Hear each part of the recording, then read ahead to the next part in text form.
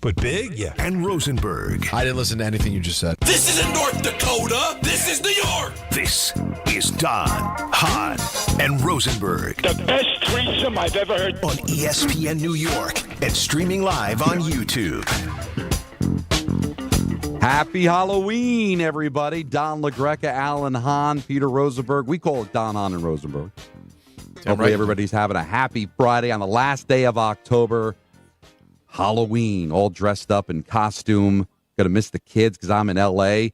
at the ESPN affiliate out here in L.A. Tremendous studios, right, and Peter's been here many times, right in the heart of L.A. Live. Alan's at the Garden. Peter is whereabouts unknown somewhere in New York. Or my apartment. Well, I don't think we have to disclose the actual location. Sorry, sure. Yeah. Right? The Upper West Side. All right, look at that. We've got it all covered right across the country. How everybody's doing? All right. I'm great. You know what I'm saying? And if you're watching on video, Don, you know what it's called? It's called buying in. It's called not half-assing it. It's called bringing it today, and that's what I've done because I care, and this is who I am. And for everyone who's there on YouTube, I'm there for you on this Halloween. So we went with the Dalmatian theme in the family, as I told you. My outfit's a little repug. I'm not going to lie. This isn't the most expensive Dalmatian costume that exists. But guess what? I'm merely an accessory, with Natalie being Cruella DeVille and Maya and Bear both dressed up as Dalmatians. I'm really just sort of a nothing here. But happy Halloween. Stoked to be here. And, I mean, even though we're hanging on by a thread, it is still technically, Don, a Football Friday. So we've got that going for us.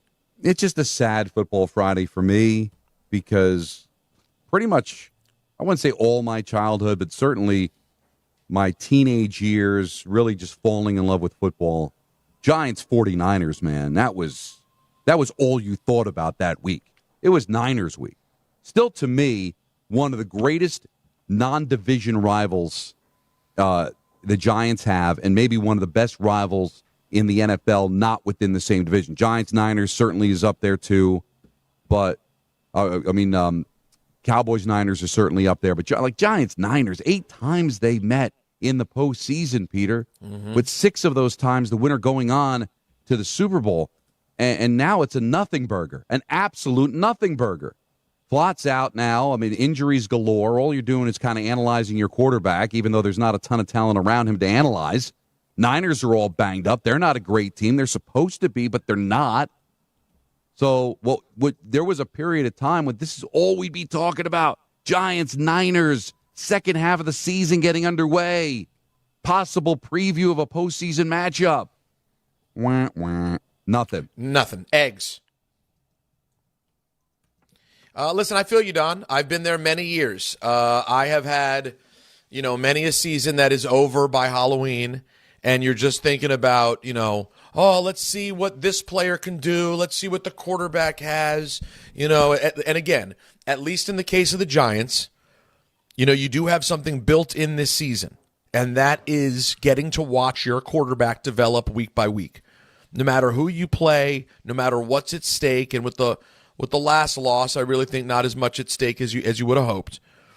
And really the last 2, with the heartbreak in Denver, followed by the loss to Philadelphia. This is, you're not going to be rooting in the same way where you go, maybe we sneak into the playoffs. But really, what would that have ultimately done for you long term? I think it's really, we said it a while ago, it is all about what you can learn about Jackson Dart. And there is still plenty to learn about seeing him go up against a team that is always as well coached as the Robert Saleh 49er defense. So there is something to watch there, and at least there's some sort of entertainment. You could be the Jets, who fortunately give their fans a break this week, but where you're not watching a quarterback who's going to be there, and we'll talk about the trade deadline as the show goes on. There's probably a lot of, hopefully if you're a Jets fan, the pieces you'd normally be watching, Don, you almost hope are gone, because that would mean they're at least in earnest trying to do something. Well, that's where we're going to have the jumping off point. We want to hear from you at 1-800-919-3776. And Jets have the bye, so there's really nothing to get into as far as the game is concerned. But with the deadline coming up on Tuesday, there's so much conversation about what you do with Breece Hall. What do you do with some of the movable pieces that they have there? And I think the question before you start to ask yourself, Peter, who do we trade? Do we trade these players that they have. They got good young players you can get something for. How long is this going to take? What year will the Jets be competitive for a postseason spot? Is it next year? Is it 27? Is it 28? That's what you have to ask yourself. Because right now, they don't have a quarterback. They will be in position, you would think, to select in the top 3 of a year where it doesn't look like it's a great quarterback crop. That doesn't mean a great quarterback can't come out, but right now we don't have a Trevor Lawrence. We don't seem to have the Eli Manning, the guy that is the quintessential number 1 pick. Mendoza looks like he'll go number 1, but he doesn't look like he's one of those generational talents you have to tank for. So you might get the quarterback, but you might not. But let's just say, for sake of argument, you get the quarterback and you draft him. Well, unless you completely catch lightning in a bottle, which the Jets never do, it's still going to take at least a couple of years for that quarterback to turn the corner. So if I'm Breece Hall, I'm thinking, like, trade me. Do I want to be here for the next 2-3 years, not having a quarterback, and then developing a quarterback, and then just as I'm hitting my prime, we're not ready yet, and now when we finally are ready, I'm going to be 27 years old, 28 years old, and I'm going to be at the tail end. So it's almost a Saquon Barkley situation. Do you want to keep Breece Hall to just keep things cosmetically competitive, or do you kick all your talent down the road and say, let's get rid of these guys, let's bring in picks, and then redraft talent that can really pop once we have our quarterback, once we're ready to be competitive? So the question is, Peter, how long before this team is going to be competitive? Oh, God. Right? Yeah, I mean, yeah, you're right. And you're at a situation right now where here's the hardest part. Here's why you are in hell as a fan. Don, you can't even answer it. You can't actually answer. When you don't know who the quarterback is, when you don't know who the head coach is, your weapons that you have here may not be here. Maybe you'll keep one of them. How can you reason? So I guess what I'd answer. So if you were telling me I had to answer that question, like you're not just asking it to ask it. We want an answer. When will the Jets compete? I would say the answer is like 4 years from now. So how could it be sooner than that? When you don't, I suppose they end up stumbling somehow into a quarterback that people don't really know about that turns out to be one of these immediately impactful. Well, then we're having a conversation in 2 years, Don. But what's the likelihood of that?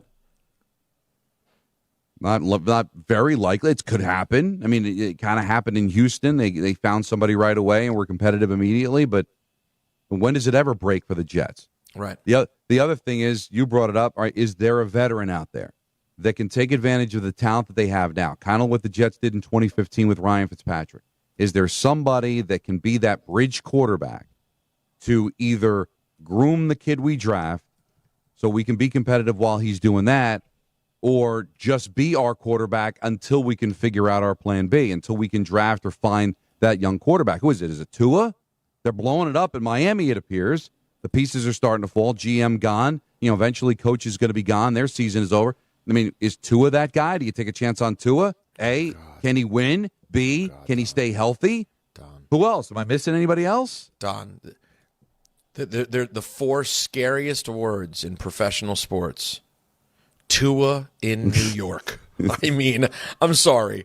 Of all the teams that you would wish for Tua to get a chance to go to, how dare you even wish that on that man? He's already gone through enough in his life. This is a franchise where quarterbacks go to die, he cannot do it. Tua has been through so much physically already. I pray that seems like that seems like an impossible combination we don't want to see. So, can't picture that. What else is there, Don? Give me something else. Who else could you stumble into? I mean, Allen said it the other day. Would you be better off if you don't know what you're going to have? Let's say the quarterback's not there this year. Are you better off just trying to start building the other pieces, and you go get a Marcus Mariota, some other backup who shows they're decent, and just say, hey, be our guy? I don't know. I don't know. This is what makes this hell, is that you have no idea. And maybe, though, the only thing you could hope for, Don, is that they finish dead last in the league, and that miracle win last week doesn't hurt them, which, Don, let's be honest, it probably will. and that the first number 1 overall pick in this draft will be worth something. How often is it that there's not at least one solid guy at the top, and they get that guy, whoever that is? And then if that were to happen, now again, it's a big if, because it doesn't sound like you're guaranteed to get the first overall pick, because I don't know if New Orleans is going to win another game. And they're going to need a quarterback. So if Mendoza's the guy, it might go to New Orleans. And everybody else, Mel Kiper said it, likely is going to stay in school. And if you got a choice between going to the Jets or staying in school, if you're on the fence, you're probably going to lean towards staying in school. So Peyton Manning did, to avoid having to deal with the whole, I'm going to be the dragon slayer in New York when nobody else was able to do it. Favre couldn't do it. Rodgers couldn't do it. Nobody else has been able to do it. I don't want to have to be that guy.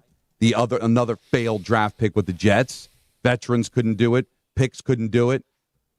So if they do catch the miracle and catch the quarterback and he ends up being good right away, well, then you're going to want to keep the talent you have, because then you maybe can be competitive in 26 and 27. But if I'm a general manager, if I'm Muji and I'm sitting there and I look at the history of the Jets and I look at how things break, if I'm playing in an analytical world, what are the percentages that I'm going to hit with a quarterback, hit quickly, that I'm going to be able to win now with the talent that I have? What's the number? 10%? 5%? 15%? Give me a world where it's worth banking on that happening. I can't. I know. It's very low. Listen, I'm sure we have cuts in there from the last few days, which now we're going to have to start paying more attention to, from Mel Kiper Jr. and whoever else knows this stuff about, which guy is out there that could actually be the dude. Is the kid from Indiana? Where is the guy that could? There has to be one who could be legitimately a dude. And then, Don, are you going to beat New Orleans out and get it? Or is the best thing that happened, and we know how you feel, Don, about getting wins where you can get them, but is the best thing that's happened all year, which you could tell meant a lot for this team, a 39-38 miracle win that you had a statistically no chance of winning in the fourth quarter? Is that going to be what ends up keeping you from maybe the only guy who's desirable in this draft? Maybe. Don't put me up yet. And imagine, with the Mangold thing, I still think there was value to that. But who the heck knows if Mendoza's even the guy anyway? But as far as veterans are concerned, Stephen Bouton's got a very interesting idea. Steve, you get us started off here on Don, Hahn, and Rosenberg. Hey, thanks for taking the calls, guys. I think Kyler Murray, I know he's a little scary with the injuries, but Kyler Murray's contract isn't that bad. He's still relatively young. And if Glenn's one and done, go get Kingsbury from Washington. And there you have the veteran-ish quarterback. Then you have a 28-year-old quarterback who can run things for a little while, because Mendoza's not it. He's not it from Indiana. And those other guys are probably going to stay in college. Well, let me say two things. One, I do like the Kyler Murray. That is an interesting one. That is interesting. Should they be ready to move on? I still think there is a ceiling for Kyler Murray. Like, there's no world. We know Kyler Murray, Don. He may not be Aaron Rodgers, but we also know he's not Justin Fields, right? Like, Kyler Murray is a guy. I don't know if you can get Kingsbury, and if that's what you're going to do is put those guys back together. But that's actually a compelling thought. Now, Don, even leave Glenn there for a package is ready when you are. All right, life never slows down. So instead of worrying about the timing or schedules, the package waits for you. Now, for me, with 9 jobs, a little baby at home, I'm always on the move, and Amazon Pickup gives me the flexibility to grab what I need between shows. So it's that easy, all right? You order online, and at checkout, just choose the pickup location that's most convenient. You get an email confirmation when it's ready with instructions to pick it up. It's quick, it's secure, and it's always at no extra cost. Check it out for yourself. Go to Amazon.com/pickupMVP to learn more. That's Amazon.com/pickupMVP. Mm-hmm. Guys, I didn't hate that idea, though. Not a terrible. I like the first part. I don't like the second part, because I don't think they're cleaning house with the coach. All right, so I don't think he's going anywhere, so I don't think they're going to bring in a coach for Kyler Murray. So, but hey, listen, Murray's got a contract through 28, very lucrative. He signed a 5-year, $230.5 million contract, $160 million of a guarantee. Now, I don't know how it'll all work itself out if ever a trade were to happen. But remember, he also has that, 4 hours of independent study per week in the contract. There's a lot. You're bringing a lot of baggage here, okay? A lot of things going on with him. It's interesting because there's talent there, but it's a big if around bringing somebody like that in. But the idea that they're going to give up on Glenn right away and make a coaching change for the new quarterback they bring in, and that new quarterback is Kyler Murray, I don't like the second half of that. I don't know all the strings attached to that contract, but there's a lot of baggage that would come over. But there'd be a lot of baggage with any veteran you bring in. Because if they're available, Peter, that means that there's issues. You're not going to be able to find the perfect quarterback available because otherwise they wouldn't be available in the first place. Mm-hmm. But I do think there's talent there.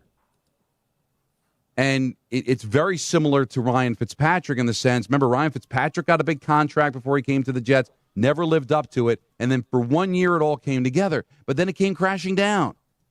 Remember, if I'm going out and getting a quarterback that young, I'm hoping I'm going to have him more than just a blast year. I'm going to want to find my future quarterback. Alan, you're a Jets fan. How's it going over there, buddy? I told you where I am at. First of all, thanks for the patience, guys. I apologize for being late here, but we had some technical issues where I'm at.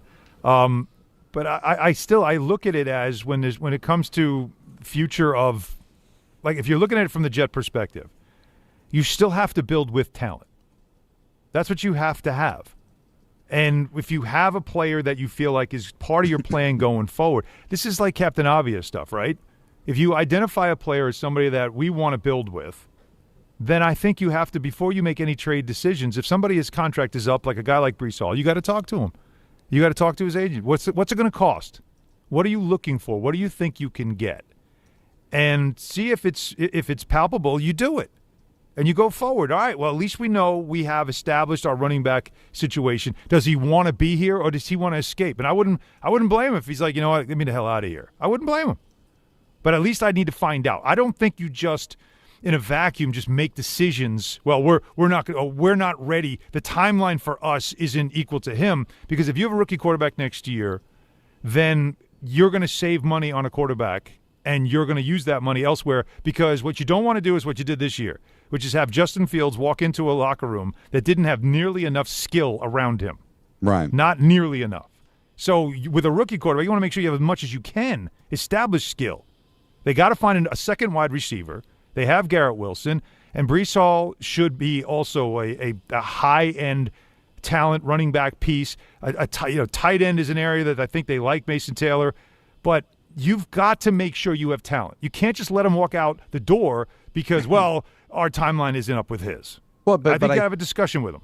I get it when you're talking about other positions, but this becomes similar to the Saquon Barkley with the Giants, is that you're talking about a player that beginning of next year, Hall's going to be 25 years old, right in the prime of his career. Mm-hmm. And you're going to want him to help whoever the quarterback is going to be, whether it's a draft pick, whether it's a veteran, or wait. But I'm going to be paying a lot of money for a running back in his prime, and we're not going to be winning. Does that make sense? And then by the time we're going to get set to win, he's going to be 27, 28 years old, and now he's not going to be in his prime anymore, and then we're going to have to revisit his contract, and now you're chasing your tail. Like other positions, say, listen, Wilson could be here for the next decade and a half, right? I mean, it's not crazy to think that a wide receiver can still excel deep in his 20s, early in his 30s. Same thing with an edge pass rusher. Same thing with a great defender. But when you're talking about a running back, does it make sense for the Jets to be paying him in his prime when you're not ready to win? And does it make sense for Hall to stay here? If I'm Hall, I'd be like, I don't want to babysit a young quarterback in the prime of my career. Right. Send me someplace where I got a chance to win. Not I'm getting the tail end of my contract, getting the tail end of my career, and then we're all of a sudden going to be good enough to win? Hey, and now there's going to be something nipping at my heels trying to take my job away? Donnie, you got to have the discussion. That's why I said you got to have the discussion. You have to talk about it. That's the point I'm making. If he says to you what you just said, then you move on. Very simple. Then he wants out of here. He wants a chance to win. He thinks in the open market he can get a big number. The only thing you can do is really franchise him, and that's going to be a big number anyway. So do you either hold him hostage and franchise him? Because I'm telling you, man, when you're trying to build a team, you're trying to build it with young talent. He is young talent. Like this idea that, he's not on our timeline is ridiculous. You need talent. Well, I don't understand why you let talent walk out the door. It's why it didn't make sense what the Giants did with Saquon Barkley. It didn't make sense. Well, it didn't. But you look at when they had Saquon in his prime, it didn't necessarily matter. In 22, it did. But you look at 20. You look at after that. He got hurt. And they did it with franchised him, though. You franchised him, but the fact is, remember, you had him for 6 years. Yes, he was hurt, but even when he excelled, you got one playoff win out of him because you weren't good enough. You didn't necessarily have the quarterback or the coaching or whatever to make it work. Mm-hmm. So that could be a cautionary tale for Hall to say, all right, do I want to be here, busting my ass, getting 1,300, 1,400 yards and scoring 10 touchdowns for a team that's going to win 6 games because we don't have a quarterback. We don't have other weapons. Then I'm going to get myself hurt because I'm maybe the only weapon because they're double teaming Garrett, and we're going to run the football. So I want to go I want to go like with Saquon. I want to go to a team that's ready to win now. Take advantage of me in my prime. I get it, and he says that, look, I totally understand what you're saying. I'm giving. Remember, he was one of the guys they didn't lock up, right? They could have locked him up in the offseason the way they did with Sauce and Garrett. They didn't, especially because he was a second-round pick. They had to do it sooner. Right. Totally understand. They chose Sauce. They chose Garrett. You're right. Because you're those positions to them were more important, and this unfortunately falls in the same category of running back. Look, did they see Braylon Allen as the replacement? Now, he got hurt this year, unfortunately, so you're not seeing them share time. So would he have emerged in his second year and really started to take a leap? And they we don't have to pay him. We got him. We got Isaiah Davis. We got guys that we feel pretty good about in that running back room, so we can afford to lose Breece Hall. That's, I think, what you need to know. If they firmly believe that, I don't know enough about that. I'm just telling you. You asked me, how do I feel from a Jet perspective? I'm looking at it if I was in the front office. If I'm in the front office, I want him to tell me, I think I need a change of scenery. I think on the open market I can get a pretty good deal. I want a chance to win somewhere else. Okay, then we're going to move you. Fine. But if he's like, I really want to stay here. I believe in it here. I want to be part of this thing when it turns around. Then okay, let's get to a number. But if the number doesn't fit, all right, we're either going to franchise you or we'll just move you. But these are the things you have to do. Right now, the emotions got to come out of this. All of it. Every fan out there right now that's mad about the Jets being bad, it's time to move on. Now it's about business decisions going forward. Because what you don't want to do is be bad for a long time. You don't want to keep being bad. It's a new regime. They now have to put their fingerprints on the roster and on this team. I know we're tired of it because it just happens over and over again. It's every year. It's a perpetual thing with the Jets. I agree. But that's where I am right now. I have to be in that place. Well, Steve Novak's going to be coming up because he's going to be a part of your broadcast crew, Alan. That's right. And then fans love him, baby. Novocaine. Oh yeah. Well, how could you not? First of all, he's a class guy. Very, very. He was a great shooter. He was on one of the fun teams this team has had in the last 25 years, that 2012-13 team, even the 2011-12 team. Those were fun teams that played a fun style, got up and down. He put up threes. He did the belt, the discount double check. Right. There was just a lot of fun stuff that was going on back then. Him and J.R. Smith, you talk about an odd couple. But yet the two of them off the bench together were fun to watch. And he's really good. He does games for the Bucks. He's obviously a Milwaukee guy. And he does a lot of Bucks games, and it's great that he's going to, come here, do some Knick games as well. Be a lot of fun. All right, so we got him coming up. We've got Fraud Alert Friday. We've got our picks, and we got a full vehicle. Don, Hahn, and Rosenberg till 7 o'clock right here on ESPN New York. Good Karma Brands is proud to be an equal opportunity employer, providing equal employment, development, and advancement opportunities to all teammates and applicants. To learn more about careers with us, please send an email to talentacquisition@goodkarmabrands.com. That's talentacquisition@goodkarmabrands.com. Shop new fall offers at Bay Ridge Mazda. Lease a 2025 Mazda CX-30S for as low as $199 per month or finance for 2.9% APR for 36 months. Or the 2025 Mazda CX-5S for as low as $229 per month or finance for 2.9% APR for 36 months. Plus, enjoy 1 year of complimentary Bay Ridge Plus benefits like ding and dent coverage, key replacement, windshield protection, and roadside assistance. Visit them in Brooklyn or online at BayRidgeMazda.com. Bay Ridge Mazda, where confidence comes standard. See dealer for details. Make cancer screening a part of your annual healthcare routine. New York Presbyterian offers a full range of cancer screenings, including lung, cervical, prostate, colorectal, breast, and more. Regular cancer screenings could save your life by detecting cancer at its earliest, most treatable stages. Screenings are available across New York City and Westchester. Learn more at nyp.org/cancer screening. Stay amazing. New York Presbyterian. Finding great candidates to hire can be like, well, trying to find a needle in a haystack. Sure, you can post your job to some job board, but then all you can do is hope the right person comes along, which is why you should try ZipRecruiter for free at ZipRecruiter.com/ESPN. ZipRecruiter doesn't depend on candidates finding you. It finds them for you. Its powerful technology identifies people with the right experience and actively invites them to apply to your job. You get qualified candidates fast. So while other companies might deliver a lot of hay, ZipRecruiter finds you what you're looking for. The needle in the haystack.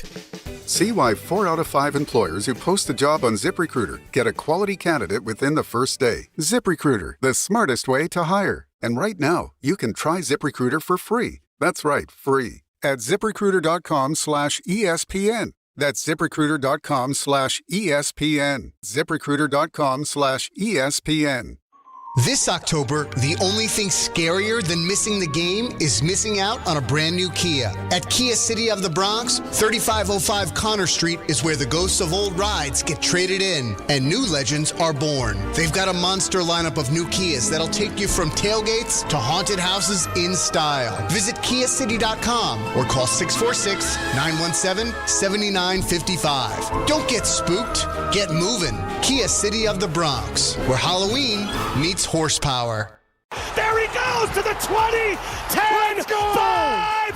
That's a Jet touchdown. That's a Jet touchdown. Jets fans, be there at MetLife Stadium to see the New York Jets take on the Cleveland Browns on Sunday, November 9th at 1 p.m., presented by Verizon.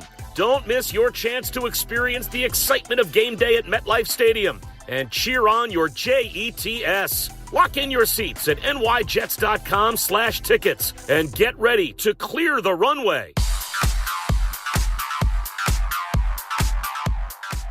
And now let's take a look at the traffic with Brandy Scott. Thanks so much, guys. Happy Friday and happy Halloween. Definitely want to take it easy out there on the roads, especially the local streets. Trick-or-treaters will be out and about. Rough ride on the Staten Island Expressway westbound, heading over to the West Shore. A crash being picked up by Richmond Avenue. Damage is done. Delays go back across the Verrazano into Brooklyn.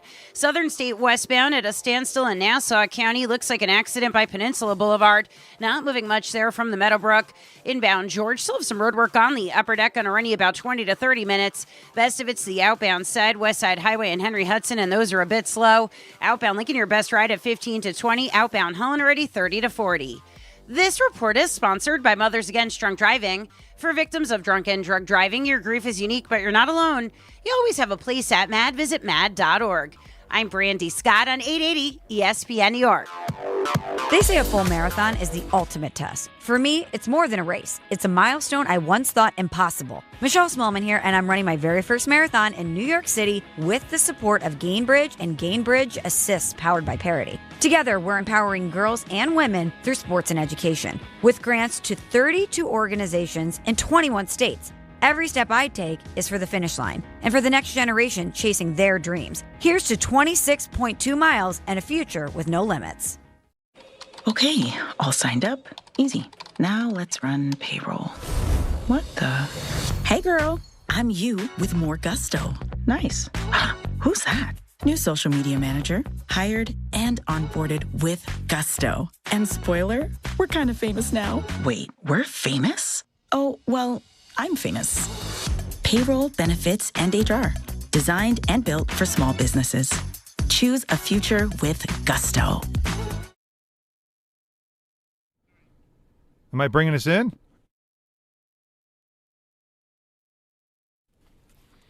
Irish whiskey, because when it's game time, fellas.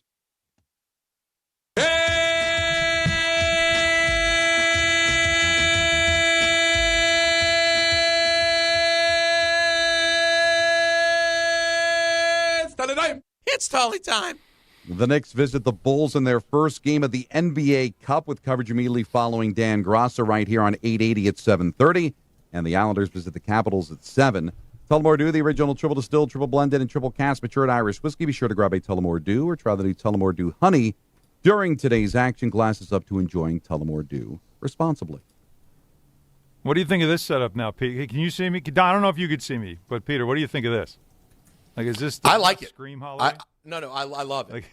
Like, I feel like I'm about to sing "We Are the World." Yeah. Like you see the microphone. Yeah. We are the world. Yeah, you sound like Huey Lewis. You sound like Huey. I don't know what I was doing. I was trying something. That sounded like Huey in the famous clip when he starts singing and Michael Jackson looks at him disgusted. Like, what are you doing? You trying to steal the scene? Why are you? No, because he's like, Huey doesn't have what you'd call the traditional classic pipes. No, and so when he hits the "We are the world." Yeah. That was Bruce. And that's really Bruce. No, that impression sounded Bruce. Now, I don't know if this guy's got pipes to sing "We Are the World," but I know he's got a shot from downtown that the Knicks could certainly use right now. But instead, we're going to use his voice on MSG Networks, the newest addition to MSG Networks' Knicks broadcast team. Three-point marksman. He had an 11-year NBA career, including the 2011-12 and 2012-13 seasons with the Knicks. Those were two of the most fun teams that the Knicks have had in the last 25 years. He led the NBA in three-point shooting percentage at 47.2% in that 2011-12 season. And he'll be on the call for MSG Networks tonight at 8 p.m. when the Knicks battle the Bulls in Chicago. Welcome back to New York, and welcome to Don, Hahn, and Rosenberg, Steve Novak, Novocaine. How's that for an intro? You read it just like I sent it over to you. I appreciate that, and I will send that check over that I promised. That was well done, and happy to be back. I really am. This is great. We always follow the scripts here. That's what we do. First and foremost, though, for you, the years you had here with the Knicks and the fact that you come back and every time you come in the building, the reception you get, how does that make you feel for a guy that you were part of a fun bench, a fun team, but it wasn't like you were here for 10 years, yet the response you get is always it's a loud ovation. Yeah. Honestly, I'm always humbled by it because I think back to when I first signed with the Knicks, and look, I was 4 or 5 years into my career. I hadn't really proven myself yet. It was like you're looking for a place to make your home, and that was what it felt like happened to me here. Was I was like able to prove, I think, to myself, to the basketball world, what I was capable of, what I was training every day to do. So that to me is when I think about my time in New York is what happened, and we all remember it was Mike D'Antoni, where it's like a guy like me comes in and I'm not getting a stop on every possession, but he's looking over going, hey, as long as you score more than the guy you're guarding, he's like, I really don't care. And I was like, you are my long lost brother. And I was so happy to, get paired up in New York at that time with him. And like you said, those were special teams. I mean, it overlapped at a time with Linsanity and with Melo and Amari and Tyson and Jared Jeffrey, J.R. Smith. I mean, those teams, like you said, I think it was as fun to play, with that style and with that group, I think, as it was to watch. And I think that, to me, it seems like just something that connected with, especially New York, but basketball fans, it was a fun style. And we had fun, and the city was buzzing, so I'm grateful for what that was and pumped to be back, right, with the Knicks and MSG. So excited to get started tonight.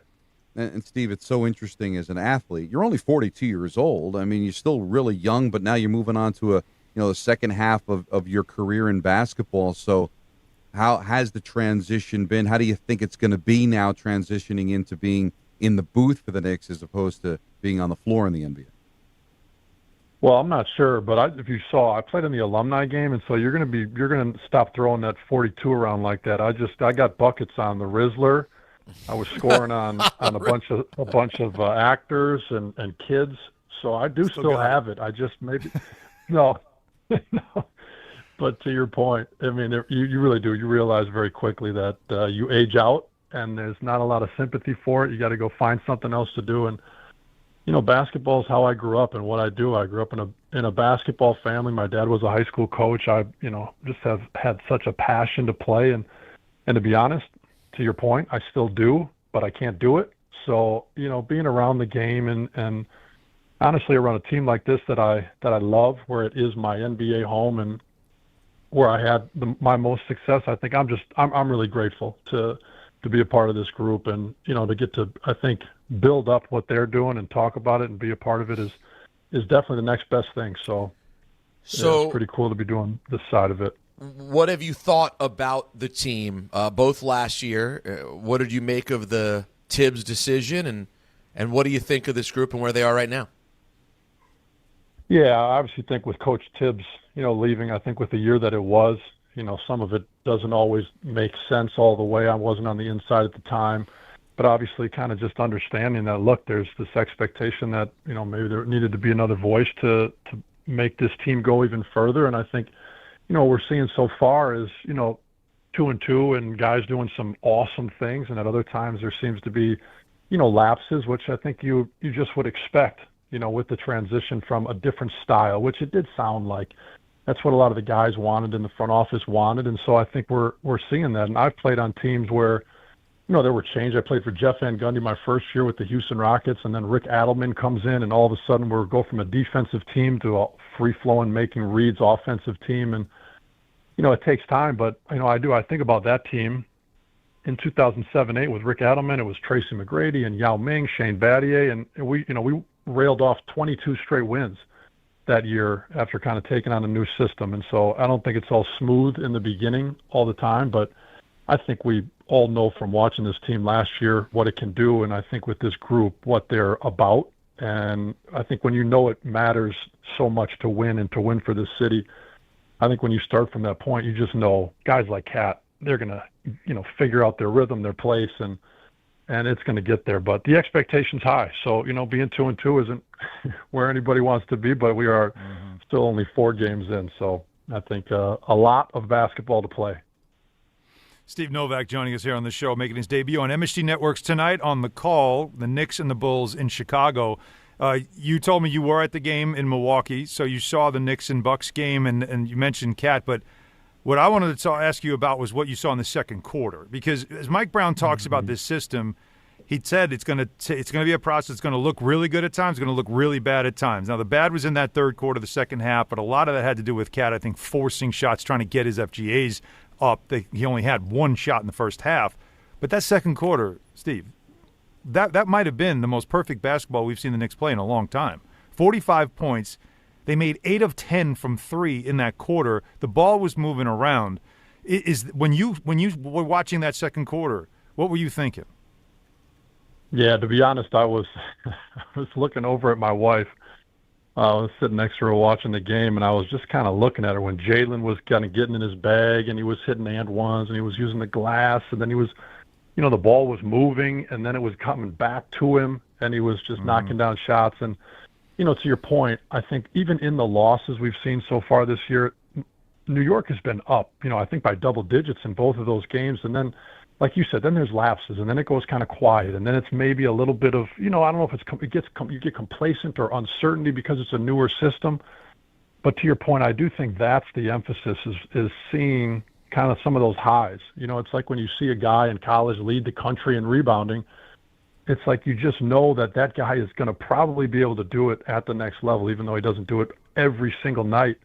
And that is what it feels like with this New York team right now, is you're seeing, like you said, those second quarters. And even Jalen, I thought, in the fourth quarter of that Miami game, all of a sudden it's a 5-point game with a minute left. And if it wasn't for Wiggins, coming back down the court, knocking on a 3, making it an 8-point game, you're like, it feels like even though they could have overcome that lapse. But to your point, I think that you clearly are, you're seeing what the upside of a Mike Brown offense and, this with this group can be. So, didn't end up with a win yet, but 4 games in, I think they like to say that the bad teams don't know they're bad yet, and so we'll see. I don't think the Knicks are one of those teams. No. Now, Steve, you brought up Cat, and it's been a struggle for him over the last 4 games, especially the game in Milwaukee. And I was just wondering, conspiracy theory-wise, and you're a former player, you can answer this, how much it must weigh on Cat. I'm trying to make an adjustment to a new coach, but here we are in Milwaukee. Everybody's talking about the Knicks and Giannis. Cat might be one of the guys that goes in that deal if it happens. Does that creep into a player's mind as he's getting ready, just wondering what his future might be in New York? I wouldn't even come close to speculating on something like that. I mean, I do. I think, look, scoring, 8 points for Cat last game, fewest points he scored since 2023 in Minnesota. I really do. I think back to the start of seasons, myself. And look, I'm not Cat, I'm not Brunson, I'm not those guys. But I think back to what those games felt like. And sometimes, especially when it was a new coach and a new system and just a fresh season, one, you're getting your legs under, you're trying to figure it out. This year, I mean, there's Abu Dhabi, so who knows with time changes and all that adjustment and earlier start and a different training camp. I think you just throw all that in, and these kinds of things are possible. Just like I think Philly being undefeated and San Antonio being undefeated and Chicago being undefeated, it's like that's the other side of the rock to me where you're like, you can't really explain that necessarily. And in this case, I do. I think, Cat, he is the greatest, 5-man shooter of all time. He's that cog that you need for a good team to be great. He stretches the court. He can shoot it. If he can defend the rim a little bit better, I think you've got what you need. And so, I would tend to think that kind of what you were mentioning probably has much to do with it. Giannis is a damn good player, and Milwaukee's got some guys stepping up with, Rollins having huge games all of a sudden. And so I think teams are feeling each other out. And just like Cat is feeling out this system and finding his way, I just, I do think game to game, it is fun to hash through it, but I don't think there's as much to make of this. Haven't seen as much Cat hoops as we have. Now, you played on your share of teams in this league that we call the National Basketball Association, Steve. You know what it's like to play for different head coaches. What is it like just on a personal level when you are someplace and you're comfortable and you really do have a relationship with the head coach, and then someone shows up who's a complete stranger? What is the adjustment like that personally for those of us who have never had sort of the coach-player relationship?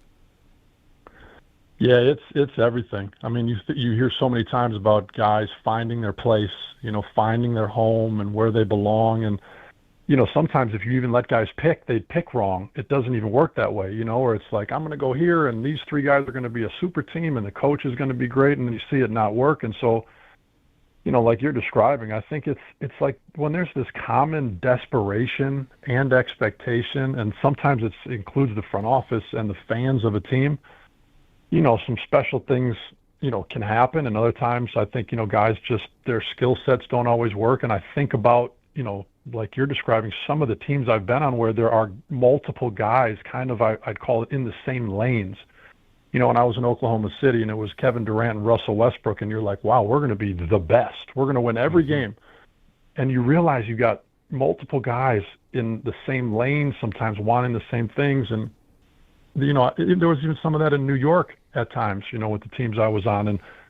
And then, to be honest, there's other times where I think you're looking at the team we're playing tonight, Chicago, where everybody's willing to be in whatever lane they got to be in, it seems like, because it's just working right now. And I don't think that necessarily means that they're going to be that team at the end of the year winning the championship. I think you look at a team like New York and you realize if by the end of this season Mike Brown can work his magic and get all those guys in their individual lanes, and I think last year they showed that, that is the case as far as this group is made up, but just trying to tweak things and get it perfected. But it does matter, that chemistry, those relationships, and just the time on the court when it flows easy because a guy is cutting instead of standing there, and so many other examples. I think it's a big deal. And so I think that is part of the magic for this year. If the Knicks can get that going, that'll be the difference. Well, I'll tell you what, you are now joining a team of shooters. All right, you got Wally Zerbiak. Monica McNutt, like she put up buckets. She was a 3-point shooter at Georgetown. I can rebound. Like don't even look at me. Like I can't shoot. Pito can't even reach the rim. But with all of us together, and Mike Breen actually, he does with a fancy basketball. himself as a good shooter. Can't reach the rim well. with a basketball. Well, we'd have to pick him up. Okay, but that's tough. But so I don't know, Steve. Like there might be a day where we all got to get to the park, have a little contest. That might be coming. I think, like it. Do you like your chances? Because Wally will tell you, like, nobody can outshoot him. And McNutt tells everybody that it's Ewing, it's Iverson, then McNutt when it comes to Georgetown basketball. I mean, that's the triumvirate there. So what do you got? I'm telling you, I think this to me sounds like, when there's a game that's just not that much to talk about before it, I feel like that sounds like a hell of a pregame show. I think we get out to a park where it's not too windy. We, put a few dollars at half court and we see how it ends up. But I don't know. I feel like Wally has more money than the rest of us, so we probably got to be careful. Yeah, that's confirmed. But like I said, I'll rebound. There's nothing else I can do. Nothing. Well, good luck tonight. It should be a lot of fun, man. It's a good basketball team. You're joining at the perfect time. Best of luck, man. I appreciate it. It's an honor to be back, and this is obviously a special time to be with the Knicks, and this is definitely my basketball home, and excited to get started. So appreciate you guys having me on. Thanks, man. Good stuff. And obviously we'll talk to Steve more as the season goes on because there's going to be a lot happening at MSG throughout the year. And speaking of which, ESPN New York is giving you a chance to experience MSG because UFC 322 at Madison Square Gardens November 15th. One grand prize winner and a guest will score tickets to the ESPN New York suite hosted by me. You can get the energy of the Garden, the comfort of the suite, and the world-class UFC action alongside yours truly. I will not be wearing this Dalmatian outfit unless you request it. To enter, find the contest tile on the ESPN New York app and submit your entry. It's all brought to you by Bud Light, the official beer of UFC. Right. So apparently furry's welcome is what you're saying. Well, I didn't know you were a furry. Today, Interesting. Today it's giving furry. That's who I am. Well, we've got lots going on here on Don, Hahn, and Rosenberg. We've got Fraud Alert Friday at 4:30, our picks at 5:45. Don, Hahn, and Rosenberg until 7. Then it's Dan Grassa here on ESPN New York. Every aspect of your business will operate better and faster with artificial intelligence. AI is a race, and companies that act first will win. Thrive Managed AI is your advantage over all your competitors. Thrive partners with you on a smart, secure AI strategy for your business. Then they deploy and manage it for you. Be first and win the race with Thrive Managed AI. Start with a complimentary strategy consultation at thrivenextgen.com/ESPN. That's thrivenextgen.com/ESPN.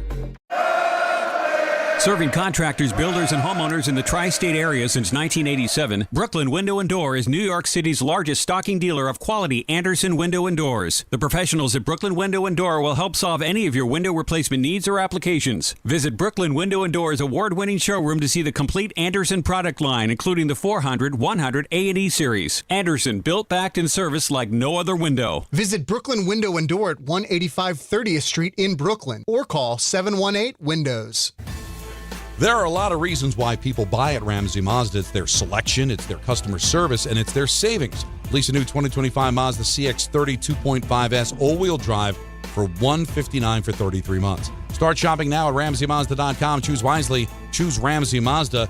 Call 833-853-2970 for details. VIN SM841631, MSRP $26,980, 0 security deposit, and 1031.25. Tire care shouldn't come with extra costs or surprise fees, and it should be simple, straightforward, and stress-free. So at Midas, they're rolling out the limited lifetime tire guarantee. Included with every tire purchase with paid installation, you'll pay nothing for flat repairs, nada for flat replacements, zilch for tire rotations every 5,000 miles, and 0 for other preventative maintenance. So with this limited lifetime tire guarantee, you'll pay a whole lot of nothing compared to what the other guys charge for tire care. That's a limited lifetime tire guarantee only at Midas. This one's for the flavor fanatics. Sour apple 5-hour energy shots don't mess around. They bring the bite. Tart, tangy, and packed with tasty caffeine, this little 2-ounce bottle punches above its weight. With 0 sugar and as much caffeine as your favorite 12-ounce coffee, it's the kind of pick-me-up that keep your taste buds happy without the crash. And it doesn't stop at sour apple. There are 17 bold flavors waiting for you to discover. Pick one up in store or stock up online at 5hourenergy.com or on Amazon today. Your fantasy roster is set. The Smack Talk is heating up, and this season, ESPN Bet is giving you more ways to ride with your squad. Introducing the ESPN Bet Fan Center, where you can instantly link and bet on your fantasy teams right in the ESPN Bet app. An enhanced sports betting experience only from ESPN Bet, the sports book for sports fans. Make the connection today with ESPN Bet Fan Center and the ESPN Fantasy app. ESPN Bet Sportsbook. Download the app today. Must be 21 plus. Gambling problem? Call 1-800-GAMBLER. Terms and conditions apply. See app for details. Coach Saban here, and let me tell you, every second matters. Preparation is everything, and that's why I trust Kidde Smoke Alarms. And as North America's #1 home fire safety brand, they're built to respond over 25% faster to smoke detection. Kidde helps protect what matters the most. Find it at the Home Depot. How doers get more done. #1 claim based on total household installations as of December 2023. 29% faster average smoke detection based on internal testing of smoldering wood fires for Kidde 9th edition versus leading competitor 8th edition products. In the city that never sleeps and never stops talking sports, ESPN New York is always on. Now you can live and breathe everything New York sports wherever you are. On your radio dial, on the ESPN New York app, and streaming live on YouTube. However you watch or listen, ESPN New York is always on for you. Hear us, stream us, watch us. This is ESPN New York. To help those who want to be helped, but may not be able to afford it. That's what PGA Tour winner Grayson Murray had envisioned for a foundation before he sadly took his own life at just 30 years old. His parents channeled their grief into creating the Grayson Murray Foundation, carrying out his vision to help those struggling with mental health and addiction. To donate and learn more, visit GraysonMurrayFoundation.com.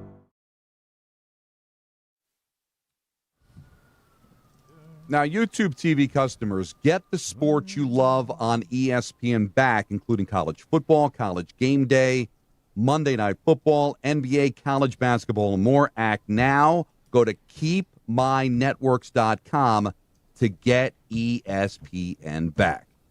Don, Hahn, and Rosenberg with you on Halloween. Take up until 7 o'clock. Got a really, really big show for you. We've got Fraud Alert Friday, always a gem at 4:30. Hits different, though, on Halloween.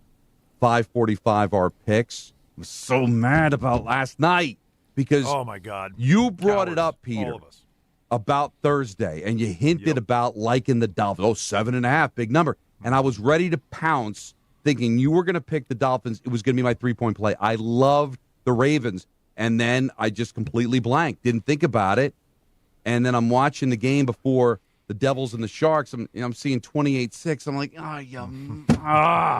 that could have been my 3-point play. By the way, it's the worst at that point. Then you're just rooting against them. You please don't have me miss it, and then you just missed out on it. Biggest Dolphin fan on earth last night at 28-6 because it's still like early in the fourth quarter. Get a couple of bogus touchdowns, get a backdoor cover, make me feel better because I've actually been hot, but I just can't get my 3-point play. I went 12-1 last week, and my one loss was my 3-point play on the show. Oh, it would have been so nice to just sit back and luxuriate, bathe in a 3-point play. Don, it happened to me last week. I went through it last week. It's a nightmare. Yeah. I blame Anthony. He should have reminded me. Should have brought it back. Listen, that loss for the Dolphins. There you go. Thank you. I knew that was coming. There you go. I was waiting for that. But you see already, the GM's out. And yeah, Greer out 10 years. Yeah, and he the coach is going to be something. He's going to be next. Well, not yet, though. But not yet. But it just it's coming. They're going to do a clean sweep there. Which again, you go back to when you fire coaches, you better have a plan. Yeah, you got to have a plan. And so now that's one. We know. I think the average. Shefty had this a couple of years ago, and it's really amazing. I believe year to year, in this century, so the last 25 years. I think the average coaching vacancies in the NFL annually is 6 to 7. Nothing. Really? Nothing. Not even a 6-7 joke? Oh. But it is 6 to 7. No. I'm saying you didn't react even. 6 is a lot. 7's a lot. I know. Every year? I don't know. It's a lot. The 6-7 was explained to me. I still don't get. I don't get it either. But I thought if you weren't amazed that it's 6 to 7 per year, then I thought at least somebody would make some snide 6-7. 6-7. But I got nothing. There you go. Don, there's nothing to understand about 6'7". It doesn't make sense. It's not supposed to make sense. But I wasn't looking for it. I was just looking for some type of response. Instead, I got dead air. I thought maybe I was knocked offline. You don't think 6 to 7 openings a year is a big deal? Well, I mean, it's kind of crazy, but I mean, when you think about it, per year, man. But it makes sense. But think about it. Yeah, teams in this league don't want to be bad long. That's not how it goes. Here's the thing. I think we should do research to see how many of the 6 to 7 per year are the same teams, the most frequent teams involved. Right? Well, every other year was the Giants for a while. I mean, after 5 years, you could argue the whole league has changed. Here's the their question. coach. Why do I feel like that's low compared to the other sports? Why do I feel like in the other sports it's probably higher? You think baseball managers get fired at a higher rate? I bet you hockey and basketball do. I bet you they get because per year. It's so easy. I think it's harder to change a coach in the NFL because you're changing game plan and culture. That's why you usually don't see changes in the middle of the year. That's why the Dolphins aren't going to fire him, because they just don't want the second half of the year to be a complete mess, like what happened with the Jets last year. Like, you can fire a manager in the middle of a baseball season and still win the World Series. It happens in hockey and basketball all the time, too. So I still think even though that 6'7's high, it's probably on the low end in the 6'7". See, I don't know. I don't get what he just did. And I know you're not supposed to get it, but there has to be some sense of following directions or something. Right? No, I mean, it's called, these people are more the generation. It's Moronville. I don't want to be that guy. We had our dumb things too. Come on. No, not like this. No, but hold on. I want to say this, Alan. There has never been slang dumber than 6'7", where it means literally nothing. I don't think I can recall any other, and people are calling it the word of the year. It's a whole thing. It's 6'7". It has no meaning. I know it's it has a no thing meaning. Kids just say. I know. So and take react us, to. But so our childhood, was there ever a phrase where when asked to explain it, you couldn't say it? You just went, it's just 6'7". No. But we had something. It would have something. We do have people hot to talk about the Knicks coming off of the Steve Novak interview. Let's do that. 1-800-919-3776. Broad Alert Friday at 4:30. Picks at 5:45. ENN at 6. Full frontal show till 7. Don, Hahn, and Rosenberg, ESPN New York. 1-877 Cards for Kids. KARS Cards for Kids. 1-877 Cards for Kids. Donate your card today. 1-877 Cars for Kids. KARS Cars for Kids. 1-877 Cars for Kids. Donate your car today. Ready to get rid of that old car? Donate it to Cars for Kids. Call 1-877 Cars for Kids to reach a friendly live agent. Donation's super easy, and your car can be picked up as soon as tomorrow. Call us now, 1-877 Cars for Kids. That's Cars with a K to donate your car today. 1-877 Cars for Kids. Donate your car today. Did you know you can donate real estate too? Go to carsforkids.org. That's carsforkids.org. Hey, it's Alan Hahn. Let me tell you about my friends at Bathfitter. They remodeled the bath by my pool. They converted a tub into a shower. The result is amazing. Bathfitter offers all types of custom bath renovations, including their unique PermaFit solution for a watertight fit. It's done in one day, easy to clean, and durable with no demo or mess, and it costs less than a standard replacement. Plus, a lifetime guarantee. Right now, you get no money down, no payments or interest until 2027. So start designing your bath today at bathfitter.com. There's only one Bathfitter. Fight fans, Bud Light and ESPN New York are sending you to UFC at Madison Square Garden. Tap the Bud Light tile on the ESPN New York app and enter for your chance to win a pair of tickets in the ESPN suite. Catching the action alongside me, Peter Rosenberg. Through November 7th, listen and enter through the Bud Light tile to score your shot at the ultimate fight night. Bud Light is the official beer of UFC, so make your move now on the ESPN New York app. Must be 21 and over. No purchase necessary. Void where prohibited. Rules on the ESPN New York app. Please enjoy Bud Light responsibly. Some people just know you can save money on car insurance by checking Allstate first. Like, to check if they're going for it on 4th down. before going to the concession stand. Yeah, give me 3 hot dogs, 2 jumbo Touchdown, baby! What? Hey, buddy, you want cheese with those? Yeah, checking first is smart. No. So check Allstate first and see what you could save. You're in good hands with Allstate. Potential savings vary, including based on how you buy, subject to terms, conditions, and availability. Allstate North American Insurance Company and affiliates, Northbrook, Illinois. A SoFi personal loan is here to help you achieve something once thought impossible: overcoming high-interest credit card debt. Walk the tightrope of your finances with one low, fixed-rate monthly payment, no fees required, and as soon as the same-day funding. That's right. Pull off your own debt-defying stunt with a SoFi personal loan. Visit SoFi.com/trick to learn more. Loans originated by SoFi Bank, N.A., member FDIC. Terms and conditions apply. NMLS 696891. Hey, this is Jalen Brunson. Jalen Brunson for 3. And this is your home for New York Knicks basketball. This is 880 ESPN. WHSQ and WCBS-FM HD2, New York. This is DiPietro and Rothenberg. Jordan Renaud. If you and I were teammates, candy draft, would you use our second-round pick on a Hershey bar when Butterfinger is still on the board? No chance. With your third-round pick, are you taking Sour Patch or Watermelon Fish? You taking that? I'm a big gummy kind of guy. So you know what? Enough of you. Chocolate was diluted. Honestly, you stink. Morning Start with DiPietro and Rothenberg. Weekdays from 6 to 10 on ESPN New York and streaming live on YouTube.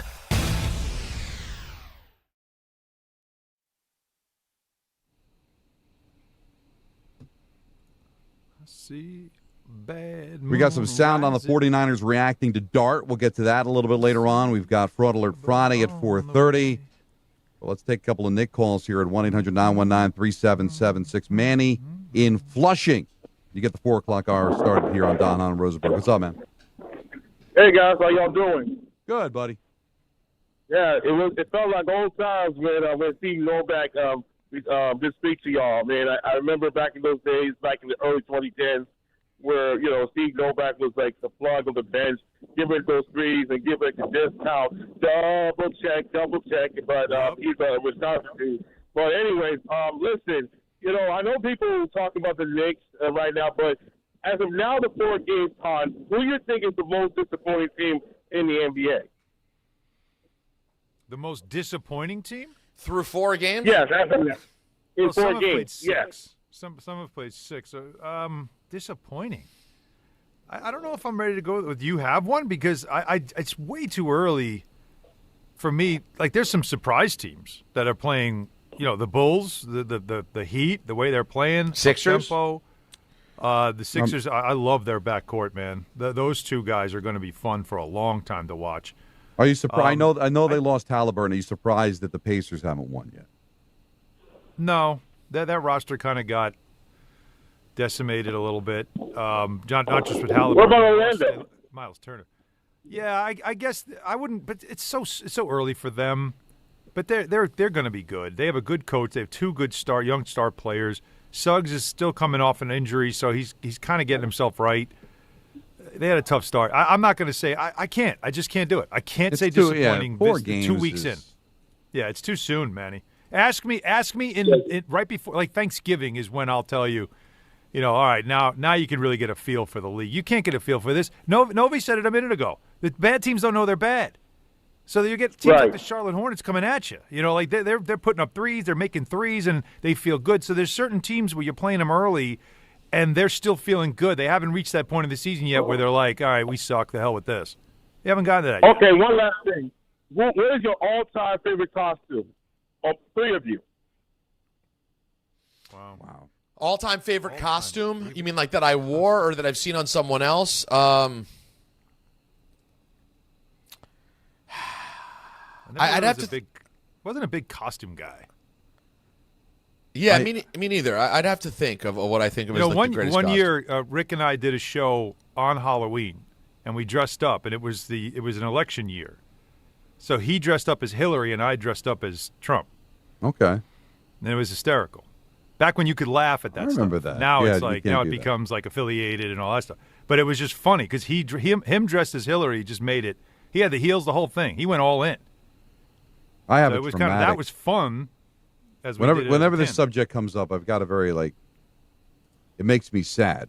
What? Because if you remember when we were kids, because you were around the same age as me, Alan, that They had those. You go to the 5 and 10 or something. They'd be in a box where you all right, Planet of the Apes. So you'd have. It would be like a plastic, almost like not a dress, but like a suit you'd put on, poncho, and it would just say Planet of the Apes, and then you'd wear the mask. And it was the mask really had not a rubber band. It was really rubber band stupid. around the back. Yes, it was really they were stupid, awful. and it wasn't very creative. But when you're like 7 or 8 years old and Planet of the Apes are your world, I had to have that costume. Had to have it. All right. Wow. And my father went out of his way, said, you should be Father Time. So he got this big white gown for me, created the whole beard and like a sickle, and I was going to be Father Time.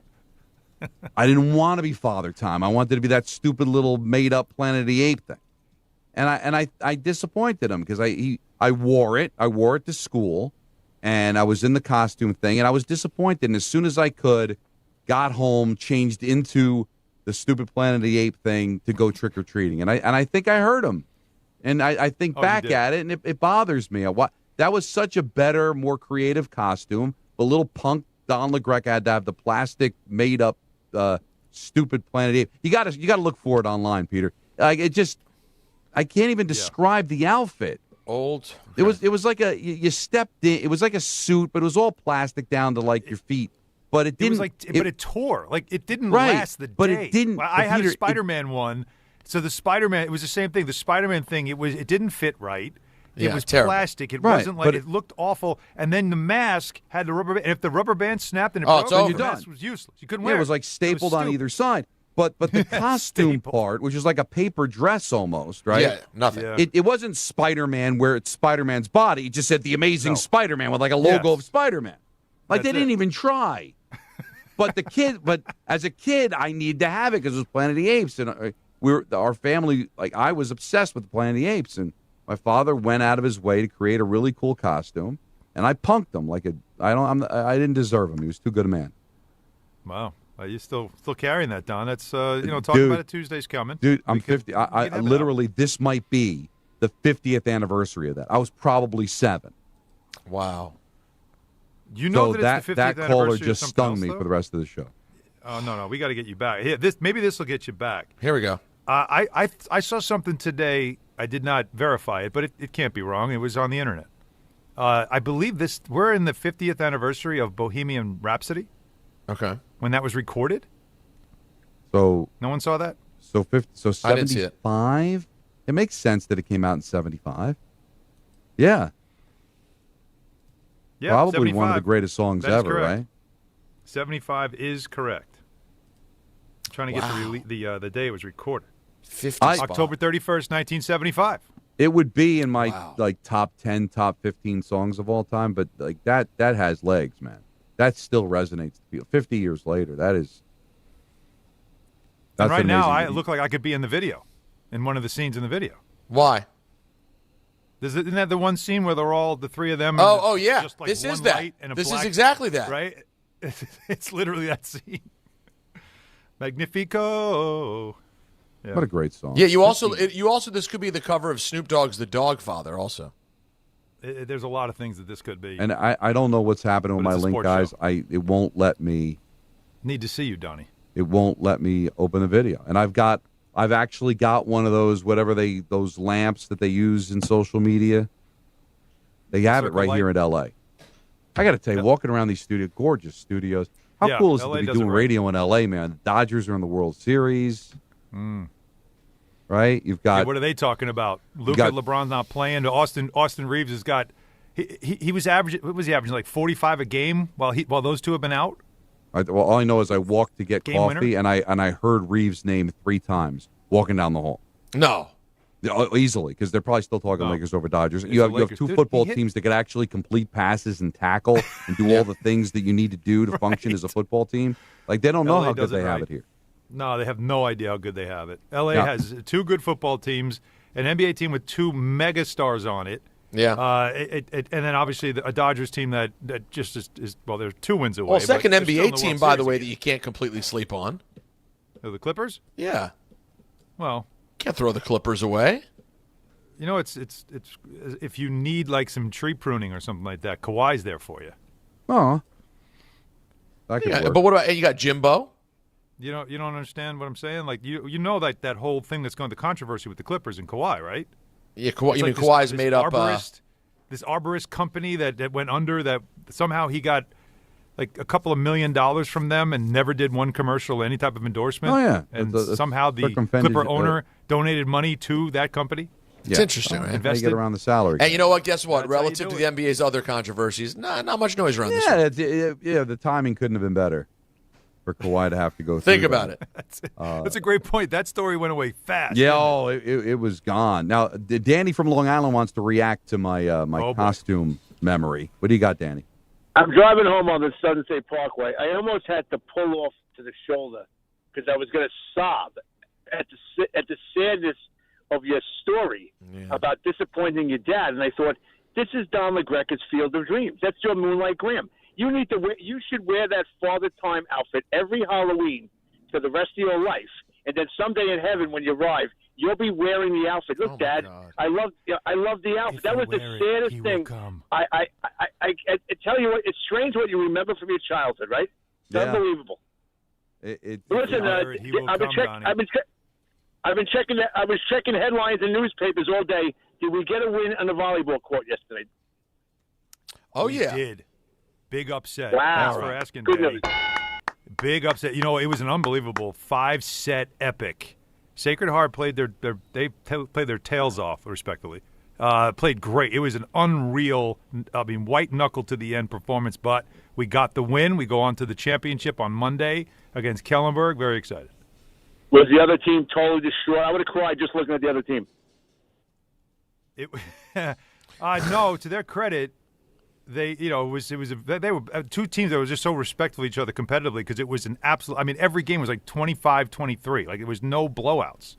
So, but anyway, I'm on the way home. My wife's waiting for me. We have cocktails being ready to serve. We're going to do this. We're going to do the trick or treating with the kids. My kids are gone, so we're going to be giving out the candy. And at 7:30, we shut it down, shades, lights off, everything, and we're going to watch a scary movie and have drinks. That's tonight. Oh yeah! Wow! All right, Hello. There you go. 7:30, we shut it down. Love it. And then you turn it up. I never heard. By the way, we turned it up. Thanks for the call, Danny. I've never heard of the adults who he's preparing for Halloween, but really it's about him getting lit with his wife starting at 7:30. Think about it. Think about it. You enjoy the kids coming up. You don't have to deal with it. So you've seen all the exhausted parents who have but it's not your problem, right? House. It's not your problem, but you're giving out candy. You're seeing everybody happy. The kids are happy. You're having a great time. And then all the good endorphins lead to let's snuggle on the couch, put on a scary movie. That's see where we go. So what you're saying is that's Danny's version of Netflix and chill. That's what it sounds like. Yeah, good for him. Danny's getting some tonight. Good for him. God bless Danny. Congratulations. And he's optimistic. He's shutting it down at 7:30, so he's ready. Yeah, well, he wants all the time he can get on the clock. So good for him, man. He's got all the time in the world. Clark in Queens, you're on ESPN New York. What's up, Clark? It's actually Claude, but whatever. Oh, we have a drop for that. It's actually Claude? Yes. But you know what's funny is that's from Christmas Vacation. No, it's not Christmas Vacation. It's regular vacation. It was regular vacation. Play it here and there. Hey, so I'm glad we're bringing out these repressed childhood memories. You know, I thought Don started that story as a goof on those costumes, because I remember having a $6 Million Man one with Lee Majors. Yep. It was basically a poncho. It was a poncho.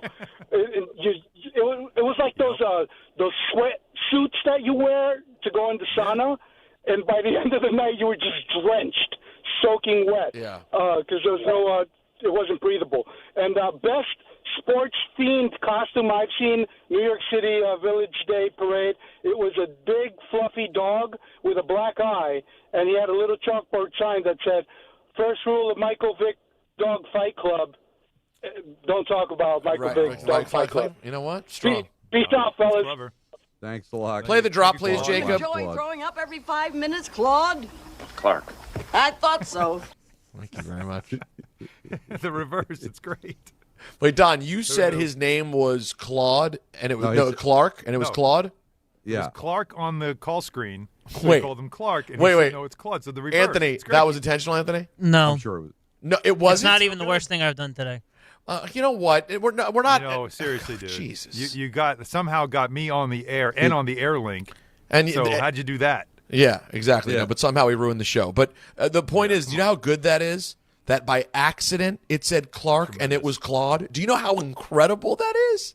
Almost to the point where was it intentional because he knows the drop. Right, that's what I'm saying. He claims no.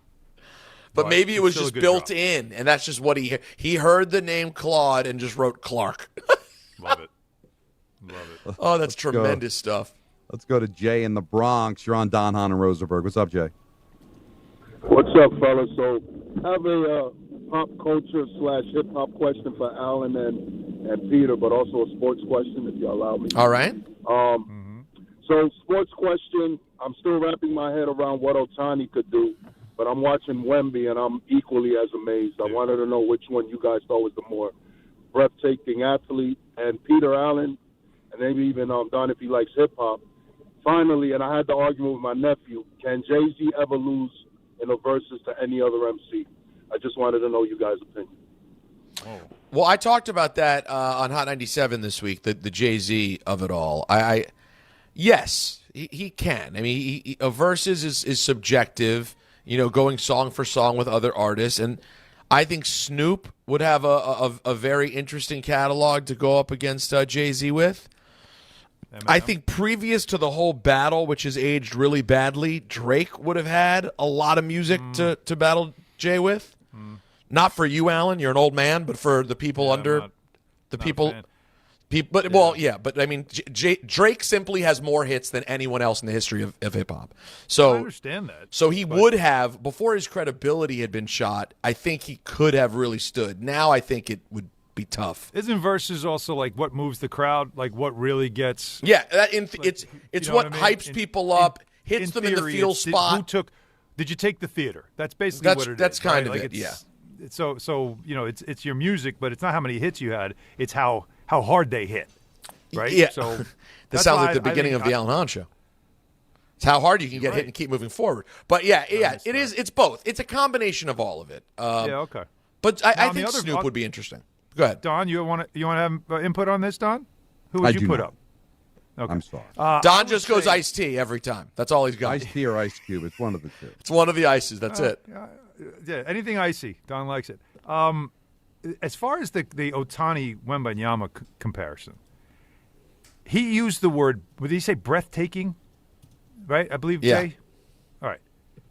That's where I have to say Wembanyama is breathtaking. The stuff he can do.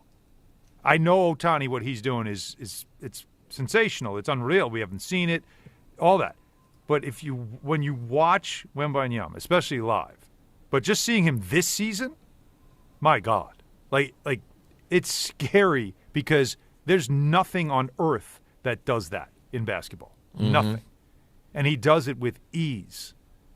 He's got everything, the instincts and the ability to read the game, feel the game, but then all the other stuff, the athleticism on top of the inordinate amount of length and height that he has to do that. The ball. There was one highlight I saw where he was bringing the ball down the floor, and there was a guard came up. A lot of times big man's dribbling. It's a high dribble. You can just, if you get close to him, you could probably pick it, take it away. He went crossover and then crossed over back. And then kept going down the floor. One stride later, he was at the rim. Just that's not normal. No. And he can shoot threes. So if you want to say breathtaking, I find him to be the most breathtaking athlete we have playing any sport right now. Now, there are a lot of reasons why people buy at Ramsey Mazda. Go ahead. It's their selection, it's their customer service, and it's their savings. Get 1.9% financing on a new Mazda 2025 CX-50 released for $219 for 36 months. Start shopping now at RamseyMazda.com. Choose wisely. Choose Ramsey Mazda. Call 833-853-2970 for lease details. VIN SN390557. MSRP $32,455. Zero security deposit. APR $17.48 per $1,000 financed. Ends 10/31/25. That's today. But you know what's interesting, and I'm not going to say that that the caller was from a different generation. But it kind of hit me when we had Jeff Passan on earlier in the week. that it's Ohtani. Stop it. He pitches. I don't think people really can wrap their mind around the fact that what makes Ohtani different than any other athlete you want to compare him to is that he also pitches. So Wemby's incredible, and he does breathtaking things. And I'm very proud to say that I called a Knicks-Spurs game last year, and to see him be able to pivot from, like, the foul line and in one-step dunk, like, he did incredible things. But, guys, sometimes I think we try too hard to devalue what Ohtani's doing because we've never seen it before. So I don't think we can appreciate what he's doing. Like, even though he didn't pitch all that well in Game 4, he went 6 innings, allowed 4 runs, struck out 6. So it's like, oh, well, he was okay. He pitched a day after he was on base 9 consecutive times and hit 2 home runs and 2 doubles. I don't think people fully appreciate that it's really Ohtani and everybody else, guys. We can try. We can have fun. We can debate. That's what we do. But you're trying too hard, bro. Just the way Jeff answered the question yesterday about comparing Ohtani to Judge. It's like, it's Ohtani. He pitches. Yeah, Judge is a better hitter, but come on, guys, really? What are we doing? I'm not trying to diminish anything that Ohtani's doing. I'm not trying to find, I'm not trying to try hard either. The word he used was breathtaking. Right, but I'm just breathtaking is watching an athlete move the way with the size that Wembanyama has. What Ohtani, I think Judge is breathtaking because of the way he can hit a baseball. That's breathtaking. What Ohtani does, there's other words for it. It's phenomenal. It's it's a different way to describe it. But I'm not saying one's better than the other. No, what but I'm saying about Wembanyama was that it's just a compelling, breathtaking thing to watch because he's an outsized human doing incredibly athletic things and also has an instinct for the game. But Ohtani, I'm not denying it at all, Don. What he does, but you don't feel remarkable. that same way. But you don't feel the exact when you see Ohtani. Are you staring at the TV just going, "Oh my God, this is amazing"? Don, do you agree with me that on the 2 home run night the other day, the first one that he absolutely looked like he ripped it before the ball was even there, and he was just completely on top of it. I think with his size and how natural it looks, I don't think breathtaking is out of bounds. Well, it's all in the eye of the beholder, right? But doesn't Judge do that too? Overall point is that there is no comparison. So we find different ways to create a conversation. All right, who's more breathtaking? You just can't say who's better, Ohtani or Wemby. It's Ohtani because he's doing something nobody's ever done before. So but I'm saying let's find other ways to compare and judge because the initial argument's already a slam dunk. So let's try to challenge ourselves to come up with another angle because the fight's already over, right? Like we've already booked 3 hours of airtime. The fight ended in 15 seconds. We've got to fill the other 3 hours. So let's come up with different angles. Like that, you know what I'm saying, Peter? Doesn't it feel like that? Let's come up with different words. Let's come up with different conversations because the initial conversation is over. I hear what you're saying, Don. I think that when you're being fully honest about what each one is capable of, the fact that this guy is a lights-out pitcher makes it kind of a boring conversation. He wins. So, yeah, you kind of have to look for other things. I hear you. Well, but we don't have to look for anything other than Fraud Alert Friday. Oh, I love it. It's what we live for. And when it happens on Halloween, the freaks come out at night. The freaks come out on Fraud Alert Friday on Halloween. That's when they come out. And it's coming up next year on Hahn and Rosenberg on ESPN New York. Friends, it's football season, the best time of the year. You should be out there tailgating, cheering on your team, and enjoying every Sunday. But if you're dealing with neck pain, back pain, sciatica, or nerve pain, even getting off the couch can feel like a challenge. You don't have to live like that. There's help. Dr. Jay Shaw at Sandwell Pain is New Jersey's top pain specialist. He's Ivy League trained, double board certified, and is dedicated to helping you get back in the game. Here's what makes the difference. No surgery, no scars, no long recovery, no pain medication. Just precise, non-surgical image-guided procedures that deliver real results. Dr. Shaw treats neck pain, back pain, joint pain, migraines, nerve pain, and sciatica with a plan that's customized for you. Same-day and next-day appointments are available, and with offices in Woodbridge, Livingston, and Inglewood, relief is always close. So don't let pain keep you on the sidelines this season. Visit SandwellPain.com to call, text, or book online. Most major insurances are accepted. That's SandwellPain.com. Relief is closer than you think, and it starts today. Looking for the best internet deal? It's just a fast phone call away. Only Optimum Fiber Internet delivers the fastest and most reliable fiber internet starting at just $40 a month. That's right, lightning fast fiber internet at a price that won't slow you down. Call 888-4OPTIMUM today to lock in your offer in just a few minutes and see how you can also get the Disney Plus Hulu bundle and an unlimited mobile line on us. Don't take slow for an answer. Call 888-4OPTIMUM or visit Optimum.com today.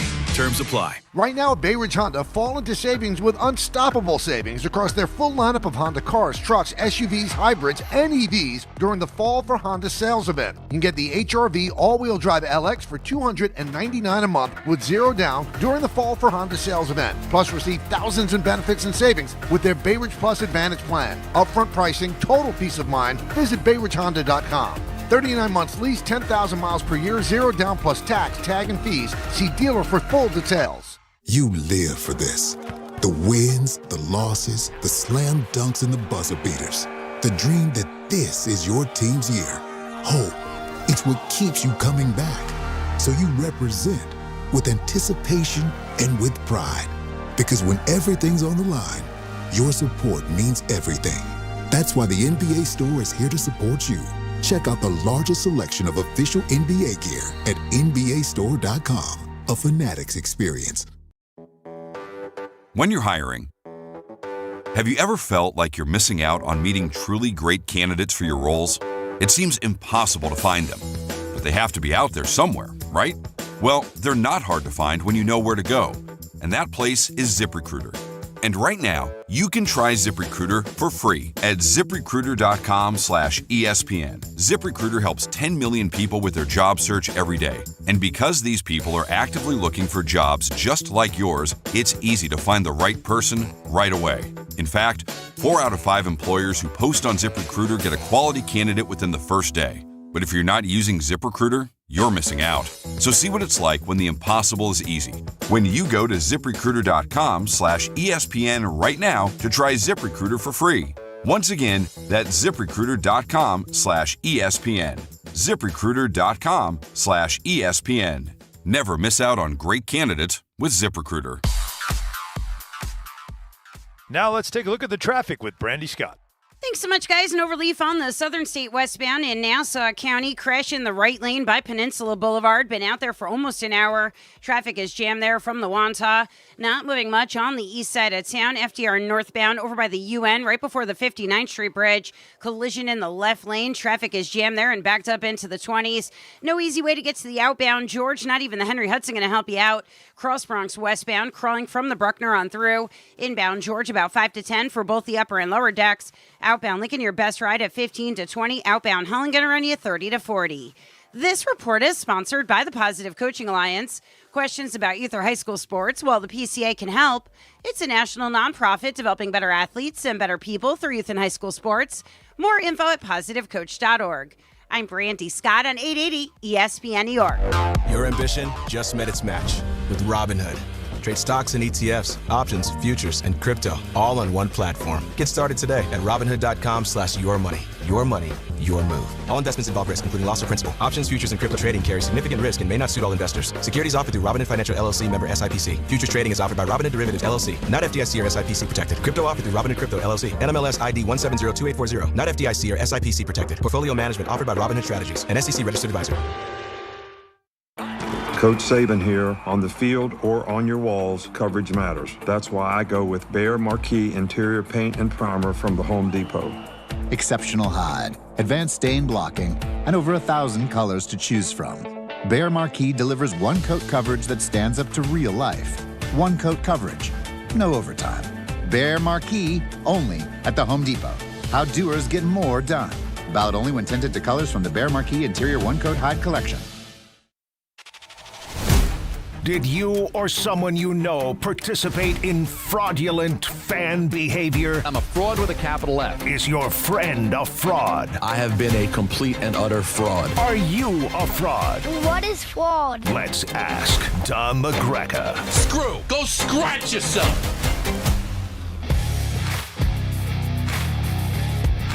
Fraud Alert Friday. Driven by Ramsey Mazda. Welcome to the program. Happy Friday. Happy Halloween. Let's get into it. You ready, Don? I'm ready. You got the gavel there, Anthony? There you go. There it is. Peter, while you're doing this, though, could you put the hood part up? Yeah, hold on. So we get the full effect? Well, you can put the headset. It doesn't go over the headset? All right, you do it like that. I like this. There you go. Just for Don, this. you're Just missing, for you. This is special. You're missing something. He can pull up YouTube. You ever watch YouTube? All right. Let's get into Fraud Friday. Do it. Alex writes us and says, my name is Alex, but I'm writing on behalf of the actor Jeremy Allen White from Peter's favorite show, The Bear. I'm sure you know he's playing Bruce Springsteen in the movie. Well, he's a huge Mets fan and always wears the same Mets hat everywhere he goes. Okay. While doing press for the movie wearing his Mets hat, Bruce gave him his Yankees hat of 30 years and told him to wear that moving forward. And you can now see interviews where Jeremy Allen White, the Mets fan, is wearing Bruce Springsteen's Yankee hat. Ooh. Is he a fraud? Wow. Obviously. Yes. I understand it's significant to get it from Bruce Springsteen, but if you're a diehard Met fan, wear a Met hat all the time, and now Bruce gives you a Yankee hat specifically to convert you. Fraud. And I will say this. I fought with Michael about this. I'd love to get your opinion, Alan. Michael will always say, Peter, you remember, Bruce, big baseball guy, big Yankee fan. Stop yourself. He doesn't know a thing about baseball. Doesn't even know what a bat looks like. You know how I know? Why? Oh, yeah. Go ahead. Big song. Glory Days. Glory Days, right? And what does he say? He could throw that speedball by you? He could throw that speedball by you. Fast works just as well as speed. He'd blow that fastball by you, make you look like a fool boy. But he says speedball. You know why? No idea. Because he doesn't know anything about baseball. Zero. Because he doesn't know sports. Right. Now all of a sudden he wants to convert a Met fan into a Yankee fan. Stop yourself. They're all frauds. All of them. That's a good one, Don. It's very unfortunate, though. But because think about it like this, there's no coming back from that. If Jeremy Allen White chose the Mets, because the Mets are not the Yankees, a decision to wear a Mets hat every day, no matter like what you're doing publicly, that's a decision. That comes with some weight, okay? A Yankee hat is nothing. Everyone wears a Yankee hat. You know how many? Allen Iverson has been on a book tour. He's worn a Yankee hat at every stop, okay? People just wear Yankee hats. Met hat is different. So for him to now throw it all out the window, as much as you respect the man you're playing in the movie, that's a bad job. All around fraud. Okay. You're disgusted. All right, Fraud Alert Friday. Evan says, good afternoon. Growing up in Westchester, New York in the 80s, I was and still am a huge fan of the Jets and Yankees, while focusing less on the Knicks and Islanders. I was also a big fan of St. John's and followed all things Big East basketball. When the Knicks drafted Patrick Ewing, I was 14 years old, and I became a diehard Knicks fan and suffered through the bad years, Bill Cartwright, Trent Tucker, etc., and celebrated the years with Starks, Mason, and Oakley. Then it changed. The Knicks traded away those guys for nothing, drafted and traded John Wallace, and put my most hated player, Isaiah Thomas, in charge. Thomas proceeded to destroy the team with scandals and bad deals. All the while, the Nets were lovable losers. Petrovic almost beat the Celtics, and then he died. I had to root for this team, so I started rooting for both. Then the Knicks had the whole anti-Semitic thing with Charlie Ward, which I don't even remember. And I said to myself, how can I root for this team? Then the Nets started getting really good with Jason Kidd and the like. So I started just rooting for them against the Knicks. I then moved to Brooklyn. No. I don't need the whole damn story. The timeline is so off. Barod. You don't get to sit there and write a book. Write a nice book. Nobody will buy it, not a soul, but you could write a book, 300 pages, and call it fraud. I'm a fraud. But the Knicks fan, Net fan. Oh, it's tough times. I'm going to get out. All this. Stop. No. You embarrass It was all yourself, over the map. your family. I'm going to call your mom a fraud just because she gave birth to you. And then to be boring with your damn story. Stop it. Well, what do you think? To make it longer, it's going to make me just fall asleep and forget you're a fraud? I mean, Don, it was just the information in the story. No, there's too much information when in the first 3 words, fraud. Come on, stop yourself. You know the answer. You know the answer. Don is a great judge. He didn't even give you the timeline, though. He was all over the map. He might as well have told me, and then I watched Dr. J, and I thought if this guy ever got to the NBA, he'd be great. Like he was putting things in it was out of order. Right. And using them as reasons why it was luring him away when all these things were happening at way different times. So and then Dr. J married turquoise, and I never liked the color turquoise, so I decided I was going to go root for the Nets. Oh my dear God in heaven! Well, listen, the answer here is clearly fraud. I don't want to discourage people from including the facts of the emails. I think they can be useful, but here we go. Good afternoon, guys. I've lived in New Jersey all my life, and 15 years ago, when I could have had an out, instead decided to stick with my team, and now one of the 17 Brooklyn Nets fans on the planet.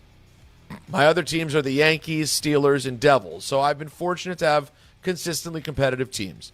But even with the Nets being a laughingstock more often than not, I had always watched and rooted for them, even during the extreme lows.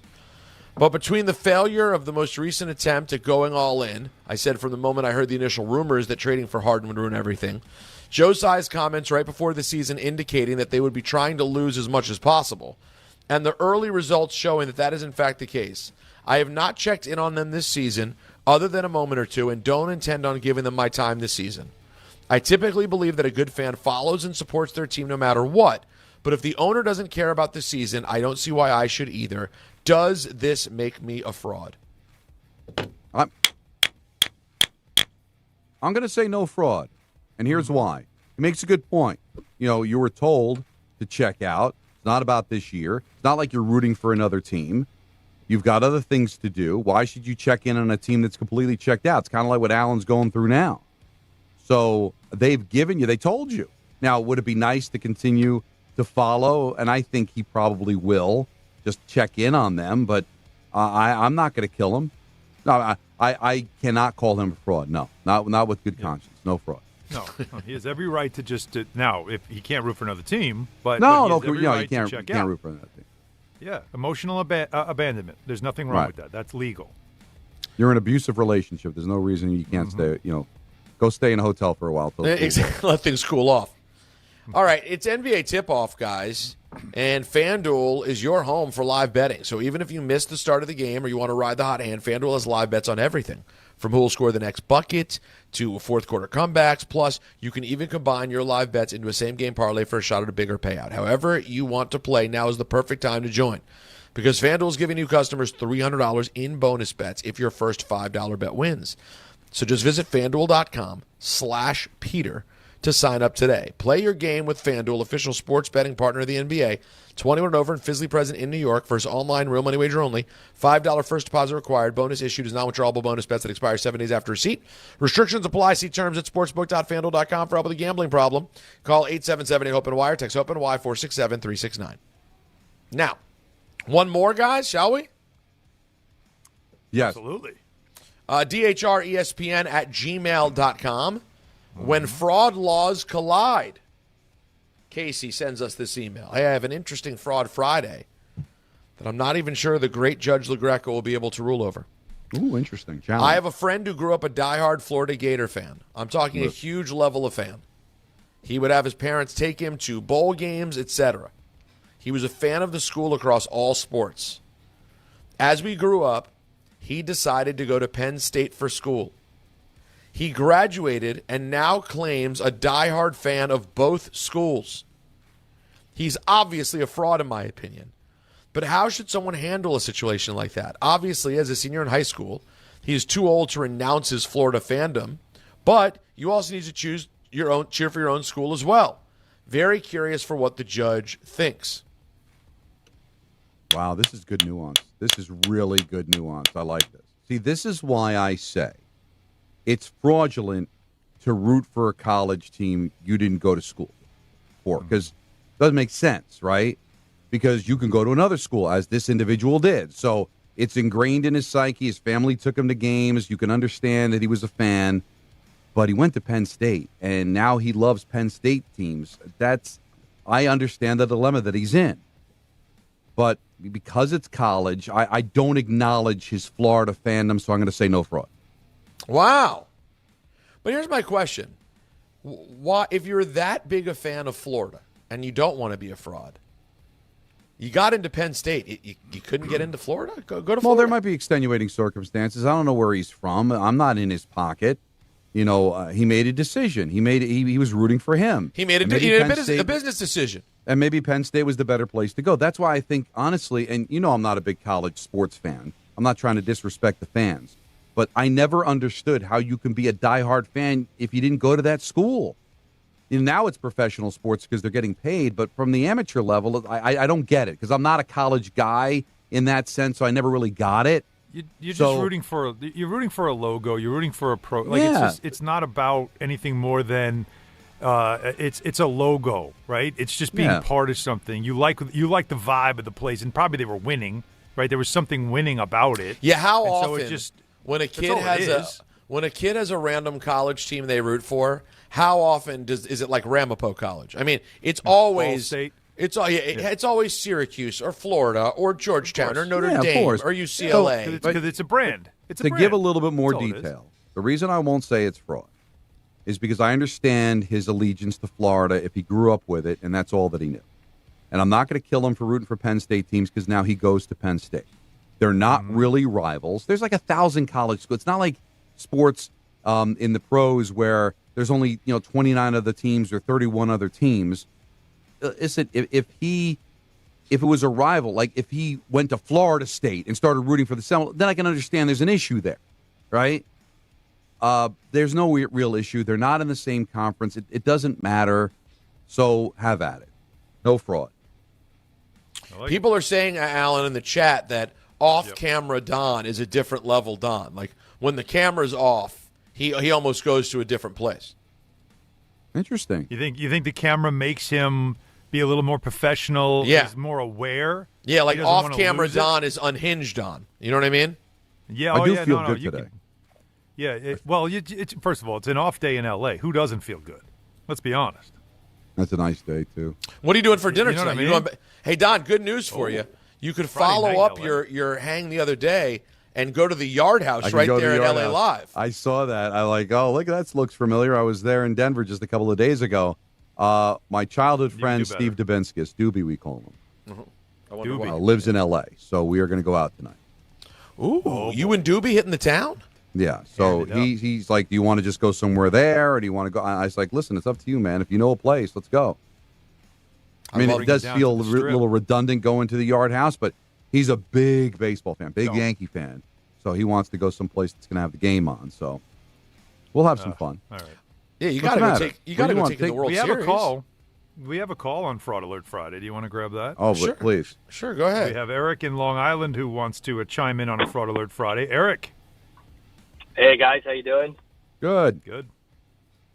Real quick before I get to the fraud thing, Don, the Bruce Springsteen speedball thing always drove me crazy, and I always thought it was just like, that's how you know you're surrounded by yes men, where no one would have told him, hey, just say fastball. Yeah. And nobody stopped him from saying it. Drove me crazy. Anyway, here's my fraud question. Okay, so I'm a Jet fan. I'm 50 years old. I have been a Jet fan my whole life. I watch every single game when I can, obviously. This year I've decided, kind of a dual purpose thing, I've decided to watch the game and root very hard for the team they are playing. So I want them, let me preface it by saying I want them to get a high draft pick this year, but I also want to see winning football. So it is, I watch the games and I root for them to lose, and I am totally engrossed in watching the other team beat them, and it's completely changed the watching for me this year. Even last week, after Mangold passed away, you weren't like just happy they won the game, found a way to win the game? I had things to do with the kids. That the Mangold one that's an aberration. That's an outside football thing. So I was happy that the Jets did something for Mangold. But Eric, you sound like a really nice guy. I am tired of watching this team lose all the time. They often lose in a very torturous way. So I said, you know what? We need a high draft pick. And I need to try and get on the other end of this torture and watch it be inflicted with joy. So all right. Well, if you're getting that much pleasure from seeing them lose, you got to tap out, Eric. I mean, it's a really destructive relationship for you. I understand what you've been through. I get it, but it's hard not to call it fraudulent because you're out. It sounds like you're out. You can make the excuses all you want. I want a better draft pick, but you to have that kind of joy and just seem to destroy. You now hate the team. You hate the team, so you're out. And you're not even watching all the games anyway. So you're out. You're out. Just do yourself the favor. What are you hanging on to? You see? You're done. So forget fraud. Don't be a fraud. Just get out. You've got family. Tap out, brother. Sad. Look at off-camera Don doing what he does, though. I'm doing it, man. Maybe they could put an egg up there or something. I want to represent the TV, man, but this feels good. 1-800-919-3776. Take a few more phone calls. We got some Giants to get into at the top of the hour. Our picks at 5:45. ENN at 6. Don, Hahn, and Rosenberg. Oh, yeah. And also, Don, while we're at it, I just want to say Fraud Alert Friday was driven by Ramsey Mazda. It's the experience of driving a new Mazda and buying a new Mazda from Ramsey Mazda. Choose wisely. Choose Ramsey Mazda. As Don said, your calls and so much more. Football Friday. Happy Halloween. We'll be right back. This October, the only thing scarier than missing the game is missing out on a brand new Kia. At Kia City of the Bronx, 3505 Connor Street is where the ghosts of old rides get traded in and new legends are born. They've got a monster lineup of new Kias that'll take you from tailgates to haunted houses in style. Visit KiaCity.com or call 646-917-7955. Don't get spooked, get moving. Kia City of the Bronx, where Halloween meets horsepower. Score a win this game day with Amazon Pickup, the MVP of package pickup. Need that new football jersey for the big matchup? With Amazon Pickup, you can collect your order from secure Amazon lockers or counters near you on your schedule. Whether you're running from work or home or straight to the tailgate, Amazon Pickup makes it easy and worry-free at no extra cost. Don't miss kickoff. Grab your gear and your packages when it works for you. Find your nearest Amazon Pickup location at amazon.com/pickupmvp. That's amazon.com/pickupmvp. Hey, I'm Mike Slater. My dad passed away at the age of 63. It's out of nowhere. Had a stroke. Super hard, obviously, for the whole family, but my dad had life insurance. This is why I have life insurance for my family, for my wife and 4 kids. And the best place to get life insurance is ethos.com because you can do it in 10 minutes. And there's no medical exam and no blood test, just a few health questions. Get life insurance in 10 minutes so your family is protected. Ethos, ETHOS, ethos.com/play. Hey, it's Desmond Howard. You want to win the weekend? It all starts with the tailgate. And for me, that means Kingsford Charcoal. They've been bringing the flavor, the smoke, and the heat since 1920. No wonder they're still the gold standard of grilling. So fire it up, feed your crew, and let the smoke do the talking. Kingsford, the king of the tailgate. Get it today at the Home Depot. How doers get more done. Fight fans, Bud Light and ESPN New York are sending you to UFC at Madison Square Garden. Tap the Bud Light tile on the ESPN New York app and enter for your chance to win a pair of tickets in the ESPN suite. Catching the action alongside me, Peter Rosenberg. Through November 7th, listen and enter through the Bud Light tile to score your shot at the ultimate fight night. Bud Light is the official beer of UFC, so make your move now on the ESPN New York app. Must be 21 and over, no purchase necessary, void where prohibited. Rules on the ESPN New York app. Please enjoy Bud Light responsibly. The post-career day press conference, brought to you by Progressive. Anthony, can you tell us what happened during career day? I'm a biomedical researcher. The kids just weren't impressed. How did you feel when your son called in the backup? Embarrassed, and I knew it would be a fireman. It's always a fireman. It's cliche, but a crowd favorite. He had an axe and everything. I can't compete with that. And will the fireman be helping your son with his science fair project? Hope not. I'm literally a scientist. Like it or not, sometimes you need a backup. That's why there's Progressive to protect your home and auto. Progressive Casualty Insurance Company affiliates and other insurers. Not available in all states or situations. Harry Douglas here. Look, being a man doesn't mean skipping self-care. Manscaped makes it easy to feel confident, clean, and ready for anything. Whether you're at work, hitting the gym, traveling for business, or heading for a night out, the Lawnmower Trimmer gives you precision, the Beard Hedger keeps your look tight, and their grooming essentials smell incredible. Manscaped's tools are built to perform, helping you stay sharp, smooth, and feeling your best every single day. Because real confidence starts with a clean cut and the right gear. Get all the Manscaped products you need right now at your local Target. From the regular season to the Super Bowl, ESPN New York is your destination for football. We've got crazy fans. If the Giants somehow beat the Cowboys, I'm going to take a dump on your head. You can feel good because you're a damn football team. Expert analysis. Marcus Spears joins us now. ESPN NFL analyst Damian Woody. Mel Kiper Jr. The Hall of Famer Steve Young. He's kind of our resident general manager, Louis Riddick. We got Mike Tannenbaum right now. And all your fantasy and wagering needs. This is ESPN New York. We are football.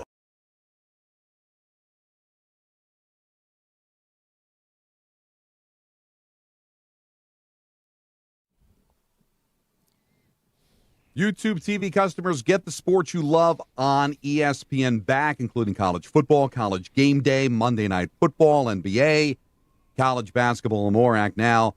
Go to keepmynetworks.com to get ESPN back. Don, Hahn, and Rosenberg with you till 7.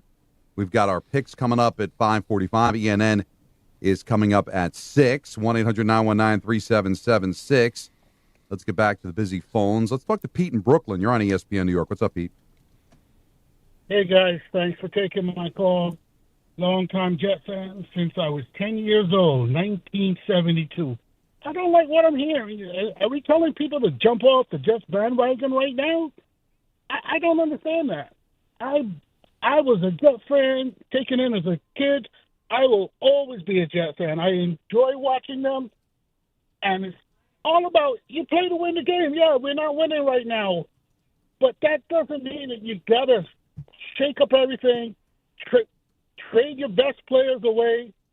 There's nothing guaranteed in this league. We had people retire on the defensive side of the ball last year. DJ Reed is gone, and we're not what we were last year defensively.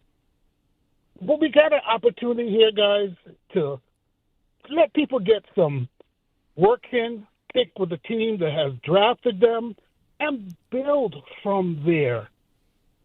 There's so much that we all want this popcorn mentality. We got to win, we got to win, we got to win. Yeah, we've been losing for a long time. But, guys, it always comes down to you play to win the game. And they are my team. I will always be watching the Jets and cheering them. Yeah, no, that's the way you're supposed to be. I agree. I told that last caller to give up because he's rooting against the Jets. He hates the Jets. He's not watching the games anymore. So just get out. But you're a guy every Sunday you root for the Jets, and I respect that. And that's the way it's supposed to be. But Pete, not everybody can be like you, man. Because win, win, win. I understand it's that mentality, but this is gonna be 15 straight years of missing the playoffs. 15 straight. They keep adding wild card teams. They've had one winning season in 15 years. I mean, they've really beat up some of these fans. So if someone want to tap out, can't get mad at them. They're not fans anymore. But they're not fans. Right. But Absolutely not everybody can be fans. like you, Pete. You're strong, and one day this team is going to win for you. That's a fair way. Now, I'm not saying I'm a fanatic, but you look at the term, why we call fans? Because it's a derivative of being a fanatic. It's your team. You signed on. You enjoyed. You wore their colors. I wear number 20 because of my last name. Listen, I hear you. I think we all respect you. It's just for some people, it's not going to be that. You know not everybody is as strong as Pete. Like I went through this exact thing with my team, and I was going on vacations, Don, and honeymoons and living life and doing all the things at that stage of my life and never missing a game. And I knew other people who weren't like that about the Redskins at the time. And I said to them, I was like, you should just be out. Like, I'm not going to blame you. They're not doing anything to keep you around. And guess what? If they pull it together again, I'll welcome you back. I don't expect everyone to literally have their life become hell. And the requisite is you have to just suffer and be obsessed. No, if some people want to take a hiatus, listen, you can't claim you're the world's biggest fan if you leave and come back. You can no longer say you're the number one fan. But Alan, why stay just to be miserable? Well, look, Pete is a salt-of-the-earth guy, and he probably is an incredible father because he puts up with a lot. I got to be honest. When he used the phrase, this popcorn mentality of win-win-win, anybody ever make popcorn that took 15 years to it's the best kind. It's really good, though. It's really amazing. It's the best. No, Alan, you got to try it. What I'm saying, like what we talk about when it comes to, like me, like I said, I'm emotionally checked out. This isn't like fair weather. Fair weather. When has it been fair weather? At times you just, like Pete watches the Jets like he would watch a TV show. He just watches it. He doesn't get caught up in wins and losses. He just watches the story. And it's just kind of each year they lose, but it's always a different story because there's something dramatic about the way Jets lose. Like it's always something. They just don't lose boring. They lose dramatically. So he really doesn't carry it with him. Now, when we get Danny in Centerport that calls in, that poor man wears it. Yeah. He not only wears it on his sleeve, he probably has health conditions because of the Jets. It's a lot different. So I don't think it's either way is the right way. You fan the way you fan. And what he's talking about sounds like somebody that really does, like when the game's over, he'll click it, he'll get up, and it's like, all right, I got to take the garbage out. Like other people are tearing their house apart. So it's a different way to fan. There is a price. I don't understand, calling it fair weather. When you haven't made the playoffs and you've had losing records for 15 years and you've gone through a million coaches, and you've stuck through all that, there's nothing fair weather about that. But just know this, because you had Eric, who hates his team, roots against his team, will not watch if there's something else to do. That's how he copes. That's how he copes. But I will tell you, and then there's all that Pete. Is copium. Then that's Pete. There's Pete, who watches every game, roots for his team. I will tell you this. When the Jets eventually do win, Pete will enjoy it more than Eric does. Mm-hmm. That's the trade-off. That's like if you're going to tap out, you're free. No. Wholeheartedly disagree. Pete will feel it more because he lived with it every single day. If you're going to go out and self-soothe and walk away and hate on your team, well, then it kind of a little bit, not all the way, but just a little bit, devalues the championship when it eventually comes. Disagree. The guy that was there the whole time. How can I be wrong? Man. Pete, how can I be wrong? The guy that's all in is going to feel it better. I'm shocked, Alan, that you don't feel this. I can answer if you let. Go ahead, try. Go ahead. How can I be wrong? Here's how you're wrong. Because the guy that is so psychotic about his team, that he's actually rooting against his team because he wants the number one pick, will laugh like a madman when they finally win and say to himself, "This is awesome." There was a time I rooted for them to lose. Yeah, I was doing that because that's how much you care about it. That you like he's psychotically involved. But you know what happens? Like clicks up, they'll win and he'll go, "Oh, that was a good episode," and then moving on. But what happens, Alan? It's what totally happens, different. Alan? By him hating the team, he's also not watching all the time. Like he'll go and he decide I got something better to do. I'm not going to watch. That's the product of hating the team. Pete's there every day, so it will be better for him. Don. It'll be better for him. Affected by it. Did you hear his voice? He sounds like a really sweet I'm just man. I am just telling you. I am entitled to my opinion. My feeling is the guys that are all in are going to feel more happy and more satisfied with the championship than a guy that decides, you know what, I can walk away, I can air my frustration, I can give up on the team, I can go do something else, and not be as invested is not going to feel the full investment once it happens. Listen, as a guy who's been there on the misery side, and now, at least for last year, I got to be like, as Don LaGreca would say, I'm rooting for a damn football team. The elation was absolutely immeasurable. I don't know how it would feel for the people who sort of walked away, but for someone who's been there, it was special. All right, I got a little Giants to do. Don, Hahn, and Rosenberg. I got some business for you, though. Oh. Go ahead.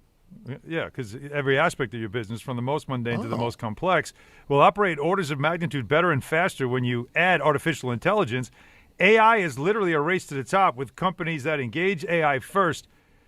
will win. Will that be you, or will it be your competitors? Thrive Managed AI is your advantage over all your competitors. Founded by tech powerhouses, Thrive partners with you on smart and secure AI strategies for your business. Then they deploy and manage it for you. Imagine AI solutions working across every part of your business, automating support, powering chatbots, analyzing competitors, even managing billing, collections, and orders. Now, that's just a taste of what Thrive Managed AI can help you achieve. It makes your talented team even better by letting them focus on what they do best. The race to the top will be won by those who engage Thrive Managed AI first. That needs to be you. Go to thrivenextgen.com/ESPN and get started with a complimentary strategy consultation. That's thrivenextgen.com/ESPN. thrivenextgen.com/ESPN. Don Hahn and Rosenberg. ESPN, WHSQ, and WCBS-FM HD2, New York. A Good Karma Brands radio station. Now let's take a look at the traffic with Brandy Scott. Thanks, guys. It's all tricks and no treats heading over to the outbound George. All of your approaches are jammed. Deegan southbound, a bumper-to-bumper ride from the Mosholu on down. Northbound West Side Highway, your best bet, and you're solid there from the 79th Street Boat Basin. Cross Bronx westbound, just slammed from the Bruckner on through. Inbound George, about 5 to 10 for the upper deck. Outbound Lincoln, Orange, 20 to 30. Outbound Helena, 45-minute ride. Not moving much on the belt eastbound in Brooklyn. Right before Ocean Parkway, a crash in the right lane. Some heavy delays go back into Bay Ridge. Long line of brake lights on the LIE eastbound getting through Queens. Solid between the BQE and the Cross Islands. This report is sponsored by Mothers Against Drunk Driving. For victims of drunk and drug driving, your grief is unique, but you're not alone. You always have a place at MAD. Visit MAD.org. I'm Brandy Scott on 880 ESPN New York. Shop new fall offers at Bay Ridge Mazda. Lease a 2025 Mazda CX-30S for as low as $199 per month or finance for 2.9% APR for 36 months. Or the 2025 Mazda CX-5S for as low as $229 per month or finance for 2.9% APR for 36 months. Plus, enjoy 1 year of complimentary Bay Ridge Plus benefits like ding and dent coverage, key replacement, windshield protection, and roadside assistance. Visit them in Brooklyn or online at BayRidgeMazda.com. Bay Ridge Mazda, where confidence comes standard. See dealer for details. To help those who want to be helped, but may not be able to afford it. That's what PGA Tour winner Grayson Murray had envisioned for a foundation before he sadly took his own life at just 30 years old. His parents channeled their grief into creating the Grayson Murray Foundation, carrying out his vision to help those struggling with mental health and addiction. To donate and learn more, visit GraysonMurrayFoundation.com. Ballybet Sportsbook. Yo, Ballybet stacked for football season. When it comes to sportsbook apps, it's undefeated. Ballybet. Check out that brand new parlay zone. Here's the kickoff. Build your bets and place them right on your phone. What? Live bets, daily boosts, and promos. Increase your odds so you can win more dough. Touchdown! Ballybet's the play. Make game day more fun and download it today. Must be 21 plus, New York only. Gambling problem? Call 1-877-8-HOPE-NY. Ballybet Sportsbook and Casino. Download it. We all hear the radio ads about the IRS. They tell you to be afraid, to be scared, and they try to frighten you into calling. I'm not here to do that. Tax Relief Advocates is different. TRA is here to tell you that if you owe money to the IRS, whether it's $5,000, $50,000, or $500,000, we have a solution. It doesn't matter if you're sitting in your car, at work, or with your kids. No matter where you are, call now. 800-575-6759. Don't lose hope. TRA can eliminate or reduce what you owe to the IRS. Generous programs are now available that can give you a fresh start. Our passion is taxes and helping individuals fix their IRS problems. We have over 1,000 5-star reviews on Google and an A+ with the Better Business Bureau. You don't need to be afraid of the IRS any longer. End your tax nightmare today by visiting us online at TRA.com or call 800-575-6759. That's 800-575-6759. Tax Relief Advocates. Real solutions for real people.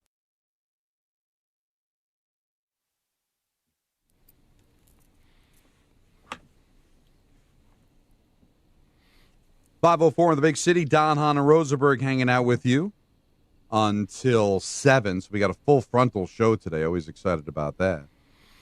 Game Time is brought to you by Tullamore Irish Whiskey, because when it's game time, guys. It's Tully time. It's Tully time. Right, we've got the Islanders and the Capitals tonight. We've got the Knicks in Chicago to take on the Bulls. And we've got a Game 6 of the World Series. Trying to force a Game 7 will be the Dodgers into Toronto tonight. So that should make for a very interesting possibility here in L.A. If I'm going to be here on Saturday and the Dodgers force a Game 7 and win, could be kind of interesting, could be kind of fun. We'll see what the general interest is going to be. Tullamore Dew, the original triple distilled, triple blended, and triple cast matured Irish whiskey. Be sure to grab a Tullamore Dew. Try the new Tullamore Dew Honey during today's action. Glasses up to enjoying Tullamore Dew responsibly. So the Giants are taking on the Niners, and while you were getting hooked up, Alan, I was mentioning how depressing it is that I think for a time the best rival outside the divisions was Giants-Niners. 8 times they met in the postseason. Just some classic games, classic matchups. And there was a time in my life where Giants-Niners week, which didn't happen every year, you were talking about a primetime game. You were talking about something that you were just obsess over all week, and now it's like an afterthought. Giants all banged up. We do learn that Mac Jones is going to start for San Francisco, but it's completely different with these two teams that have kind of underachieved as of late, especially the Giants. But we've been talking a lot about Jackson Dart, and that's basically the Giants' 25 season, right, to just see what he can become.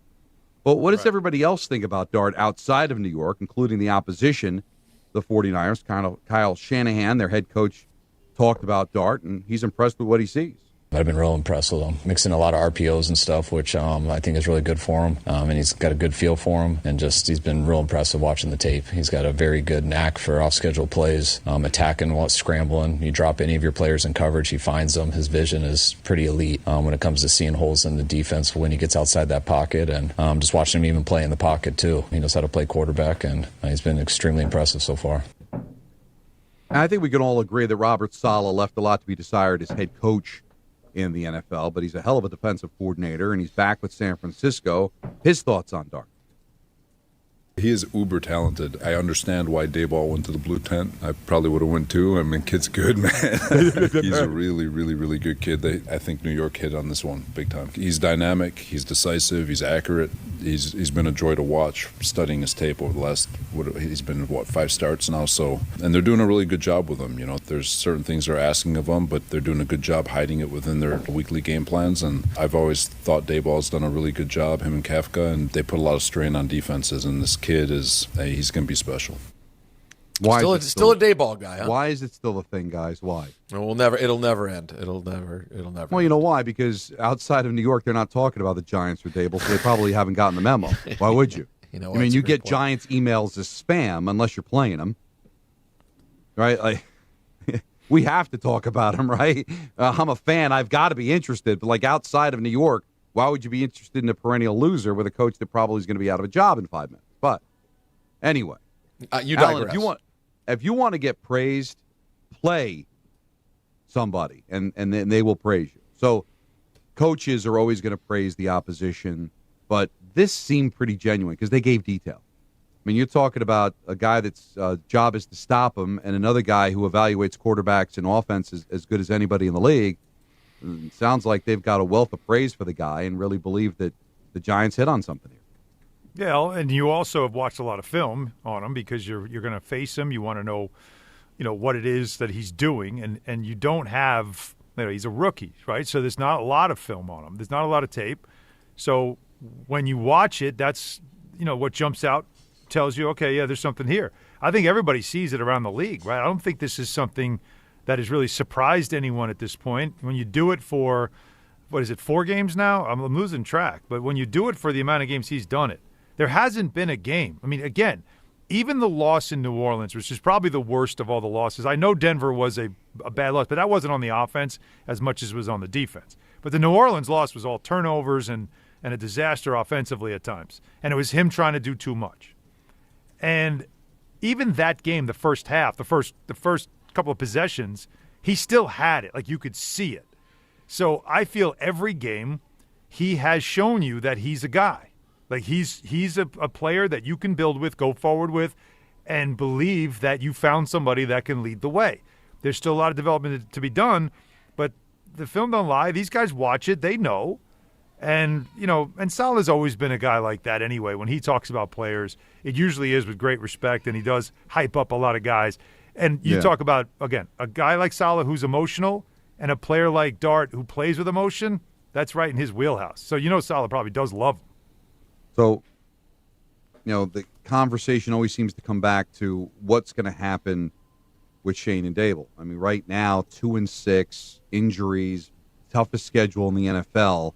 Really, how many wins can we expect now, guys, especially as you're missing all these opportunities to get wins when you had easier teams on the schedule? You caught the Cowboys at the right time, couldn't finish. You lost to the Saints. You had the Denver Broncos on the ropes, couldn't do it. So the games that you should have won, you didn't. So really, how many more games can we expect this team to win? So Jordan Raanan was on with DNR this morning. Do wins matter when it comes to Shane and Dable keeping their jobs? I do think you have to produce results. I mean, every week you go out there and you lose more games, it's going in the negative column of your resume. Like, you can't just say, well, look, we have some good players. Yeah, but you went 4-13 again. Like, how are you going to sit there and claim you have all these good players if you're going 4-13? Well, then the coaching is terrible because you're not getting anything out of the players, right? That's one of the arguments that can be made for sure. So I do think that wins matter here, and the way it looks down the stretch matters. Now, are they that far off from what kind of we thought they were? I mean, I don't know where you guys were. I picked 6 wins, and you're hoping Jackson Dart showed some optimism. That's kind of where we're at, right? What makes it disappointing is they've blown some games that they should have won. Right, so Don, we they at? have 9 games left, right? They have 9? Yes. Do you think they got to get to 6 wins, which is 4 and 5? How are they doing that? I know, but I'm saying what's it? Because what he said, you can't have another 4-win season. So they're at 2. They're at 2. Like 2 more wins out of the next 9. That's not cutting it. So does 3 get it done? Like what are we talking about here? 5 or 6? 6 wins feels like it almost feels like you got to have something along those lines to feel. If you can say, hey, we finished the season winning 4 of the last 9 games and started showing promise, but there's just the excuse of the injuries is built in for the coaching staff. It's there. But defensively, to me, has been a bigger issue than the offense. And Dable can kind of like say, oh, my hands aren't on the offense. On the defense. That's something else. We got to make a change there. I could see them making a change at defensive coordinator before they make a change at head coach. All right, but I could see that. But if you're going to tell me it's wins and losses, and I understand what Jordan's saying, the coach wants to know. I'm basing it off what Jordan said. That's why. Yeah, so basing it off of wins and losses, honestly, you could be the biggest Giant fan in the world and believe that there's still something good in there, that Dart may be able to win some games. But the schedule has a lot to say about doing that, all right? Right. You take it on a 49er team that's banged up, you get them at home, then this is a game they're going to have to win. Yes. But what's the number, Anthony? What's the spread for this game? Remind me. They're home against the Niners, a banged-up Niner team playing a 1 o'clock game. Those West Coast teams playing a 1 o'clock game. So there's a lot of advantages to the Giants in this game. Mm-hmm. They're a 2.5-point underdog. All right? Yeah. So not crazy, but they're still a dog. So that has to be, if they're going to have to win games, they have to win Sunday. Then they're going to Chicago to take on the Bears. They've lost 11 straight road games. Okay, so that's tough. Home against the Packers, at the Lions, at the Patriots, home against the Commanders, home against the Vikings. Get the candy ready. You're at the Raiders and home against the Cowboys. So looking at it, maybe 3. Say win this week. Maybe you win at the Bears. You win at the Chicago. Raiders. Yeah. Maybe 3 wins. So you're looking at a 5-win season.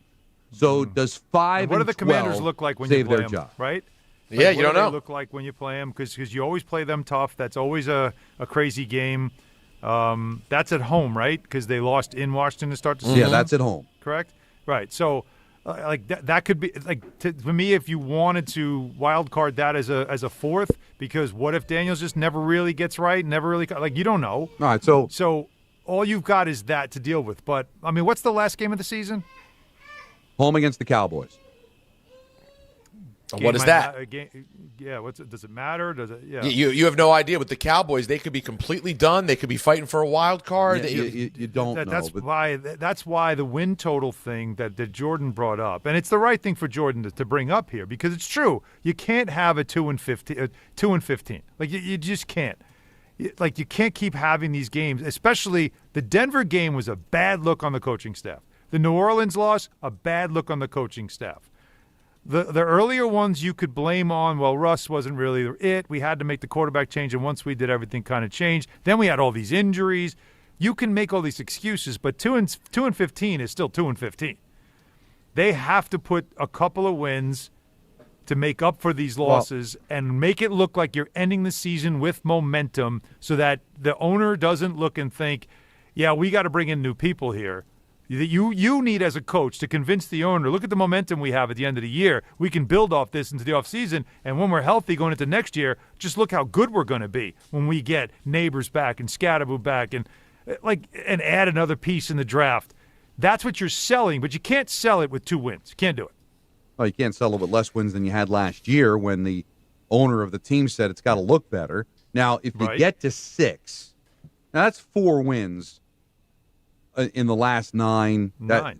4 and 5. Hard. But we did look at there could be an avenue. Maybe you beat San Francisco. Maybe you beat the Bears. Should be able to beat the Raiders. Maybe the Cowboys don't care. Maybe the Commanders are banged up at the end of the season.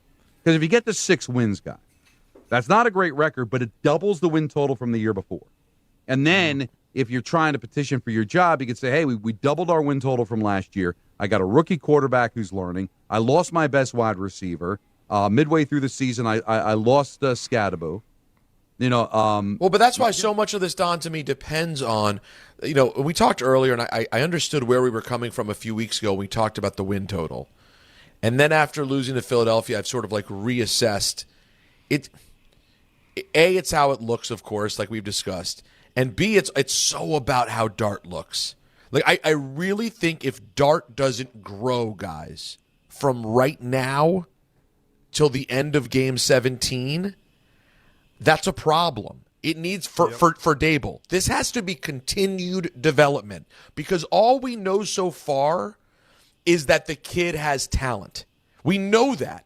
Everyone in the league knows he has talent. But, guys, if he doesn't grow from right now to the end of the year, you could be going, oh, man, do we just have another Daniel Jones? A guy who's talented, but Peter, he'll be much better with someone else?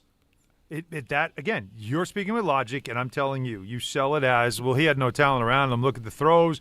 The one thing in all sports, what happens is when you have to make a case for yourself and you can't use statistics, what you start to say is, well, if you see it like I do, like you do this whole thing of my experience, look, just watch the plays. Those throws are right there. He's just not, that guy wasn't good enough to go up and high point that. A good NFL wide receiver would have caught that ball, would have made that play.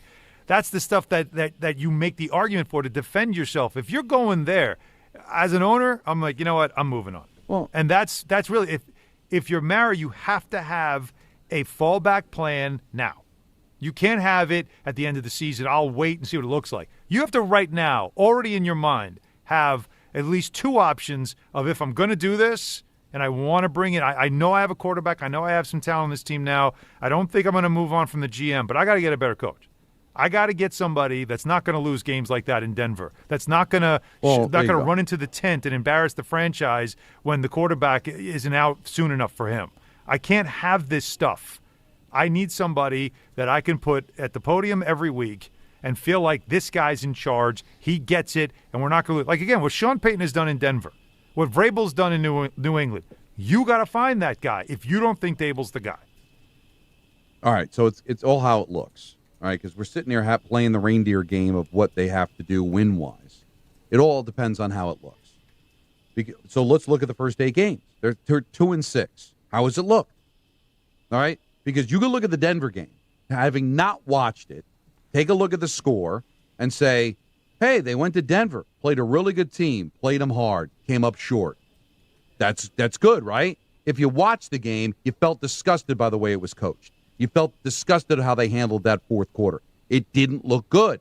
It looked good for 3 quarters, but it's about finishing the game, right? So yes, it just can't be about the result. It's got to be, let's take a look at it. So I'll ask you, we're halfway through the season. They are 2-6. Has it looked good, bad, or indifferent for this head coach? Indifferent. Peter? I would say because the losses that you have are so bad. I got it. The 10th thing is bad. There's a lot of bad in there. that you mix in with the good. Yeah, I gotta say indifferent. That's the best. That's kind of the best you can do. Yeah, see, I'm leaning towards indifferent or bad. I can't say good. No, all right, I listen, agree. they lost Neighbors. They lost Scad, but they're going to lose that game to the Eagles anyway, okay? I know it was close and all that, but you just saw Philadelphia was just a better team, okay?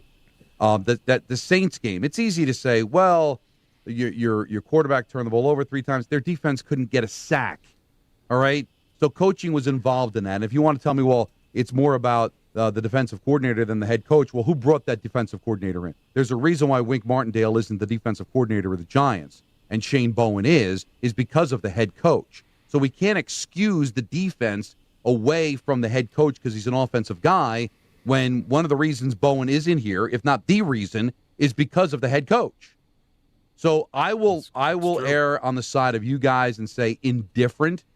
Yeah. And now we're going to look at the second half of the season, leaning towards indifferent and see if he can sway us towards, hey, it looks good for the coach and he keep his job. And I keep bringing this up, and I'm tired. I'm sure you're tired of hearing me say it, but I still think it needs to be accentuated. Extending the coach. So it's not just bringing him back, it's also extending him, which means the closer to indifferent you are, to me, you're closer to done. You're right. And the extension, I think I heard Jordan say this. The extension should line up with the quarterback when the quarterback's due. That's what you do. You don't give him, he's not going to get a 4 or 5 year extension, right? You give him, 3 years or 2 years off this, whatever it is. And you know that in that time frame, if the quarterback's good, he'll be getting an extension off his rookie deal at that point because you can't waste any time. You don't want to wait. So I think you put it there. And if the quarterback's not playing well enough to get that extension, then he's out. But that's the only way you do it so you're not stuck long term. But I keep coming back to the two things. Number one, is this the guy that can lead this team to consistent winning? But is he also the leader of men that you want in front of your team? I also think, though, the other one, that's one. And number two, who else you getting? You can't fire somebody and then go, let's just do a search. You can't do that. You've got to know who you can just bring in, and is Tomlin going to shake free? You go after him with guns blazing. Who is going to shake free that you say, that's a guy I want to bring in here? Because I think what the Giants need with a very young roster, Neighbors, Scadaboo, Dart, Abdul Carter, there's young guys on this team that are key pieces in key positions. Man, you got to have an experienced coach who can take charge and take control. You need your Tom Coughlin. And I don't know if that's available right now. No, you've got to see if there is. It's a lot it's a lot that John Mara is going to have to go through for sure. But I think you do have these 9 games to see, if things can change. It's such a tough thing, guys. It really is, to be able to just figure out how to deal with all this. It's not easy.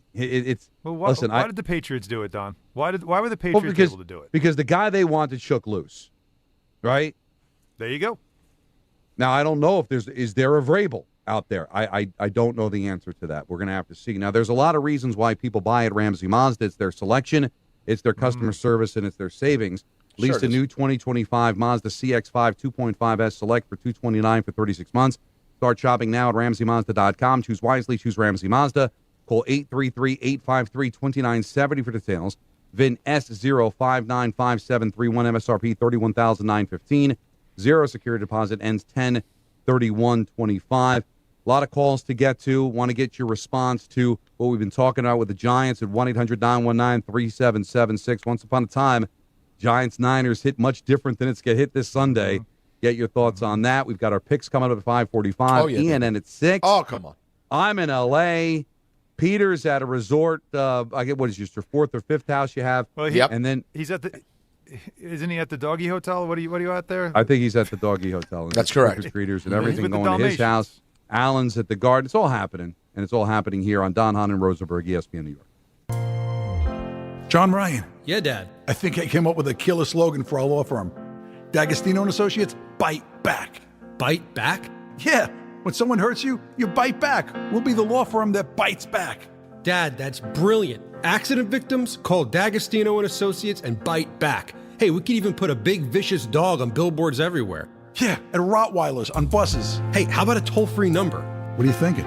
You know, like 1-800-BITE-BACK. 1-800-BITE-BACK. That's brilliant. But what if people hear fight back? Easy. I'll spell it out for them, like 1-800-BITE. Back. 1-800-BITE-BACK. That's 1-800-248-3222. Love it. Hey, Dad. Yeah. All this talk about biting back got me hungry. Me too. Want to grab lunch? Sure. Hey, how about a jingle? You mean like D'Agostino, law, bite back? It's NBA tip-off week, and FanDuel is your home for live betting. So even if you miss the start of the game or want to ride the hot hand, FanDuel has live bets on everything from who will score next to fourth quarter comebacks. Plus, you can even combine your live bets into a same-game parlay for a shot at a bigger payout. However you want to play, now's the perfect time to join, because FanDuel is giving new customers $300 in bonus bets if your first $5 bet wins. So just visit FanDuel.com/K to sign up today. Play your game with FanDuel, official sports betting partner of the NBA. 21 plus and physically present in New York. First online real money wager only. $5 first deposit required. Bonus issued as non-withdrawable bonus bets, which expire 7 days after receipt. Restrictions apply. See terms at sportsbook.fanduel.com. For help with a gambling problem, call 1-877-8-HOPE-NY or text HOPE-NY 467-369.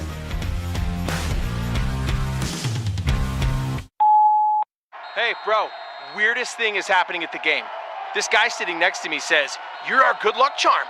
Every time I crack a Bud Light, we score a touchdown. Now his entire family wants to buy me Bud Lights. I think I'm some kind of a football prophet. Talk soon. The team needs me. Anything for Bud Light, the official beer sponsor of the NFL. Stock up today. Enjoy responsibly. Copyright 2025 Anheuser-Busch Bud Light Beer, St. Louis, Missouri. This fall, don't sit on the sideline because of pain. If you're tired of waking up stiff, fighting neck, back, or joint pain, and missing out on the things you love, it's time to take action. Call Dr. Jay Shaw at Sandwell Pain, New Jersey's top pain specialist. Dr. Shaw is the Ivy League trained, double board certified, and laser focused on one thing: getting you back in the game. Living pain-free, no surgery, no cuts, no downtime. Just precise image-guided treatments that deliver real results. Whether it's sciatica, nerve pain, migraine, or chronic joint pain, Dr. Shaw will personalize a non-surgical game plan just for you without pain medication. Same-day and next-day appointments are available with offices in Woodbridge, Livingston, and Inglewood. Most major insurances are accepted, so what are you waiting for? Don't let pain keep you out of the action this season. Visit Sandwell Pain to text, call, or book online. You'll wish you met Dr. Jay Shaw a lot sooner. Relief starts today, and victory over pain is closer than you think. And now let's take a look at the traffic with Brandy Scott. Thanks so much, guys. We're going to start off in Jersey. Garden State Parkway jammed in both directions heading into Irvington. It's a northbound crash over by exit 144. You're solid from 78 in Hillside. Southbound packed with everybody stopping to take a look. Hitting the brakes there from before 280 in East Orange. Inbound George free and clear for both the upper and lower decks. Really no easy way to the outbound side. Best of it right now. West Side Highway northbound. Some pockets of slowdowns from the 70s. Outbound Lincoln going to run you 20 to 30. Outbound Helen, a 45-minute ride. Hutch southbound not moving much in Westchester County. A crash by North Street. You're stopped there from 287. And definitely want to take it slow on the local streets with the trick-or-treaters out and about. This report is sponsored by the New York City Department of Transportation. Speeding ruins lives. Drivers, watch out for pedestrians and cyclists and slow your turns to less than 5 miles an hour. I'm Brandy Scott on 880 ESPN New York. This college football moment is brought to you by Serve Pro. College football teams have moments they recovered from and made it like it never even happened. Like on September 24, 2016, when Tulsa found themselves down 31-0 to Fresno State with 10 minutes left in the second quarter. Tulsa fought back to tie the game at 41. And then won 48-41 in double overtime. Serve Pro, like it never even happened. Get in the zone, AutoZone. Brian's headed to the basketball court, but he's sick of this check engine light. So he goes to AutoZone for the free Fix Finder service, Welcome to AutoZone. What are you working on today? where a friendly AutoZoner reads the light in just a few minutes and gives him a detailed report. No big, just a loose gas cap. And gets him to the court with a tight gas cap and tighter defense. The free Fix Finder service at AutoZone. No hassles, just help. Get in the zone, AutoZone. Restrictions apply.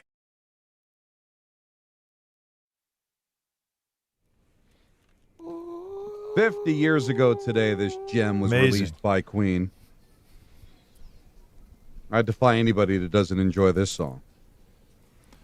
There are probably some haters out there, but It's like three Oh, songs there are in definitely one. people who hate this song. Come on, really? Oh, for sure. I think there are a lot of people who probably think it's like theatrical and cheesy. I'm sure. I love it. Well, it but is. I can see it's someone wonderful. making the case, even though I disagree.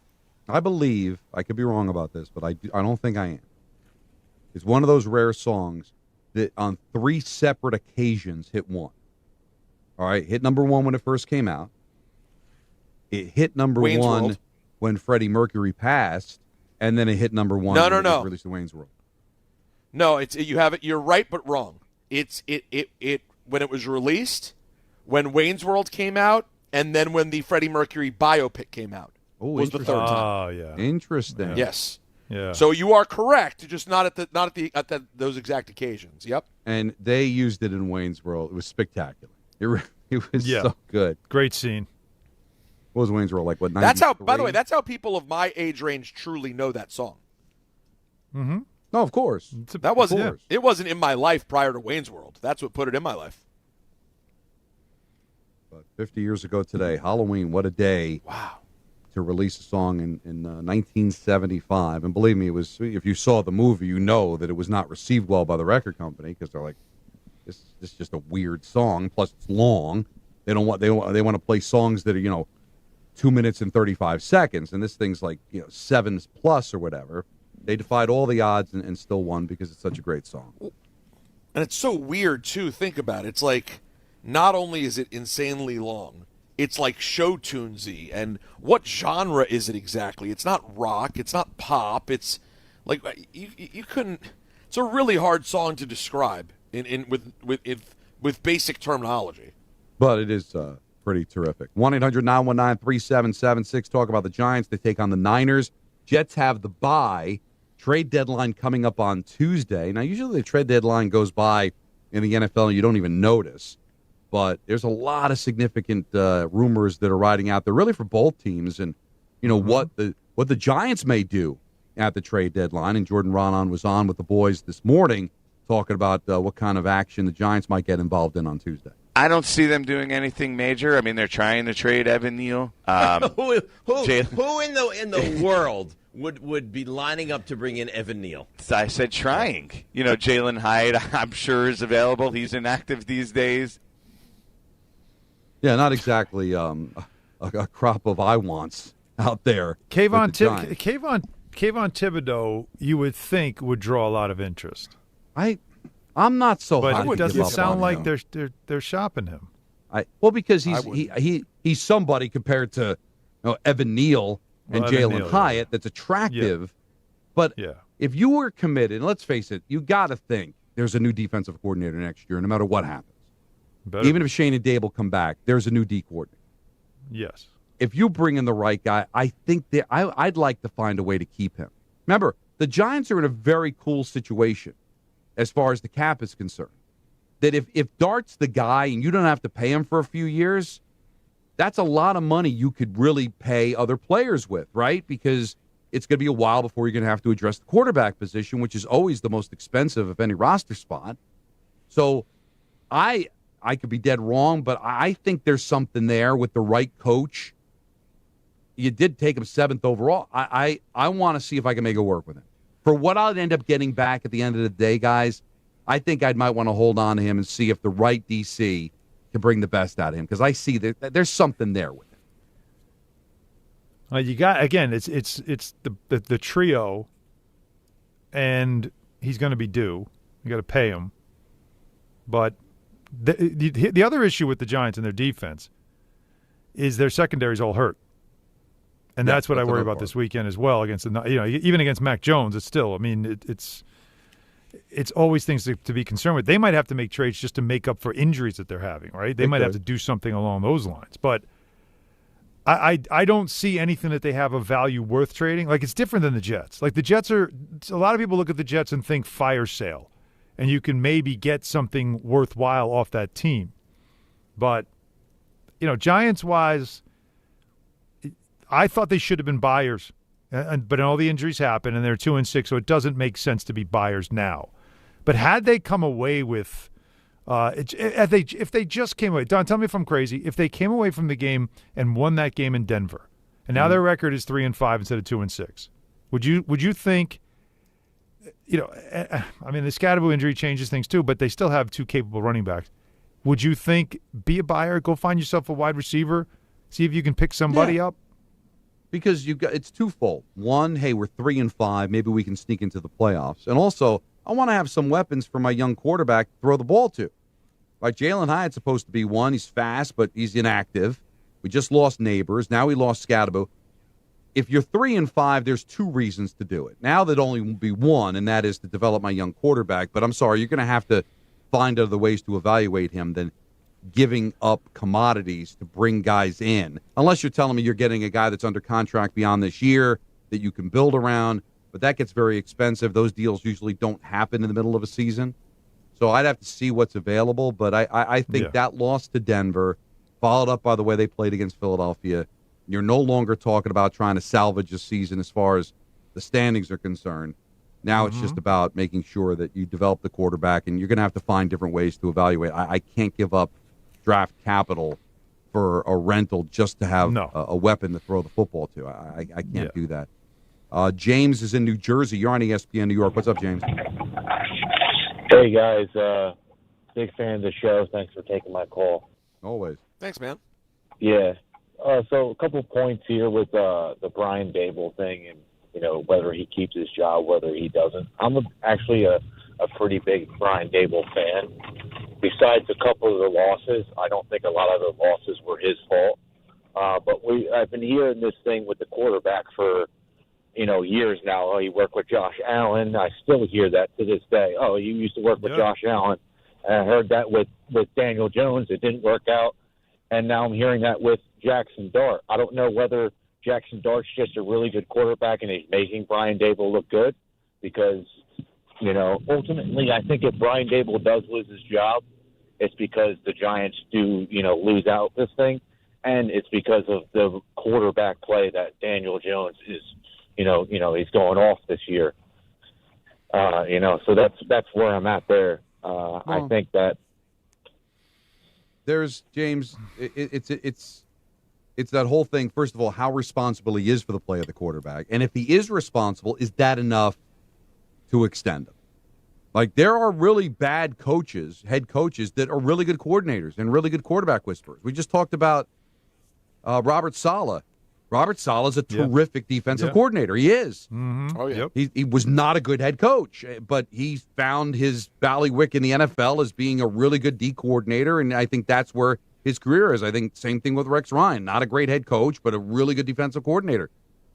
Maybe Brian Dable is just a really good OC, a really good evaluator of quarterbacks and groomer of quarterbacks, but unfortunately, that's just one of many things you got to be good at if you're going to do a decent job as a head coach in the NFL. So you got to decide exactly how important is the quarterback play to have him be the head coach of this team for what Allen was suggesting and what Jordan was suggesting in line with Dart, which could be, a 2 or 3 year contract extension on top of bringing him back next year. It's a lot. What else are you going to do? Like, honestly, what else are you going to do? I don't like the idea where the Giants are right now. I know fans just want the pound of flesh and they want to hear that he's fired because you get sick of someone's face when they're not winning. So it's, as a fan, you have to you can approach it that way, and you have every right to. You have every right to say, I want him out. But as somebody that's running a franchise, you got to think to yourself a couple of things. Right now, are we heading in the right direction? Even if it's slightly in the right direction, even if it's a slow crawl back up the hill, if you're heading that way, you hesitate to make a change to someone who has zero experience and hoping it works out. Right? You need to make sure, who do I have that I could bring in, that I already know is available or might become available, that I can make this move.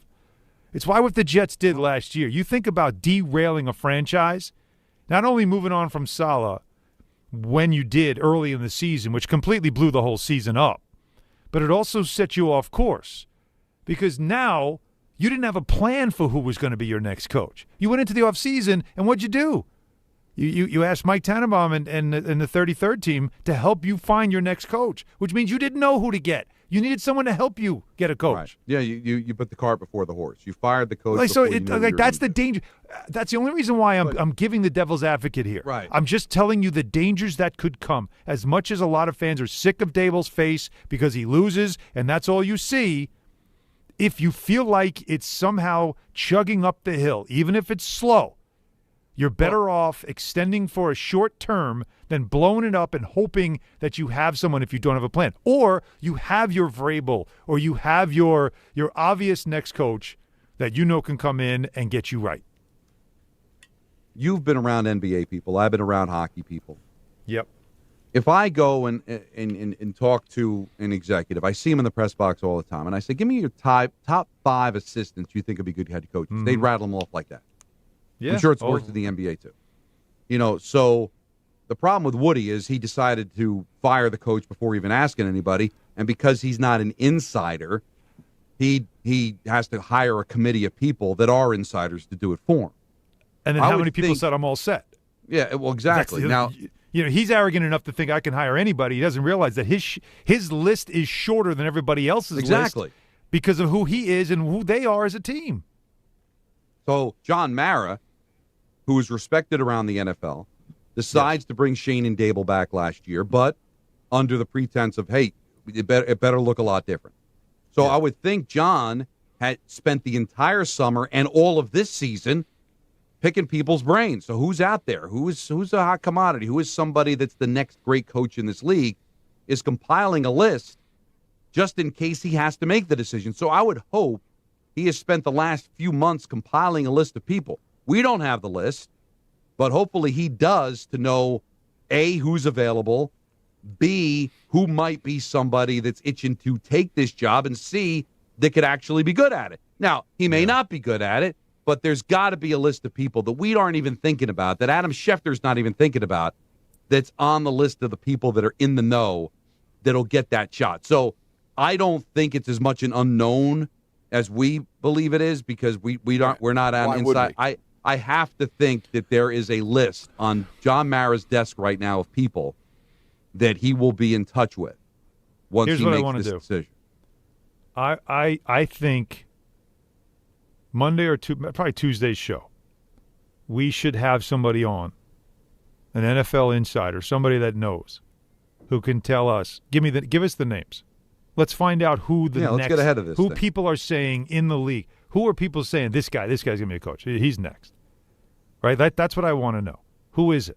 Right. Now, there may not be someone that can do that because the people that might talk to John Mara don't go public with this, right? But that doesn't mean that they aren't out there. Like if I go to the Devil Kings game and I run into some executive that I've known for years and say, who do you think the next week? He might give me 2 or 3 people. If I ask him to come on, he won't say anything. Well, I'm not talking. Yeah, you can't get somebody that's in the job. But these guys know. They all. I would Dan Graziano knows. I would think that they know. There's got to be because they talk to people though. They do exactly what you did. You just said there could be 7, 8 jobs available during the offseason. That's what, one of those coaches is going to work. Maybe not to win a championship, but one of them is going to work. So somebody is going to be hired this offseason that is going to be a good coach in the NFL. Yeah. The Giants have to make sure if they make the change that coach is the one they hire. Exactly. And when you're the New York Giants and you're John Mara, and there's no cap, Peter, for how much you could pay for a coach, the Giants can't lose that face-off.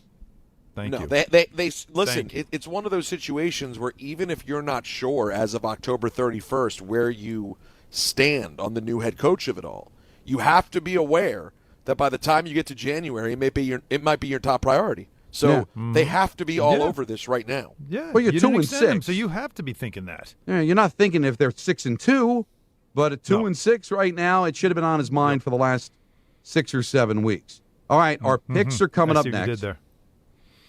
I didn't even notice I did it. That's how out of the loop I am. Isn't that crazy? Yeah, I did do it. Peter, I did it, and I didn't even know I did it. See, God, I'm an old man. Never been prouder. We'll have you should be proud of it. We have what I'm just going to assume is a gorgeously curated Halloween edition of ENN at 6. Oh, you kidding me? Like you dream about. And we've got full frontal because with Knicks pre at 7:30, that means we're taking it right up till 7 and Dan Grasso, all here on ESPN New York. Make cancer screening a part of your annual healthcare routine. New York Presbyterian offers a full range of cancer screenings, including lung, cervical, prostate, colorectal, breast, and more.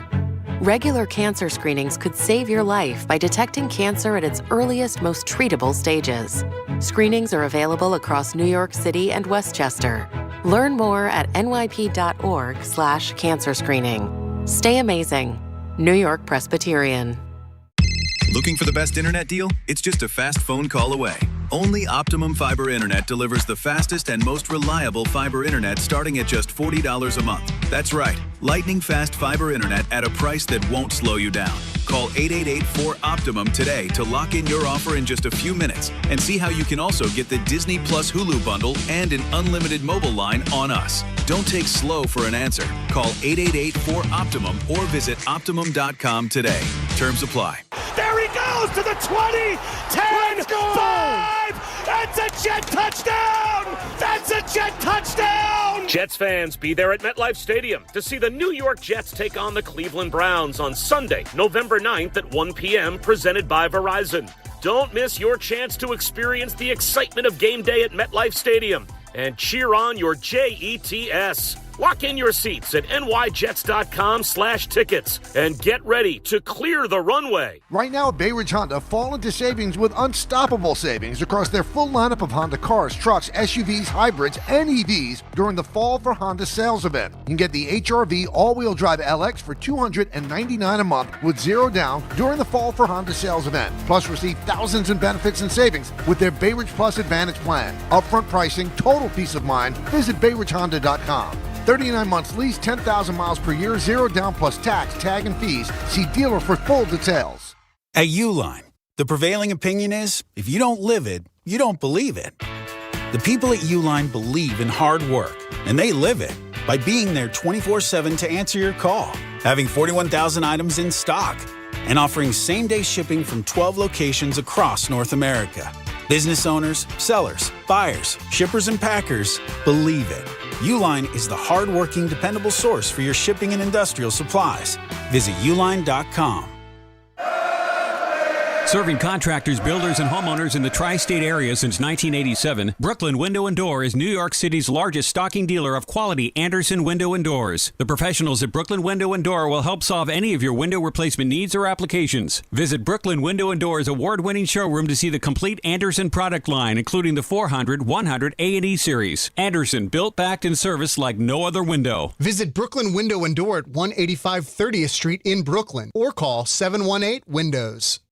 This October, the only thing scarier than missing the game is missing out on a brand new Kia. At Kia City of the Bronx, 3505 Connor Street is where the ghosts of old rides get traded in and new legends are born. They've got a monster lineup of new Kias that'll take you from tailgates to haunted houses in style. Visit KiaCity.com or call 646-917-7955. Don't get spooked, get moving. Kia City of the Bronx, where Halloween meets horsepower.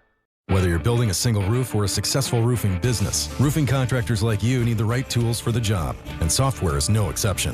Service Titan is on a mission to be the most powerful software platform for the trades, with purpose-built technology proven to maximize revenue, streamline operations, and deliver 5-star customer experiences. We are taking roofing companies like yours to the next level and beyond. Service Titan. We are built for this. See what we can do for roofers at servicetitan.com. A Progressive Home and Auto Bundle can protect you round the clock, but we can't protect you from those painful moments in sports.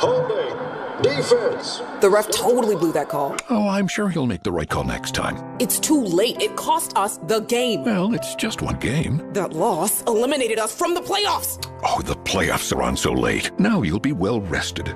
Okay, I need you to stop talking now. Well, at least your home and auto are protected with a bundle from Progressive. Progressive Casualty Insurance Company affiliates and other insurers. Not available in all states or situations. In the city that never sleeps and never stops talking sports, ESPN New York is always on.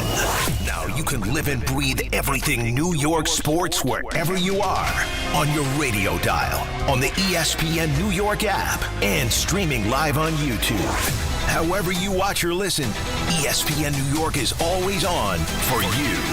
Hear us, stream us, watch us. This is ESPN New York. What's the game called? Football. These are the Don, Hahn, and Rosenberg Pro Picks. That's football! There is football. Picks haven't been great this year. Getting better, at least for me. I'm 11-13, but I got 20 points. I'm in first place. Allen is 9-15. He's in second place with 18 points, and Peter is 7-17 with 15 points. So I get to go first, guys, since I am in first place as we enter week 9. Hard to believe we do it all the time. Can't believe it's week 9. My 1-point play, I think the Packers are turning the corner. I do. And I think they're going to be the team that everybody thought they were going to be at the beginning of the season. And the Panthers are probably going to slide away from being contenders. But 13.5, that's a pretty Zoftic number. Carolina is 12-4 against the spread in their last 16 games as an underdog. So I think the Panthers will hang. Packers will win the game. They'll probably win the game handily, but 13.5 is a little too juicy for my blood. I'm going to go with the Panthers getting 13.5 as my 1-point play. God, Cincinnati stinks. They are just bad. We don't even know who's going to start a quarterback now. Flacco may not be able to go. And the Bears, they're a 2.5-point favorite on the road in Cincinnati. I like that number. I think Chicago's going to win the game outright, so I believe they're going to cover the 2.5. Enough confidence that I've got it as my 2-point play. My 3-point play, even though this team's burned me this year. And it's burned Peter, too, if I'm not mistaken. I'm going to go with the L.A. Chargers. They're a 9.5-point favorite on the road in Tennessee, but Tennessee, they're done, right? They're 1-6 against the spread in their last 7 games. It's under 10. The Chargers should be able to take care of business against one of the worst teams in football under a 10-point favorite. So that's my 3-point play. The Chargers to cover the 9.5 in Tennessee against the Titans. So I've got the Panthers getting 13.5 as my 1-point play. The Bears is a 2.5-point favorite on the road against Cincinnati is my 2-point play. And I love the Chargers in Tennessee as my 3-point play to cover the 9.5. 1, 2, 3-point play. Okay. All right. I like it. You said it with your chest, too. You were very confident. That's it, You move into first place, and now you feel like you're rolling now. So there's your momentum going into week 9. I love it. All right. I am going to now see if I can recover from what was a just devastating 0-3 week. The first one I've had all year. It was tough. And then some of them were just painful losses. But I'm going to start believing in some teams. And the first team I'm believing in is the Denver Broncos. They are at Houston. Now, Houston has won some games this year, but you know what they do? They get teams when they're down, when they're banged up, when they're injured or they're going through stuff. Like that's been their thing. Now, Denver is down. They don't have Patrick Surtain. He's going to probably be out of this game.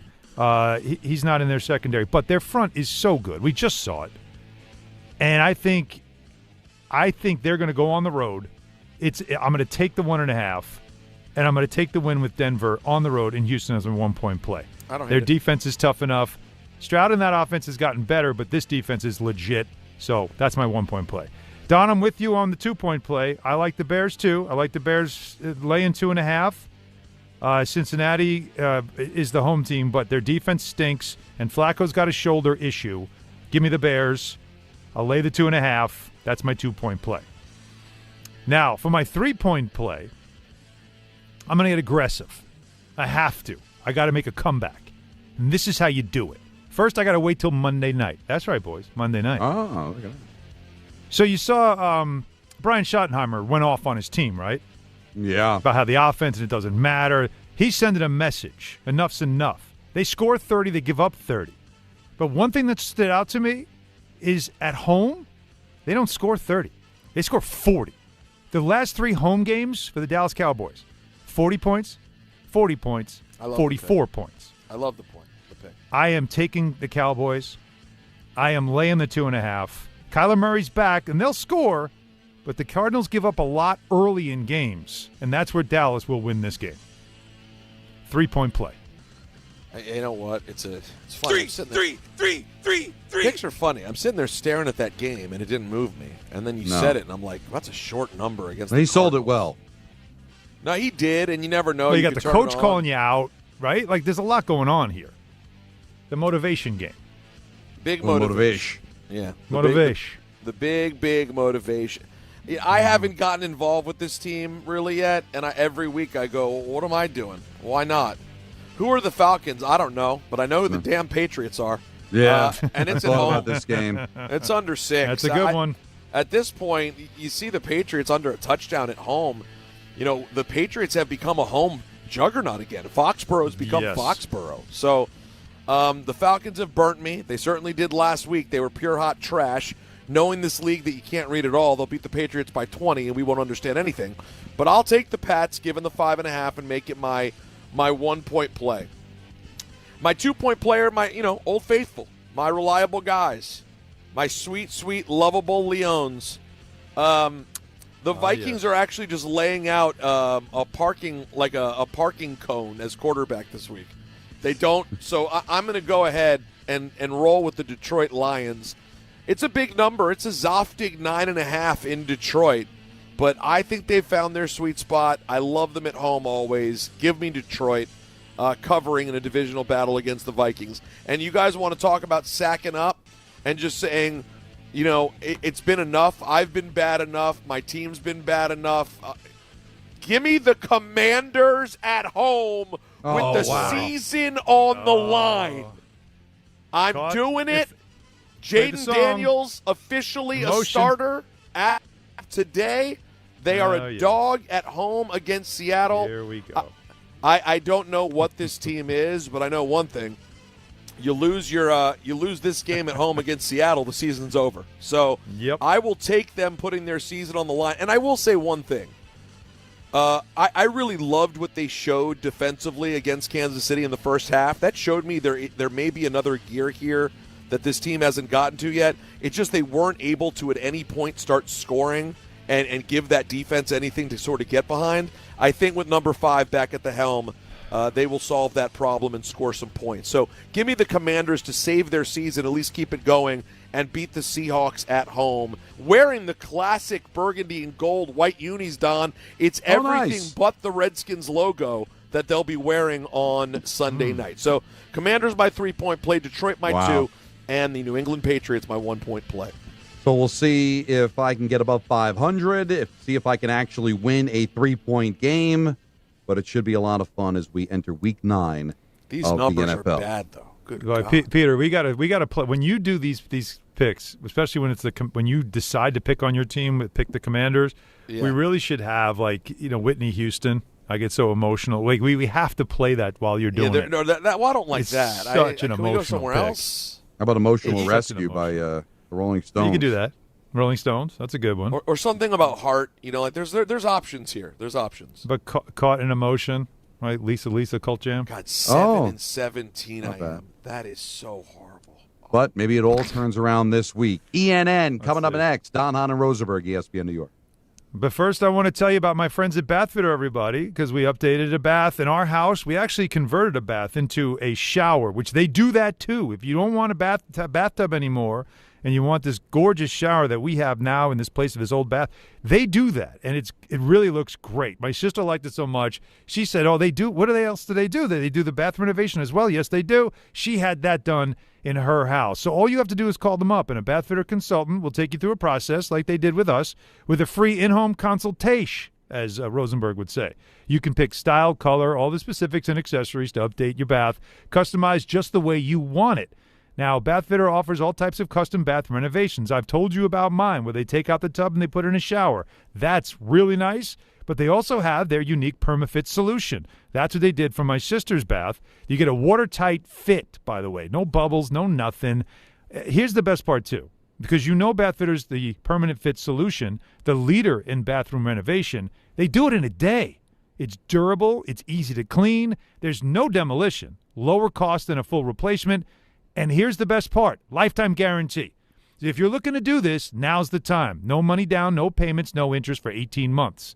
That's no interest until April of 2027. This is the time to get it done. Get it done before the holidays so people come in and say, oh, you updated your bath. It looks gorgeous. It must have been a mess. And you say, no, it took one day, and Bath Fitter did it for me. You can trust the Bath Fitter team like we did. Start designing your bath today at bathfitter.com. There's only one Bath Fitter.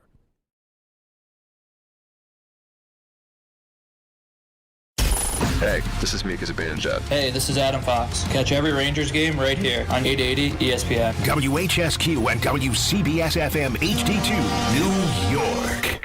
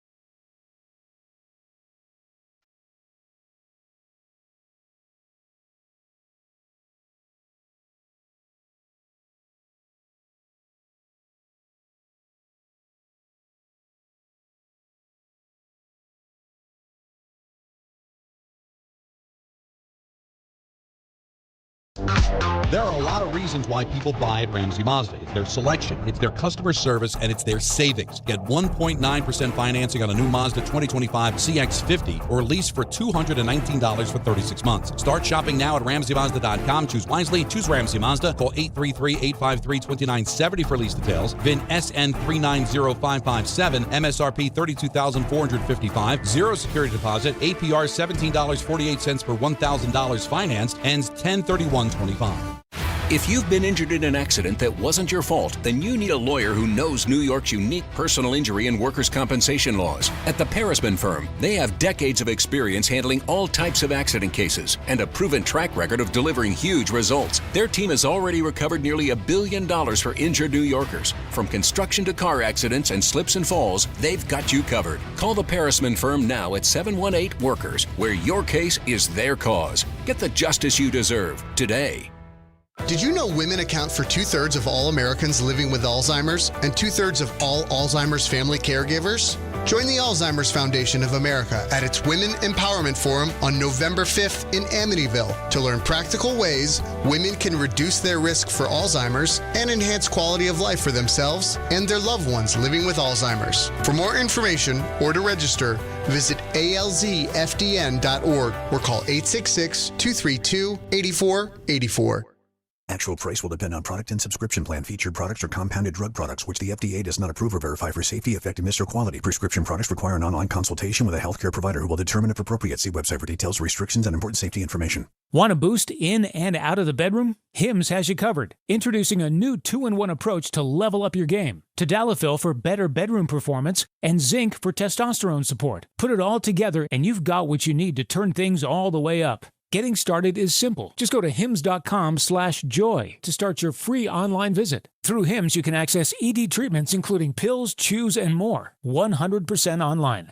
No office visits, no pharmacy lines. Just fill out a simple intake form and a licensed medical provider will determine if treatment's right for you. If prescribed, it ships free and discreetly to your door. Find affordable treatment options at up to 95% less than brand names at hims.com/joy. That's hims.com/joy, HIMS.com/JOY. This is an ENN special report. Now reporting. The very handsome Jewish man, Peter Rosenberg. We should talk some sports. Do what you want. It's ENN.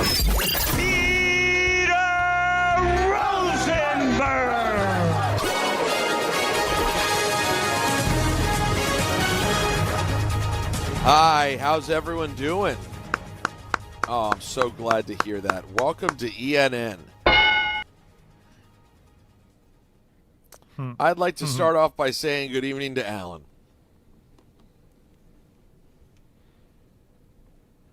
Wow.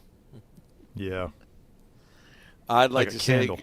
good evening to Don. The Rod. I'd like to syllables. say good evening to to Don. Peter, I did it, and I didn't even know I did it. And good evening to myself. Kid Saki! Yeah. Clean day for me. You know, I didn't know when Don said that he did it, I didn't even know what he was talking about.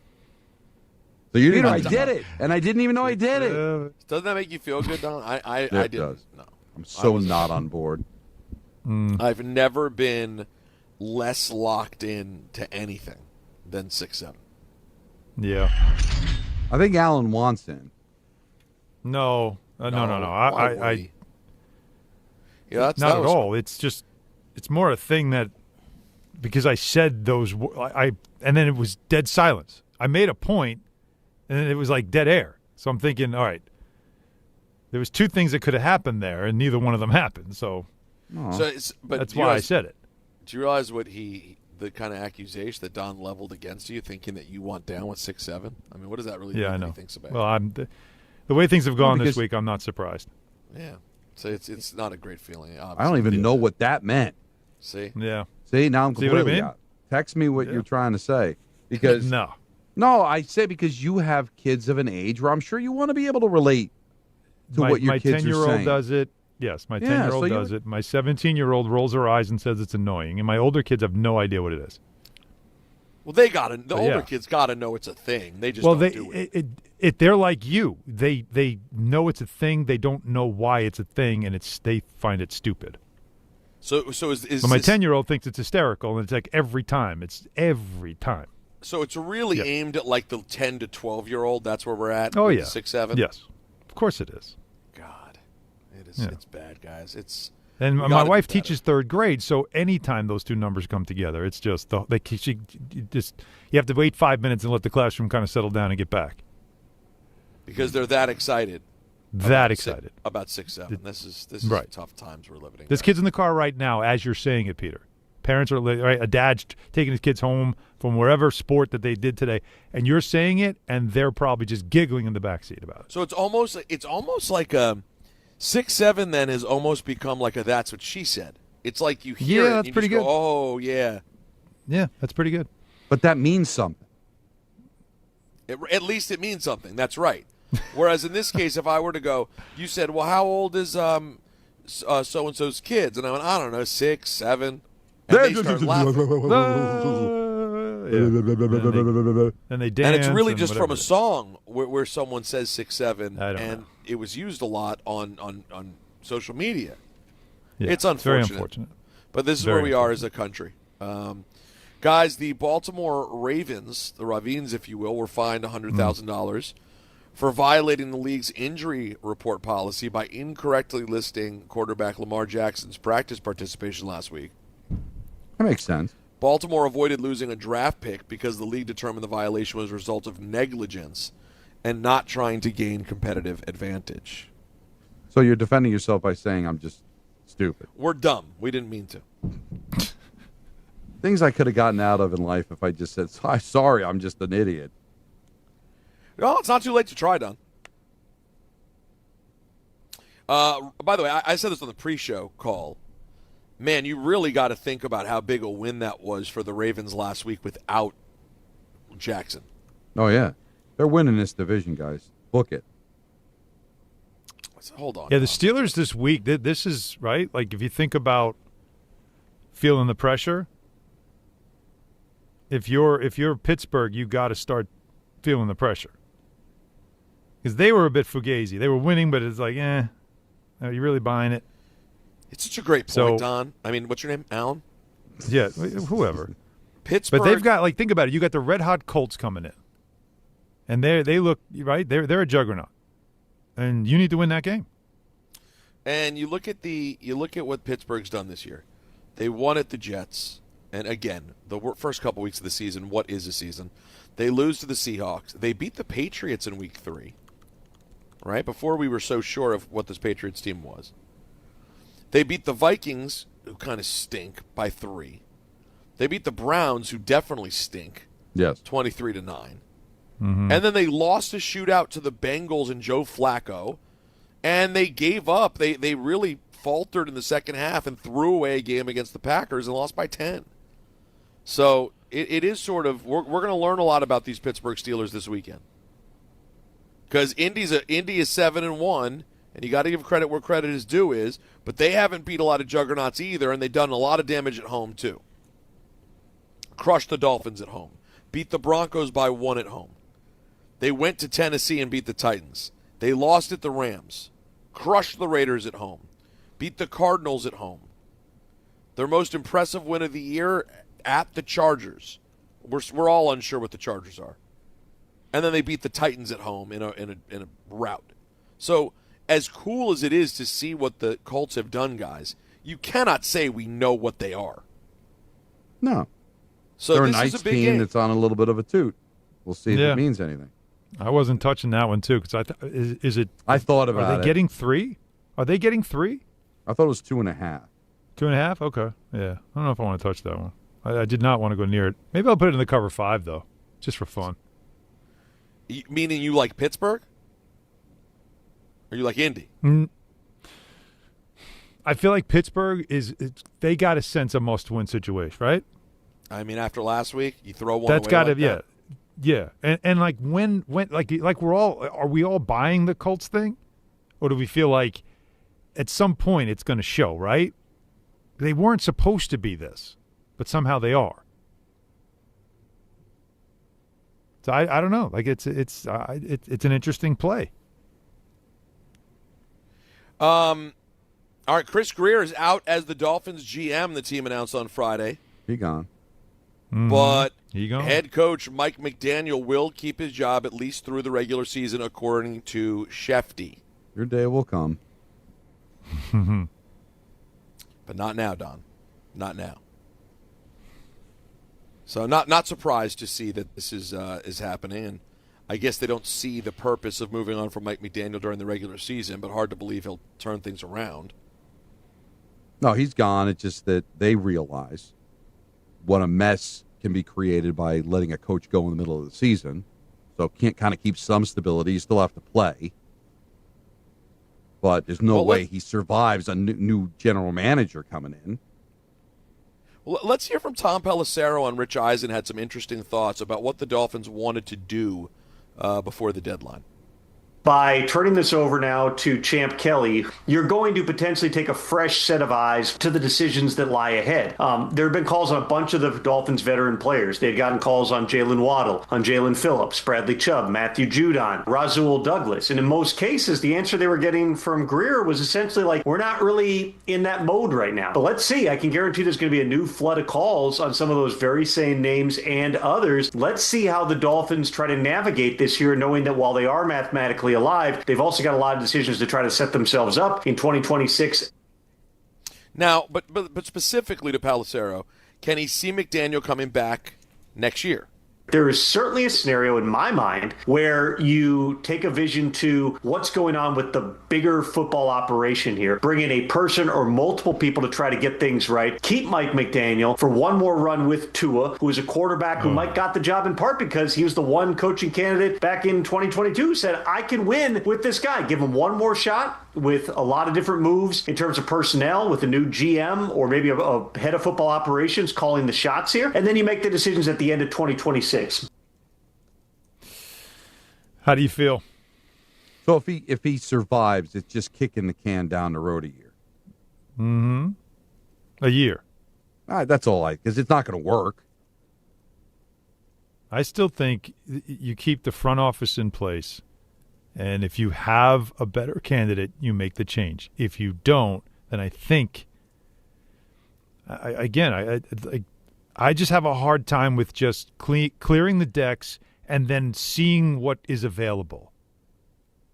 That just, to me, is too risky when you have some good young talent here, and you can't waste any time trying to find the next coach because you haven't done a good job doing that over the last decade. So what you're saying is, hey, listen, we're going to bring him back because he does have a relationship with Tua. There's some talent here. And there's really nobody else that we think can do a better job. It's the same thing. That can completely change going into 27. Some really good coaches become available, and then he's gone. So that's what I think is going to end up happening here, guys. It's just at some point there'll be a better option. Is Tua the guy going forward? You paid him a ton of money, but is he really the guy? Don't know. Well, I do know, and the answer's probably you got to have stability. No, I don't. We all know he's not. Let's just say it. He's not. He's had moments, yes, but he's also the one concussion away from probably being off the field. He has moments like a lot of these quarterbacks have moments, but his bad is really bad. The whole thing stinks. So I don't know. I honestly I think you got to know what your next plan is, but they don't have one yet. So you almost got to just go with it for one more year. You leave whoever's in the front office. Like Greer's gone, so you leave whoever's there. You just leave them there so that they can just run the thing going forward. But unless you know for sure, this is like they did with Nick Saban. Like you just come up with a guy that's like, we're bringing this guy in. He's going to change everything. Unless you have that, I think the quarterback, you're paying him a ton of money. You got to get out of it. But the quarterback and coach, to me, are they're tethered together, so they both go. I don't think a head coach is going to want to come in and coach that guy, Coach Tua. I don't think so. He also burned a lot of bridges in that locker room. Did anybody think, last year even, that, hey, this Bills run could come to an end? Which of the three teams in the division are going to take advantage of it? The Dolphins, the Jets, or the Patriots? That it's going to be the Patriots. Of course it is. God. And here we are again. You can't kill them. How can you kill what's already dead? As I said, it's at the top. Everything starts at the top. And Kraft, they're still good at the top. He's a powerful guy in the NFL. So Jake obviously he runs a good organization. That's the bottom line. I mean, we can all say what we want. He's done it the right way. They have been perennially good. Guys, YouTube TV and customers. And he's well connected. He gets good people. Like he knows. Again, it's all about that. There's a YouTube respect TV factor. Customers, get the sports you love on ESPN back, including college football, college game day, Monday Night Football, the NBA, college basketball, and more. Act now. Go to keepmynetworks.com to get ESPN back. Do you guys know what I'm saying? Jake Montgomery had a little thing for social media that who would we pick in a zombie apocalypse. So what you're saying is we all should have picked the Patriots. It's the safest way. And Alan, thank you for picking me. I thought that was really nice. I wasn't being nice. I was being honest. I knew everybody else was going to say Bart and Rick because they're athletes. Don, who'd you take? But I took Rick just because I said he's physically fit and we could talk hockey. If I had to be with Bart, then I just want the zombies to take me. Wow. That's I don't like that. He's very entertaining. Yeah, what? You don't think you could have a good hang with Bart? He also, by the way, both of them you can't lose because they both love food and can cook. So you're not losing there. Well, and hold on, Don is acting as if. See, here's what Don's really saying: is that I think Bart wouldn't be Don's top choice to co-host a talk show with. No, Don, that's it's the zombie apocalypse. You're not starting a podcast. This is just about hanging out. Like you really think you're going to talk? How are you going to talk hockey when there's no hockey? Listen, yeah, hockey's the way that Sasso went. Wherever we were supposed to meet, he wouldn't show up anyway. So, wow. I would be on my own anyway. Would you really? I'm sorry. Were you on your own, Don? This has been a week. You and me, we're going to need some therapy. You mean it didn't even count? He didn't even count you, you mean? It didn't even like, he's like, oh, no one showed up. And I'm like sitting there going, No. I didn't say no one showed up. I said he didn't show up. You kind of suggested no one showed up. No, a lot of people showed up. You showed up. Yeah. All right. Dan Rosen. Yeah. Brian O'Halloran. Yeah, sure. All right. But from the station, you showed up. And I appreciate that. Right. I got a lot of I'll be there. Yeah. Cap. You don't get that doesn't count. Anybody can say yes. All right, let's move on from contract, zombie apocalypse to football, if you shall and you will. It is your announcer lineup. Oh, here it is. Oh, yeah. We need this right now. You needed it, didn't you? Oh, yeah. Week 9, baby. Is this happening? It feels like it. Let's start out in Chicago, and this is, it's a game, and 2 teams will play in that game. It's a game. It's not Thursday. It feels kind of Sunday morning, if we're being honest. It feels like a 9:30 in Berlin, but it's not. It's in Cincinnati, and it's the Bears and the Bengals. 1 o'clock on CBS. Spiro Dini's on the call. My heart is always at the Jersey Shore. He'll be with Adam Archuleta. Adam Golden Archuleta. And the great Aditi Kinkwabala. Well, thanks for having me. It's a beautiful morning. The sun is shining. It's not raining. Thank you It so much. usually comes Aditi. with the sun shining. What, the not raining? Yeah. You never know. I've seen it happen. Spring showers. Sun shower. Yeah, not a lot to say about this game, but it will be played. Let's stay at 1 o'clock. Let's go to Detroit, where we will have a big matchup in the NFC North. It was probably thought to be a bit bigger several weeks ago, but the Vikings will still trot out there and try to take on the Lions, who are 9.5-point favorites, 1 o'clock on Fox, and that's the big dog. That's the Kevin Burkhardt vehicle. Keith, these are definitely not pumpkins. He'll be joined by Thomas Bartholomew Brady. If I wanted to have fun, I was going to go to Disneyland with my kids. Aaron Aloysius Andrews. Who was talking about you? And Tom Sivu Play Rinaldi. How spectacular and great is this? Now, do you guys think it's a weird call for this to be at 1 o'clock, Minnesota-Detroit? Does it feel like the A team? Well, what other options did you have in the NFC? You're not doing Giants-Niners. Well, at the time, I guess nobody would have thought there would be a lot to see from the Giants in that game. And they're not terribly wrong. And the Saints and the Rams, no, there's not. You know what? I guess you're right. This is what it is, folks. We continue at 1 o'clock, and this is, I got to tell you, of all the picks today, this one surprised me. Donnie Puck's going with the Carolina Panthers at the Green Bay Packers. Packers big-time favorites. It's an Adam Amin vehicle on Fox. Now stands erect. He'll be joined with Greg Olsen. I'm aggressive by nature. And the great Pam Oliver. I'm not dead yet. I just, Don, you may get this right, and I'm impressed by it if you do. I just never have the stomach to pick like a bad team on the road dealing with a big number against a good team. It's a man's man of a pick. I don't know. Are they a bad team? They're not a good team. They're a team. They're a team. It's 13.5. That's a large number. That's a very reasonable pick when you consider the spread. That's all. And it the just Packers makes play sense. with their food. They do. Yep. We stay at 1 o'clock. The Broncos go to Houston. You don't know This is one of those Fox AFC vehicles. Kevin Kugler on the call. And it's caught! It's a touchdown! He'll be joined by Daryl Johnston, a.k.a. alongside Allison Williams on the sideline.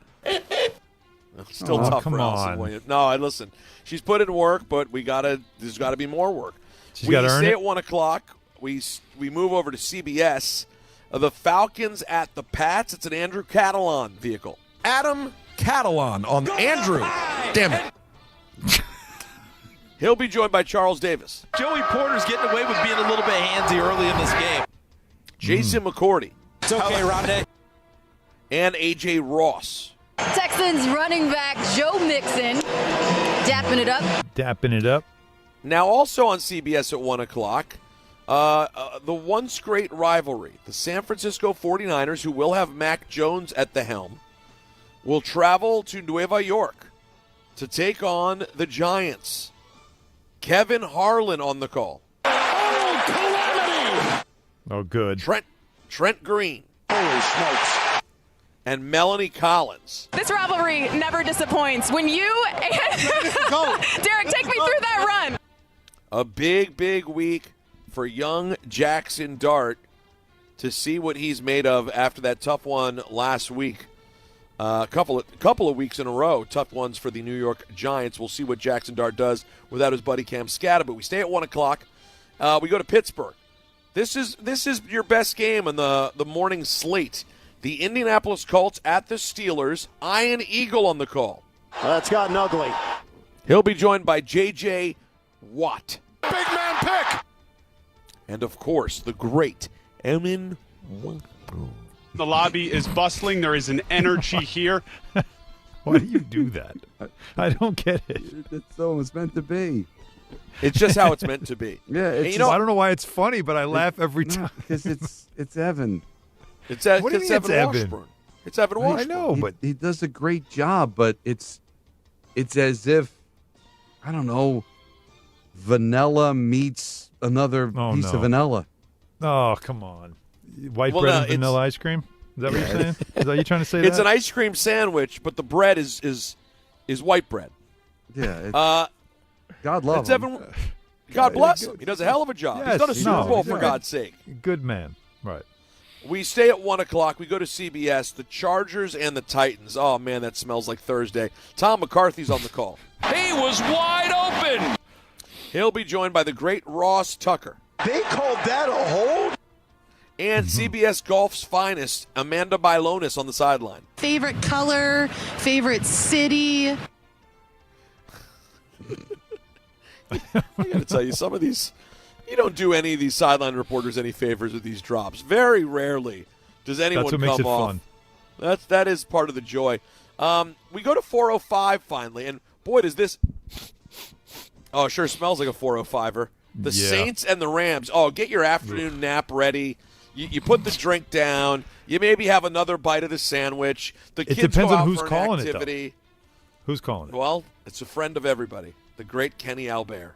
Short man with a long stick. Yeah. We talked about that stick in the past. We have. Whoa. In the booth, he's Kenny, got the Kenny man. wears blue. Jonathan. Wilma! And UFC's finest, Megan O'Leary on the sideline. The Trophy Hall of Fame. Sick.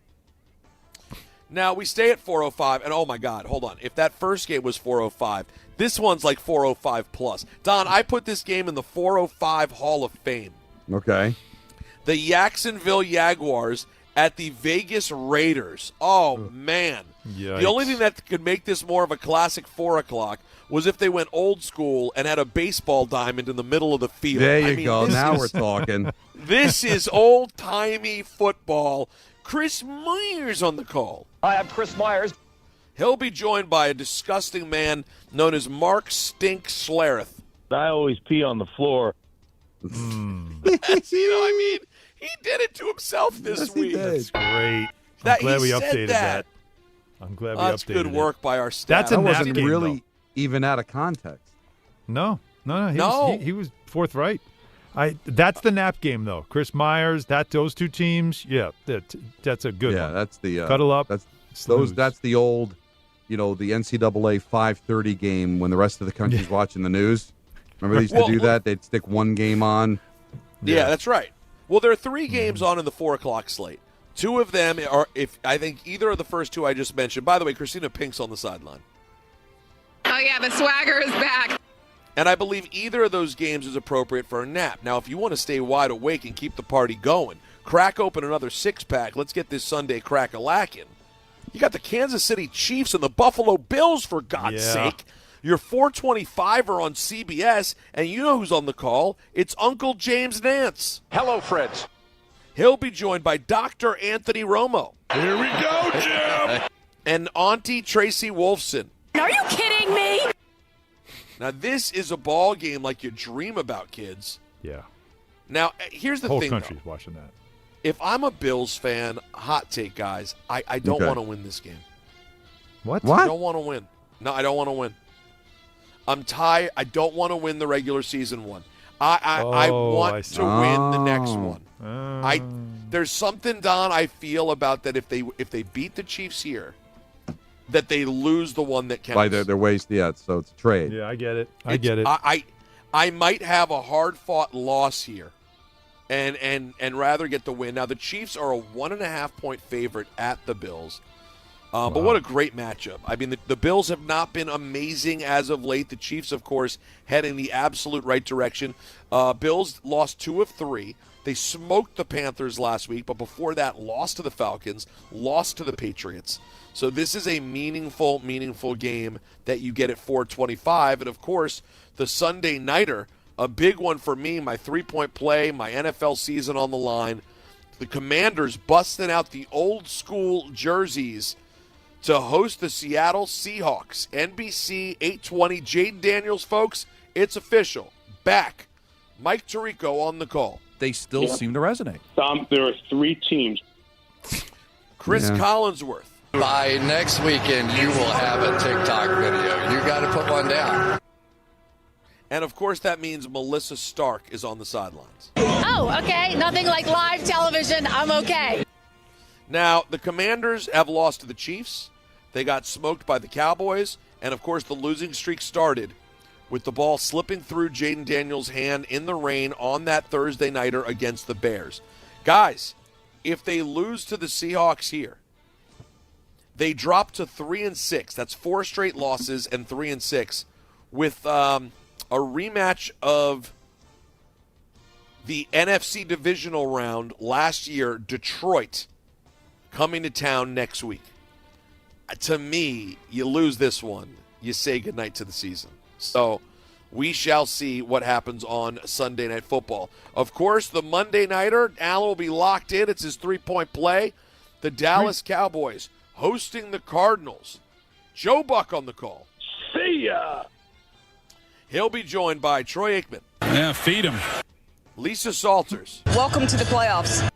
And Laura Rutledge. Enjoy that flight. I don't Both were why. very cold. I always find Lisa saying welcome to the playoffs in such a monotone way was almost like she was disgusted. Like Welcome here we to go. the playoffs. There's the Al Michaels. Here we go. It's like there that. we go. Now, fight fans, I do want to tell you, Bud Light and ESPN New York are sending you to UFC at Madison Square Garden. Just tap the Bud Light tile on the ESPN New York app and enter for your chance to win a pair of tickets in the suite, catching the action alongside me, Peter Rosenberg. Through November 7th, you get the chance to win. You can listen and enter through the Bud Light tile to score the shot to be right there at the ultimate fight night. Bud Light is the official beer of UFC, so make your move now on the ESPN New York app. Got to be 21 and older, no purchase necessary, void where prohibited, rules on the ESPN New York app. Please enjoy Bud Light responsibly, and that will do it for our announcer lineup at ENN. Ladies and gentlemen, you just witnessed the longest ENN Yes. in the history of ESPN Radio. Coming up, more of your calls if there's time. 1-800-919-3776. It's Don, Hahn, and Rosenberg until 7 o'clock, and then it's Dan Grassa here on ESPN New York. Listen up, New York. It's football season, and you should be out there enjoying every play, every tailgate, every moment. But if you're dealing with neck pain, back pain, joint pain, or sciatica, even getting off the couch can feel like a challenge. That's where Dr. Jay Shaw at Sandwell Pain comes in. He's one of New Jersey's top pain specialists, Ivy League trained, double board certified, and dedicated to getting you back in the game. Here's the difference. No surgery, no scars, no long recovery, no pain medication. Just precise, non-surgical, image-guided procedures that get real results. Dr. Shaw treats everything from neck pain, back pain, migraines, nerve pain, and chronic joint pain. And he builds a custom game plan that's right for you. Same day or next day appointments are available with offices in Woodbridge, Livingston, and Inglewood. And yes, most major insurances are accepted. So don't let pain keep you on the sidelines this season. Go to SandwellPain.com to call, text, or book online. Relief is closer than you think, and it starts today. Looking for the best internet deal? It's just a fast phone call away. Only Optimum Fiber Internet delivers the fastest and most reliable fiber internet starting at just $40 a month. That's right, lightning fast fiber internet at a price that won't slow you down. Call 888-4OPTIMUM today to lock in your offer in just a few minutes and see how you can also get the Disney Plus Hulu bundle and an unlimited mobile line on us. Don't take slow for an answer. Call 888-4OPTIMUM or visit Optimum.com today. Terms apply. This is a test of the emergency alert system.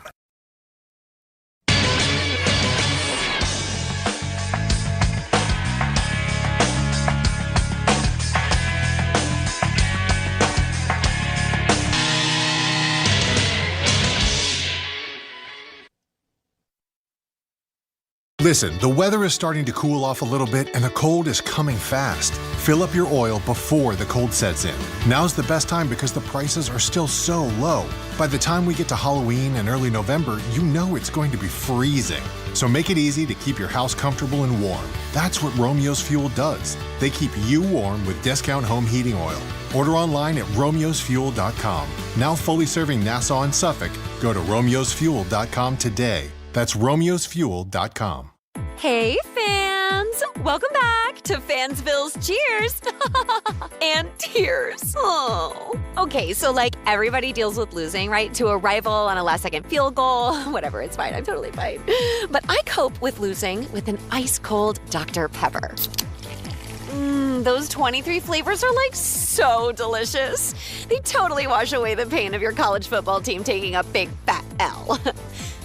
College football, it's a pepper thing. This college football season, show your school spirit every time you pay. Introducing college-branded Venmo debit cards. Rep your team on and off the field with custom designs that let everyone know who you're rooting for. Whether you're tailgating, grabbing snacks for the watch party, or celebrating a win, you can unlock 15% cash back at ESPN, 1 free year of Perplexity Pro, and more. This college football season, score more with the Venmo debit card. Get yours now in the Venmo app. Learn more at venmo.com/collegecard. Max cashback varies. Terms apply. The Venmo MasterCard is issued by the Bancorp Bank N.A. If you've been injured on a construction site, then you need a lawyer who knows New York's unique labor laws. At the Parisman Firm, they have decades of experience handling construction accident cases and a proven track record of delivering huge results. Their team has already recovered nearly $1 billion for hardworking New Yorkers. From scaffold accidents to slip and falls and equipment failures, they've got your back. Call the Parisman Firm now at 718-WORKERS. That's right, 718-WORKERS, because your case is their cause. Get the justice you deserve today. Dave Rothenberg here to tell you about my friends at Bathfitter. Now, they converted my kids' bathtub to a shower and did an incredible, really an unbelievable job. They offer all types of custom bath renovations, including their unique PermaFit solution for a watertight fit done in just 1 day. Durable and easy to clean with no demo or mess and lower cost than a standard replacement. And a lifetime guarantee. Right now, no money down, no payments, no interest until 2027. So start designing your bath today like we did at bathfitter.com. There's only one Bathfitter.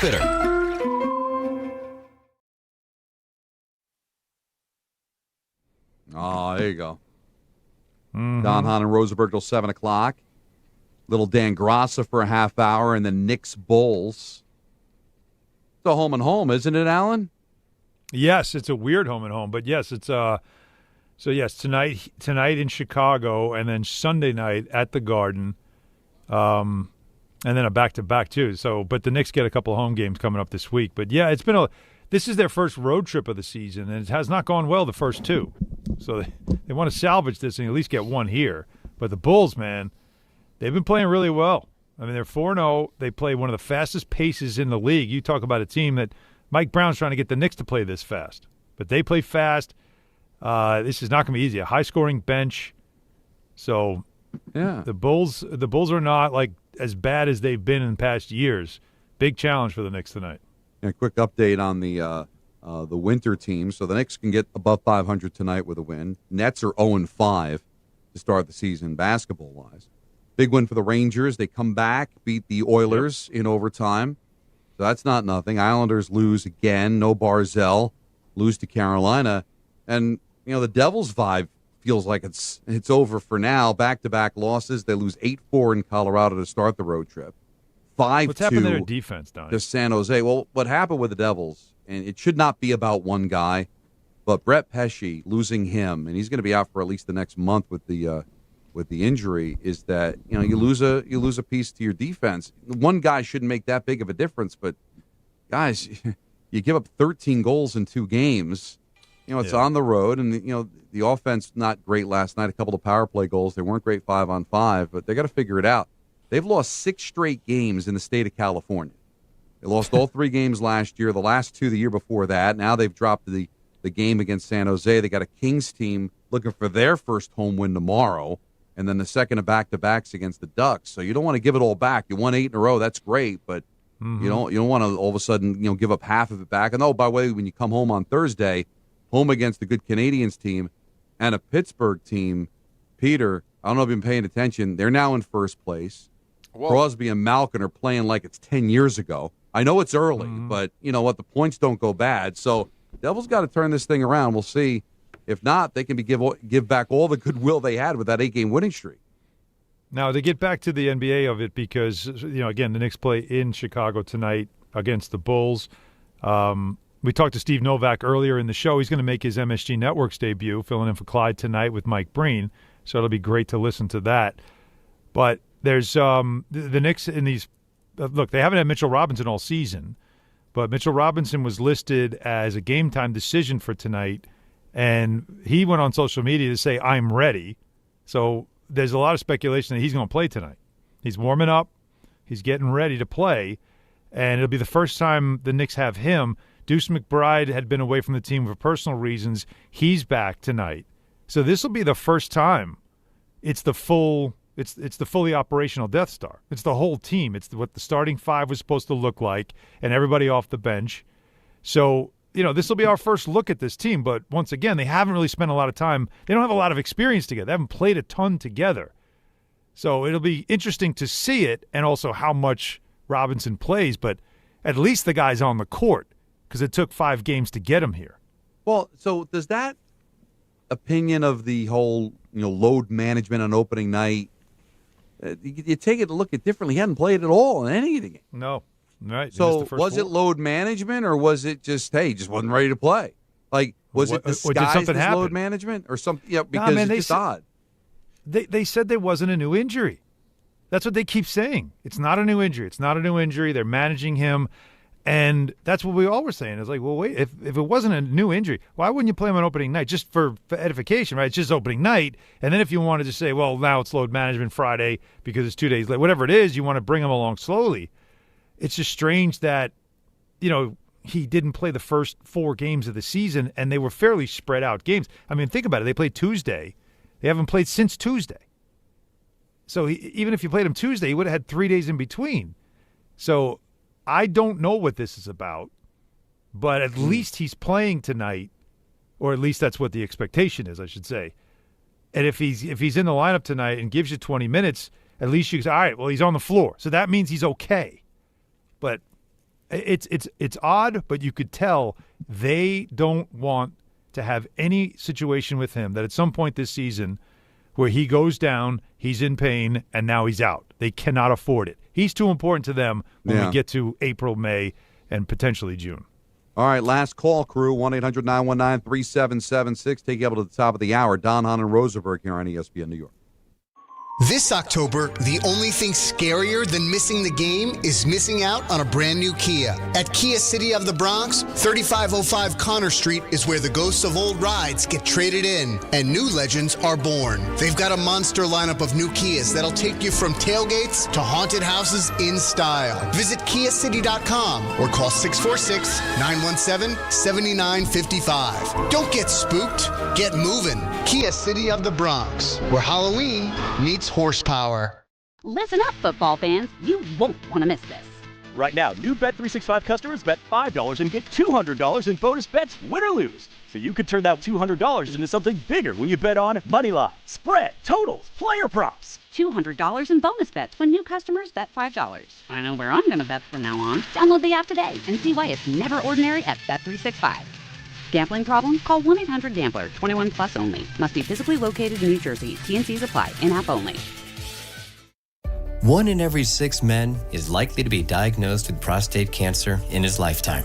That's why New York Presbyterian wants to remind men over 50 to book a prostate cancer screening. A simple blood test is all it takes. It could save your life. Screenings are available across New York City and Westchester at locations near you.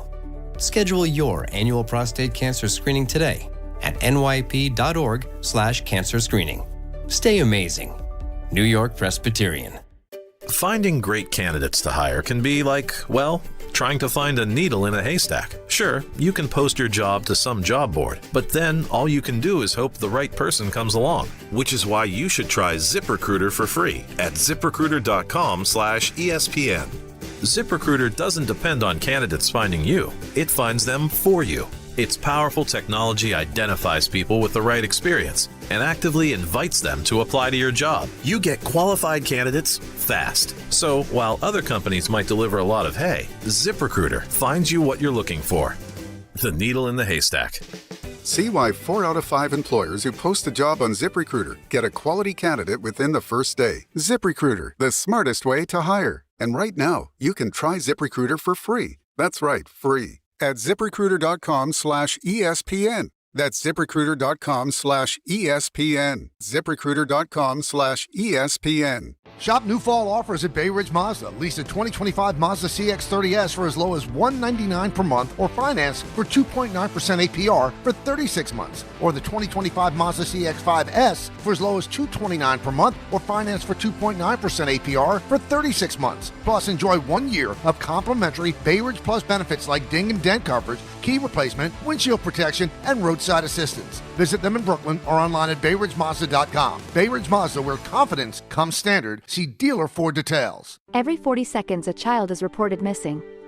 That's 2,000 children every single day. It's a heart-wrenching reality that we can no longer ignore. Find the Children is a non-profit organization dedicated to helping find missing kids. You can be a part of their mission by donating your unwanted vehicle, running or not. Call 1-800-294-0222. We guarantee that you will receive the maximum tax deduction. We provide fast, free pickup with 24-hour response. Call 1-800-294-0222. Find the Children provides crucial resources to help find missing children and educational materials to teach kids how to recognize and avoid predators. Our recovery programs have a proven track record of reuniting kids with their families. It's time to act. Donate your unwanted or unused car. Help us build a world where every child is safe. Pick up the phone and call 1-800-294-0222. Together, we can bring these kids home safely. This advertisement was paid for in partnership with Cars R Us and Find the Children. YouTube TV customers, get the sports you love on ESPN back, including college football, college game day, Monday Night Football, NBA, college basketball. Heck, it's not in the read, but I'll say NHL as well, and more. Act now. Go to keepmynetworks.com to get ESPN back. You know, I had mentioned this during the announcer lineup when we got to the Bills-Chiefs game. But, Don, do you guys both realize what the stat is?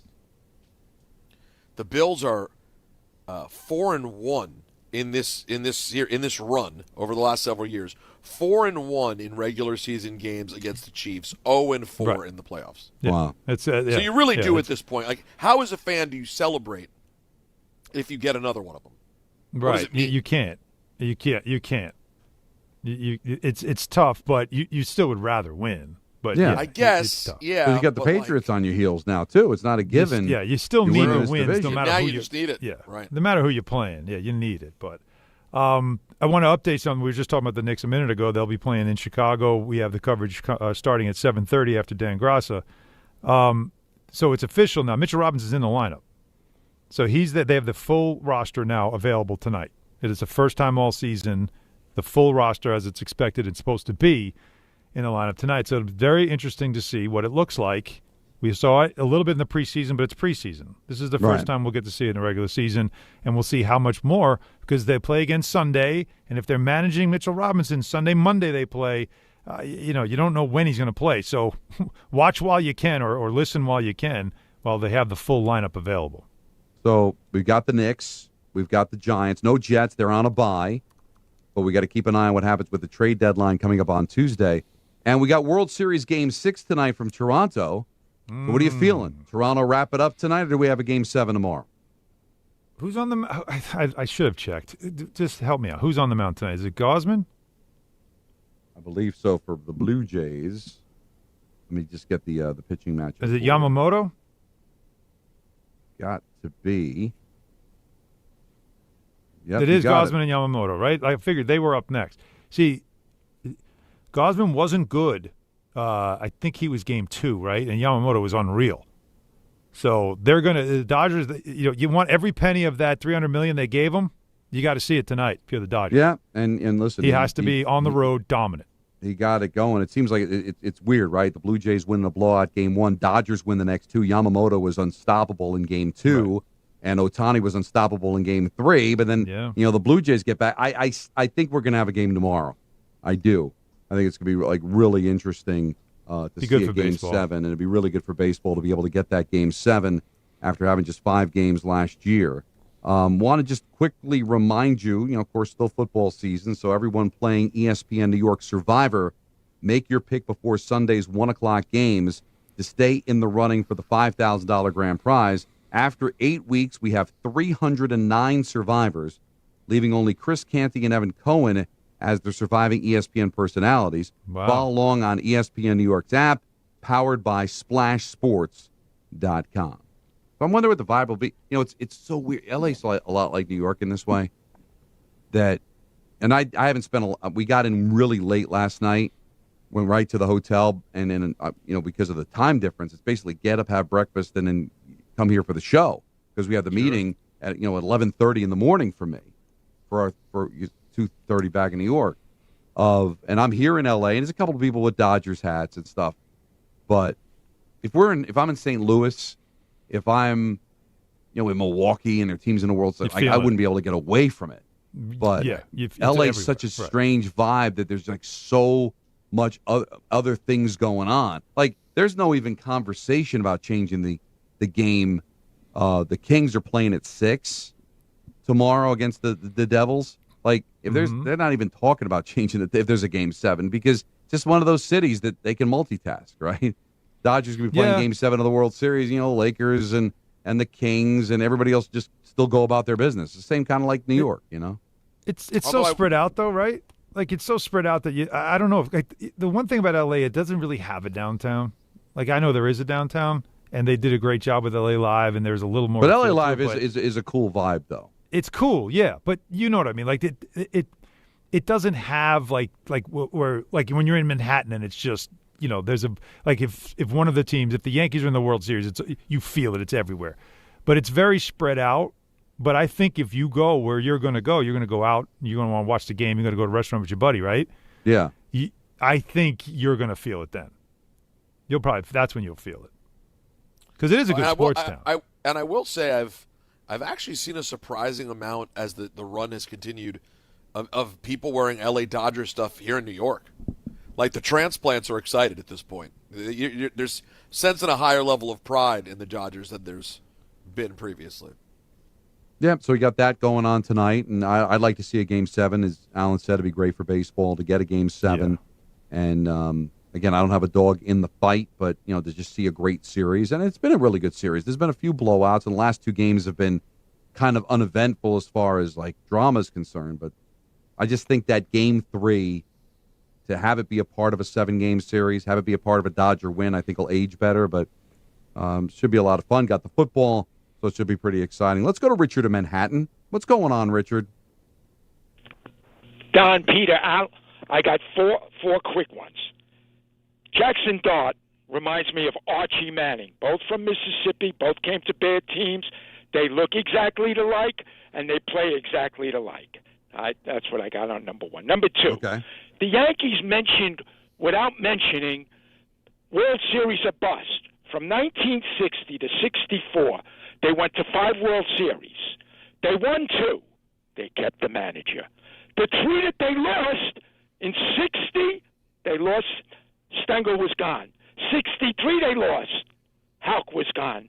64, Berra was gone. They lost to the Cardinals. Berra was gone. So if they didn't win the World Series, the manager was gone. Just think of that. All right. Alan, what you mentioned yesterday about the great shot by Garfield Hurd, what made it great was the play before, the greatest sports play I've ever seen. Peter, you would love this. It had nothing to do with athletics. Paul Westphal called a timeout that he knew he didn't have. They were down by 1. It gave Charlie Scott one shot. He shot it, hit it, but it brought the ball all the way to front court, and that enabled Garfield Hurd to get the 2-point shot. Otherwise, they would have had to bring the ball from under their own basket. No way, even with a 1-point deficit. And finally, last point. Richard, why do you think I'd be interested in things that reportedly have nothing that was to do intelligence. with athletics? You're always a thinking man, Peter. So I think anyone on the sports field or the arena that uses his head, just like Derek Jeter when he backed up that play on Giambi. There was athleticism to that. Paul Westphal used his head the whole way. That's unbelievable. All right, my last point. Don, I gotta correct you on this. Here we go. The coach of the Giants was Jim Lee Howell. And here's the story with Lombardi and Landry. The Giants won the championship in '56. They couldn't fire Jim Lee Howell. Then they went to the greatest game ever. They went to the championship game in '58. Lombardi left right after that play. He went to Green Bay for the '59 season. Then Landry left after the '59 season. Giants went to the championship game again, so they couldn't fire Jim Lee Howell. So Landry went to the Cowboys in '60. Now, '60, the Giants didn't have a good record, so they fired Jim Lee Howell. All they had left was Allie Sherman to choose from. But they offered the job to Lombardi. Now, he was at Green Bay for 2 years. He wouldn't do it out of loyalty to Green Bay. Landry was, of course, there only 1 year with Dallas. So, and Allie Sherman, I'm telling you, Alan, outside of the 69 to 73 Knicks, the 61 to 63 Giants were the most beloved team in New York. Allie Sherman brought in Schaffner. He brought in Joe Walton. He brought in Tittle. They were an offensive juggernaut. He was way ahead of his time, Allie Sherman. He brought offense to the game, and the Giants were truly beloved. Now, no one competes with the 69-70 Knicks forward. Fellas, Thank you. Yes. Steve Owen, he was gone by 53. You know, obviously, it was before my lifetime. I always confused Jim Lee Howell and Steve Owen because they were both the 50s coaches for the Giants. But, boy, he can go. But you know what's funny, though, Don? Motor. You know what's funny? Got it. Yeah.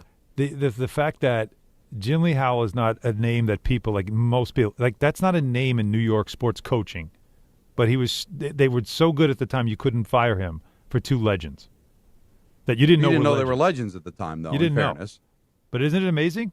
That's the part that's amazing to me, is that he never really had a legacy that made you say, well, you had this guy. Well, what a way to close. It's a great week. Something. Life is a choice. I'm going to take off on Monday because I'm going to be traveling back. God, I feel like I've been travels. on the road forever, but it's been so much fun. We will talk to you again on Monday. Dan Gross is coming up next on ESPN New York. Score a win this game day with Amazon Pickup, the MVP of package pickup. Need that new football jersey for the big matchup? With Amazon Pickup, you can collect your order from